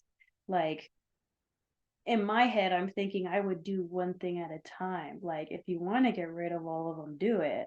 But understand that once you get rid of that chemical desire, even just one of those, you're going to be spending some time expanding your awareness on how much that affected your life and like needing to kind of re-navigate and stuff like that before you move on to the next and then the next and the next. Like that within itself is transformational. um I also wonder if, yeah, I mean, definitely I would say like experiment with that shit for sure. Like you know, I'm about going to that fire, man, just do it. But but I'm also thinking about like, yeah, that might be a shitty time. Like, I don't know. And like, and then would it like, because it's also like, at least for me, when I think of desire, I'm also learning that I do have a desire for things that are unpleasant. Like desire, like when we're dealing with the law of polarity, right? Like we think desire just means the things that give us pleasure, but we also forget that it means that also on the other side is all the things that doesn't give us pleasure. So when we deal with one end of that spectrum, that other end of the spectrum is going to play out. And is it actually possible to do away with both of those extremes? I don't know. I don't know if I don't know. I feel like it's a constant balancing act, and I feel like enlightenment is like a cycle less than just an eternal state.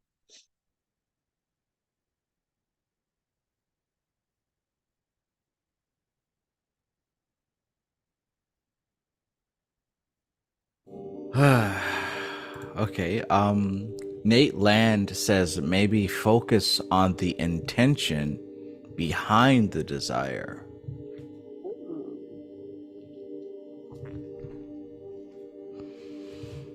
And my rebuttal to that is, at least for me, this isn't like new. This is like the same desires for the past 10 years, 20 years, 30 years. Like being a human, existing and avataring within a human body for the past 20, 30, 40, 50 years, there's only so many desires. There's only so many things that can be expressed. And I look at the rest of the population and I see the memes, the assumptions, and I can understand, okay, this is primal. This is the animalistic function. I get it. I get it. I understand it. I'm over it. I'm over it. Is there any point where I can say no more? And if I were to say no more, will this be useful and appropriate to me? Right. That's Well, my our current thing, issue. yeah. Well, and the way how we speak too, right? What is useful, what is appropriate. You have a desire for that to be the main function of your life. Like, I'm kind of like, I guess where I'm sitting at is, what is desire to you? Is it separate from want? Because you're wanting to get rid of these desires that have been plaguing you, but, or it sounds like you want to get rid of specific desires, maybe not all desire, but specific ones that have not been worthwhile for you versus all of them, because I feel like you would kind of cease to exist if you got rid of all desires, because it's like then there would be no more. And what's bad about that? Nothing is bad about it at all. It's just a huge transition. But I What's that like, ceasing to exist? Like what's that like? I don't know, man. I mean, I um I remember reading about oh, I'm gonna butcher the name so bad. Swami Satyananda. I think that no, was it Nirajananda? It was his teacher. Um it was the teacher. Vivekananda. Sachinanda? I Sachinanda. Okay. Okay. And he had an ego death, right? So there was like no desire, no identity, nothing like that. Like he literally had an ego death. And they said that like for I think a couple of years talking to him was like talking to like a 3-year-old because he literally like had no memory, like no memory. he didn't have, like, he would literally just live in the moment and do very simple things, like as a human still living in a human body, it was like a baby, because he couldn't retain info because there wasn't an ego that it could identify with, like nothing. So have your support if you do that. So But look at that. Look at that. Okay, so right now, like whoever else is still in this live stream, like imagine the point where you can like eliminate all desire. As you were talking about that, Alora, I'm racking my brain, like I'm forcing myself to envision this. Like I've got to be able to do this. Like you're saying this, I must be able to reduce it into nothingness. And I'm eliminating desire, and I'm putting and you said 3-year-old. That helped me a lot. Thank you. So I put myself back into a childlike state, like to where I don't desire anything, and I'm putting myself there. What if you were a 3-year-old child and there was nothing that you desire? There were no pressing issues. You were literally living right now in the moment, clean slate. What is that like? What is that like? What is that like? yeah, I don't know if you would be able to really describe it, right? I mean, I guess you could try. Ooh.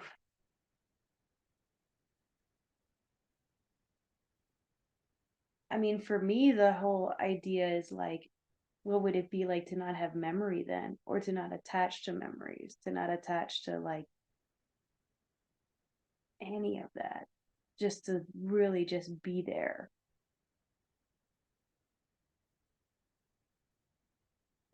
There was another part of my dream that I wanted to share. And this one was very useful. So, when I was a young person, so long ago. Fuck you, man. Shut up. So when I was a young person so long ago, I had a best friend, and oh, he was the world to me. Like he was so cool. I look up to him. We did everything together. I followed him all over the universe. End of the story. I got a girlfriend before him, and he took my girlfriend, and that was the end of our relationship. And I was so butthurt about it. Like I didn't understand. But as I got older, I realized like what caused one thing to happen to another. I wasn't the best. I was very selfish, narcissistic, and whatever. It doesn't matter. But the dream that I had involved me going back in time with him. And I used to go to his house and spend the night. And this was back when you remember Tomb Raider? You ever heard of Tomb Raider? Lara Croft? Yeah. This is when that first came out. And like he had the biggest crush on like Lara Croft. And I'm like, I mean, well, she's hot. She's still hot. And I'm like, how can someone have a crush on a video game character? But he did. And like, I remember back, he had a bunk bed in his room. And like, we were playing Tomb Raider. And the vision showed me like, yeah, I have a mental issue. And the way that I control my mental issue is through frequencies. And I channel these frequencies and they help me to manipulate the voices in my head. And as the adult me, I'm thinking, oh, that makes sense. That's why you were such an asshole. But I get it now. But it goes even further than that. He was saying that I've broken down the different levels of myself, and there are 5 levels. And here's what I want you to do as a listener of this podcast, YouTube video, whatever. There are levels of ourselves, and we all wake up to them. You've done it today already. Here's what I want you to think. On the left side, think about the laziest level that you have ever been in. You lazy piece of shit. Sitting in your bed. You don't want to get up. You don't want to do nothing whatsoever. You know what you have to do. But fuck it. This bed is warm. I'm comfortable, and I'm not getting out of it. That's level 1. Let me know when you get there.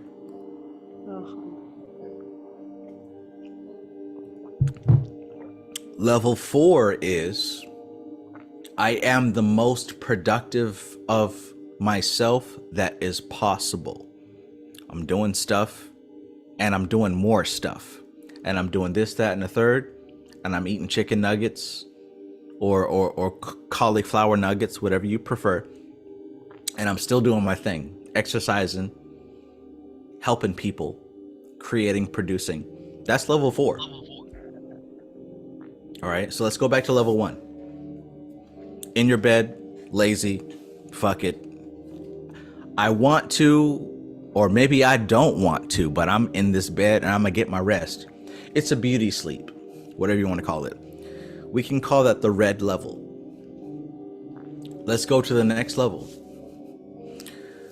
This next category is when you're able to get out of the bed and you're able to work towards what you need to do, but you don't quite do it yet.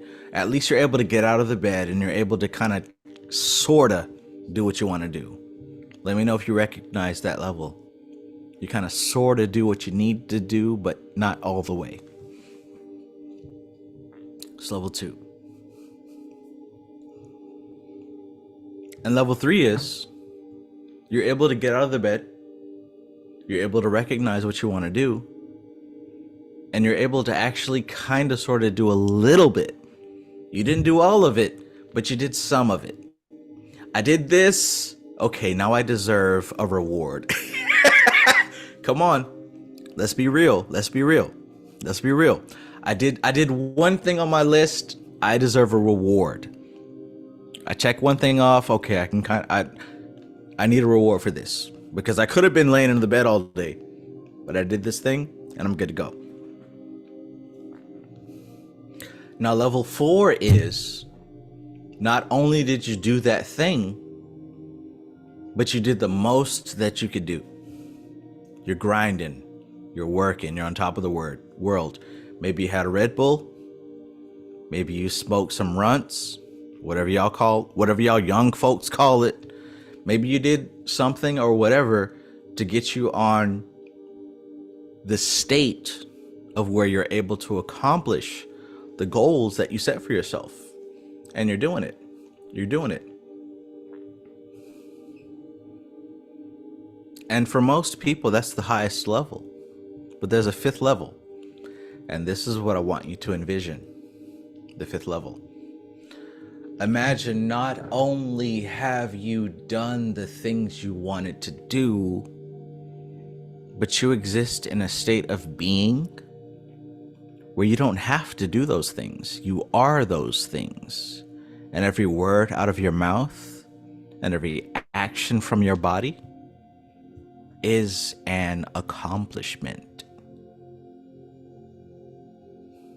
Golden, supreme, pristine, perfect.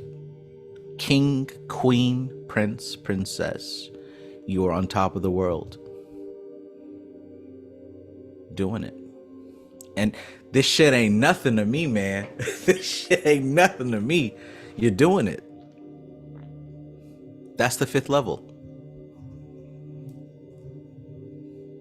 Can you see it? What I want you to understand is that every single day that you wake up, and this is what I got from my dream, I saw those levels in a color spectrum. My little best friend from childhood, like he sat there and he showed me a rainbow scale. And he said, this is the level of me doing this, this, and this is the level of me doing this. And I translated it as, because when I've been going to sleep, I mentioned that I've been having vivid dreams because of cyclomancy. But I'm no idiot. I'm no fool. I'm having vivid dreams. That means I need to take advantage of these motherfuckers. So what do? I go to sleep with an intention. Show me an answer to my problems. Show me an answer to what I've been struggling with. The answer that I got last night was categorize your behaviors. Categorize your meta programs. categorize your brain functions so that when you're fucking off, when you're bullshitting, when you're wasting time, identify what level you're in. Once you've identified that, identify the level that you'd prefer to be in. Has it helped tremendously? Yes. Will it help tremendously? Yes. Will it help you? Only if you listen to what the fuck I said and apply it.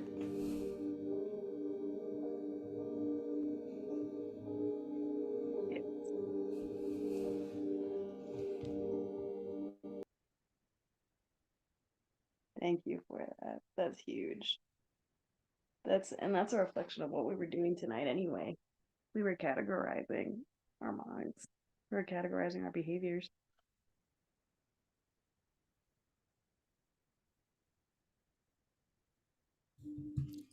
This is what came to me in a dream. And this is ultimately what I hoped to convey in our discussion tonight. Totally did, man. Thank you.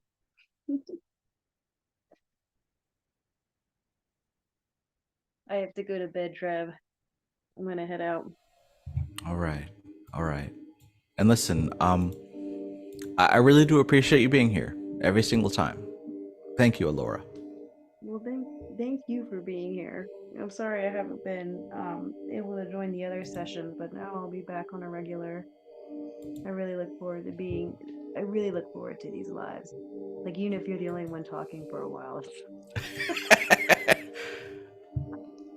I know how it goes.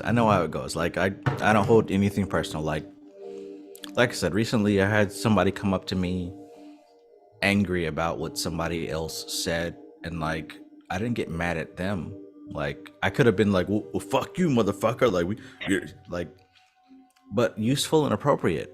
I know that you're mad because other people said that you should be mad. But those other people don't have all the facts. They're operating off of emotion. And I'll let you express your emotion. But once you find the facts, you'll understand. I'm not your enemy. Never have been. In fact, I might be the only person on your side. But regardless,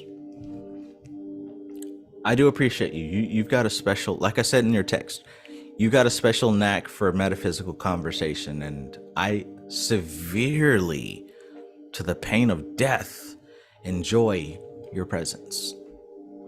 Oh, I severely enjoy yours as well. What words? What crucial words, man. I know, dude. They're piercing. I love it. Thank you. Hell yeah. It's such an honor to be here, man. I'm very, very grateful. Very grateful. I'm grateful for everyone. But yes, especially you. Wonderful teacher. Awesome human being. Thank you. Yes. And I'm also very happy to call you friend too. Because it has been years. So we definitely got history, and I appreciate it so much. This is like literally, I think this is like my soul tribe, or like but like really like my family, my community here. Like, finally I found you guys. So, and that was because you started your channel. So thank you. Hey, did you how did it go so far with the other podcast? Oh, it didn't happen yet. I'm still waiting on a response. I guess they're getting stuff together right now, and then they'll hit me up later. So it hasn't happened yet, but I'm here. Okay. Man. So be on the lookout. If you enjoyed the podcast that Alora and I have had, there are more to come. Don't sleep on this celestial soul, because I'm telling you, divine information is channeling through sources who are open to receive it. And this is one. This is one. Thank you. All right, guys, I'm gonna go to sleep. My brain is now like, "Ooh." So good night, guys. And thank you so much. Love you very much, Trav. Good night. Love you too. Thanks for sharing, Laura. Have a great night. Bye, Richard. You too. See ya. See you later.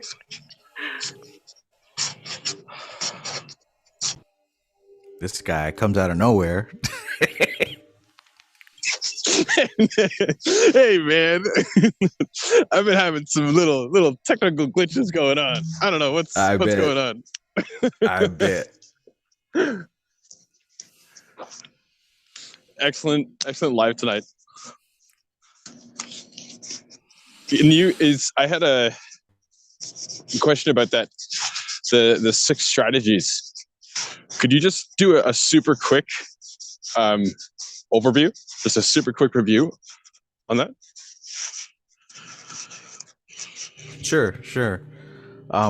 Thanks. One thing we want to keep in mind is the memory strategy. How do you remember things? Right. The next is the decision strategy. What criteria is in place for us to make those decisions? The third, and by the way, if you don't have a functional decision strategy, you'll find yourself going into mental loops. Right? We've experienced that. The third is the learning strategy. How do you learn? What allows you to accept new information? The fourth is the creativity strategy. Are you a dreamer? Are you a realist? Are you a critic? The fifth is the motivation strategy. Are you internally motivated? Or are you externally motivated? And the last is the belief or convincer strategy. How many times or how long does it take for you to accept a new belief? And by the way, this is one of 100 different strategies that we automatically use. You don't have to learn these. These are happening always. But what I'm presenting is that it helps that you become aware of them.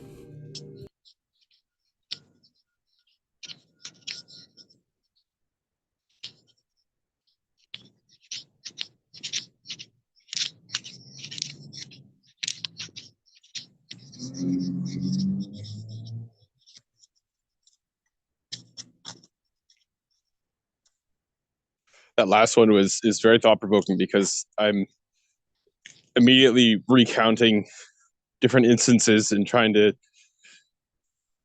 specify, like, because I can recount times where it's been the amount of times I've done something, right? Repetition for something that's tactile, and other times where it's been an investment of knowledge too. And then it's like, oh, I did all this study, now it's time to practice. I got the gnosis type of thing. Then there was the other bit, global and specific. Yeah. That was one of the extra ones. Again, global and specific. Are we somebody who we're building a propane grill like myself, right? Do you look at the instructions and see the picture and say, oh, I got it, and get started? Or do you have to read all the instructions before you put it together?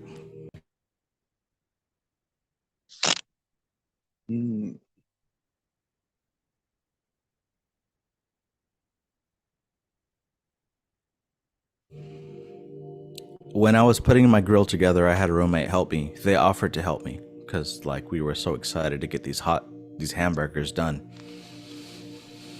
And they were very global, and we missed a few pieces. The grill still worked, but I had extra pieces. If it was me, There would not have been any extra pieces.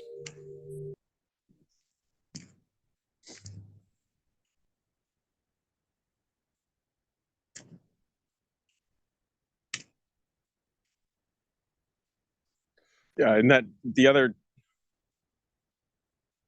So obviously, we're all there's degrees to these, and everyone's a different mix, right? I would think. Absolutely. It depends on the context. This is why Absolutely, yeah. context and content are so important. Like all these different things work together. Right.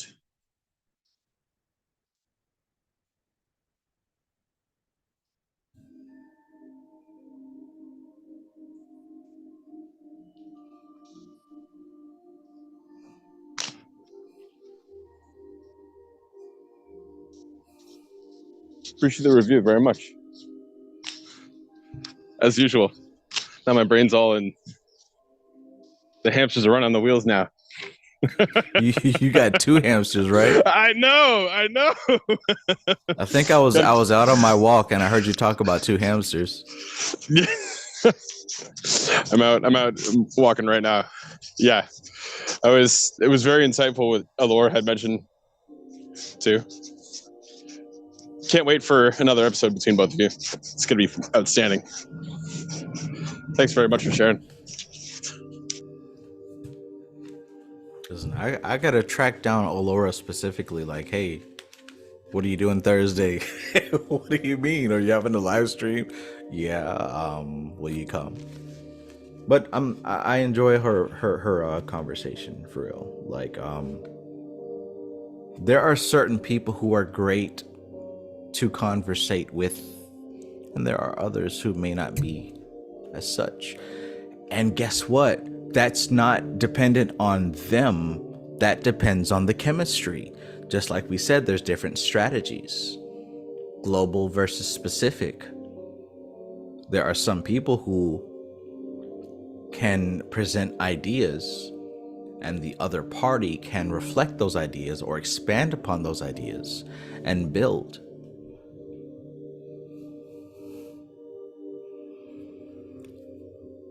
You, were you able to get a hold of that NLP book that I mentioned, the green one? Initials RB. Not that one, but Oh, hang on a sec. I don't know if it was your end or my end. Right as you were saying the book or something. Little glitch. Didn't hear. I've been having technical stuff all night.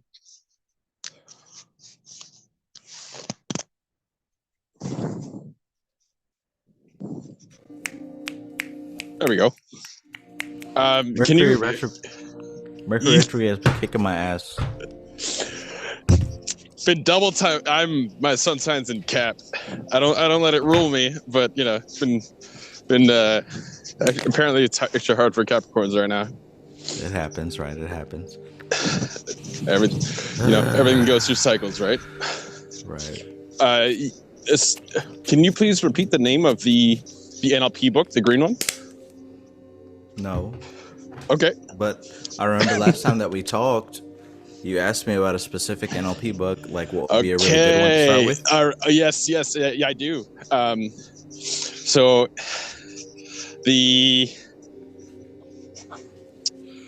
there was the one that had 2 authors, right? There was a couple. There's that one, and then you mentioned another one. I got the physical copy, and I haven't cracked the second one yet. But that NLP, okay. All I'll say is Compass. How about that? There it is. It's a greenish book. It's a greenish book. You and Alicia were both interested. The author is what is the author? O'Connor. Yeah, I got it. Okay. Absolutely. There we go. Haven't cracked it yet. That's the key word in that sentence. Yet. Yeah. No, I know this is like a long-term like lesson. Like, I almost tried teaching a class on this, and I realized like I still have more to learn. However, I think I'm pretty certain that the next class on that subject that I want to teach is about meta programs, and that's what a lot of tonight has been about, meta programs.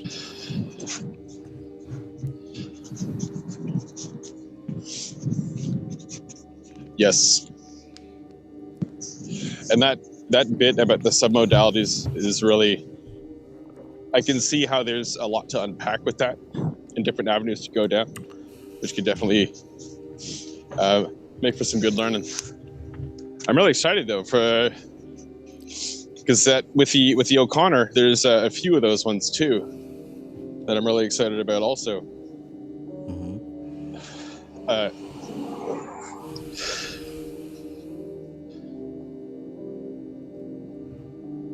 Oh, there's some more. There's so much more. Like, I want to share this stuff, but like, I know people are shitty.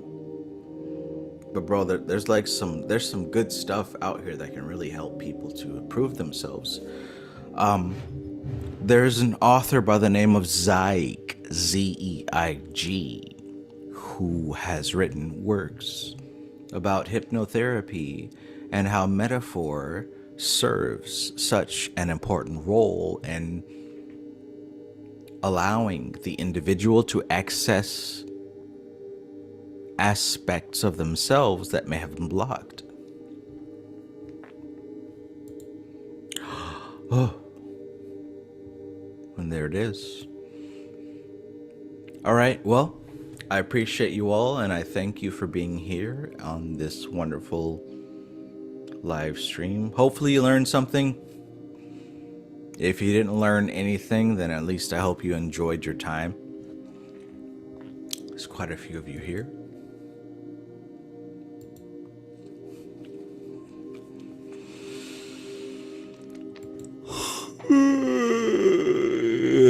It's been a long night, and I think that if you stay true to your studies, you'll find the answers that you need. All right, so this is TK Trav, aka Travis Magus, here with LVX777. I love you all.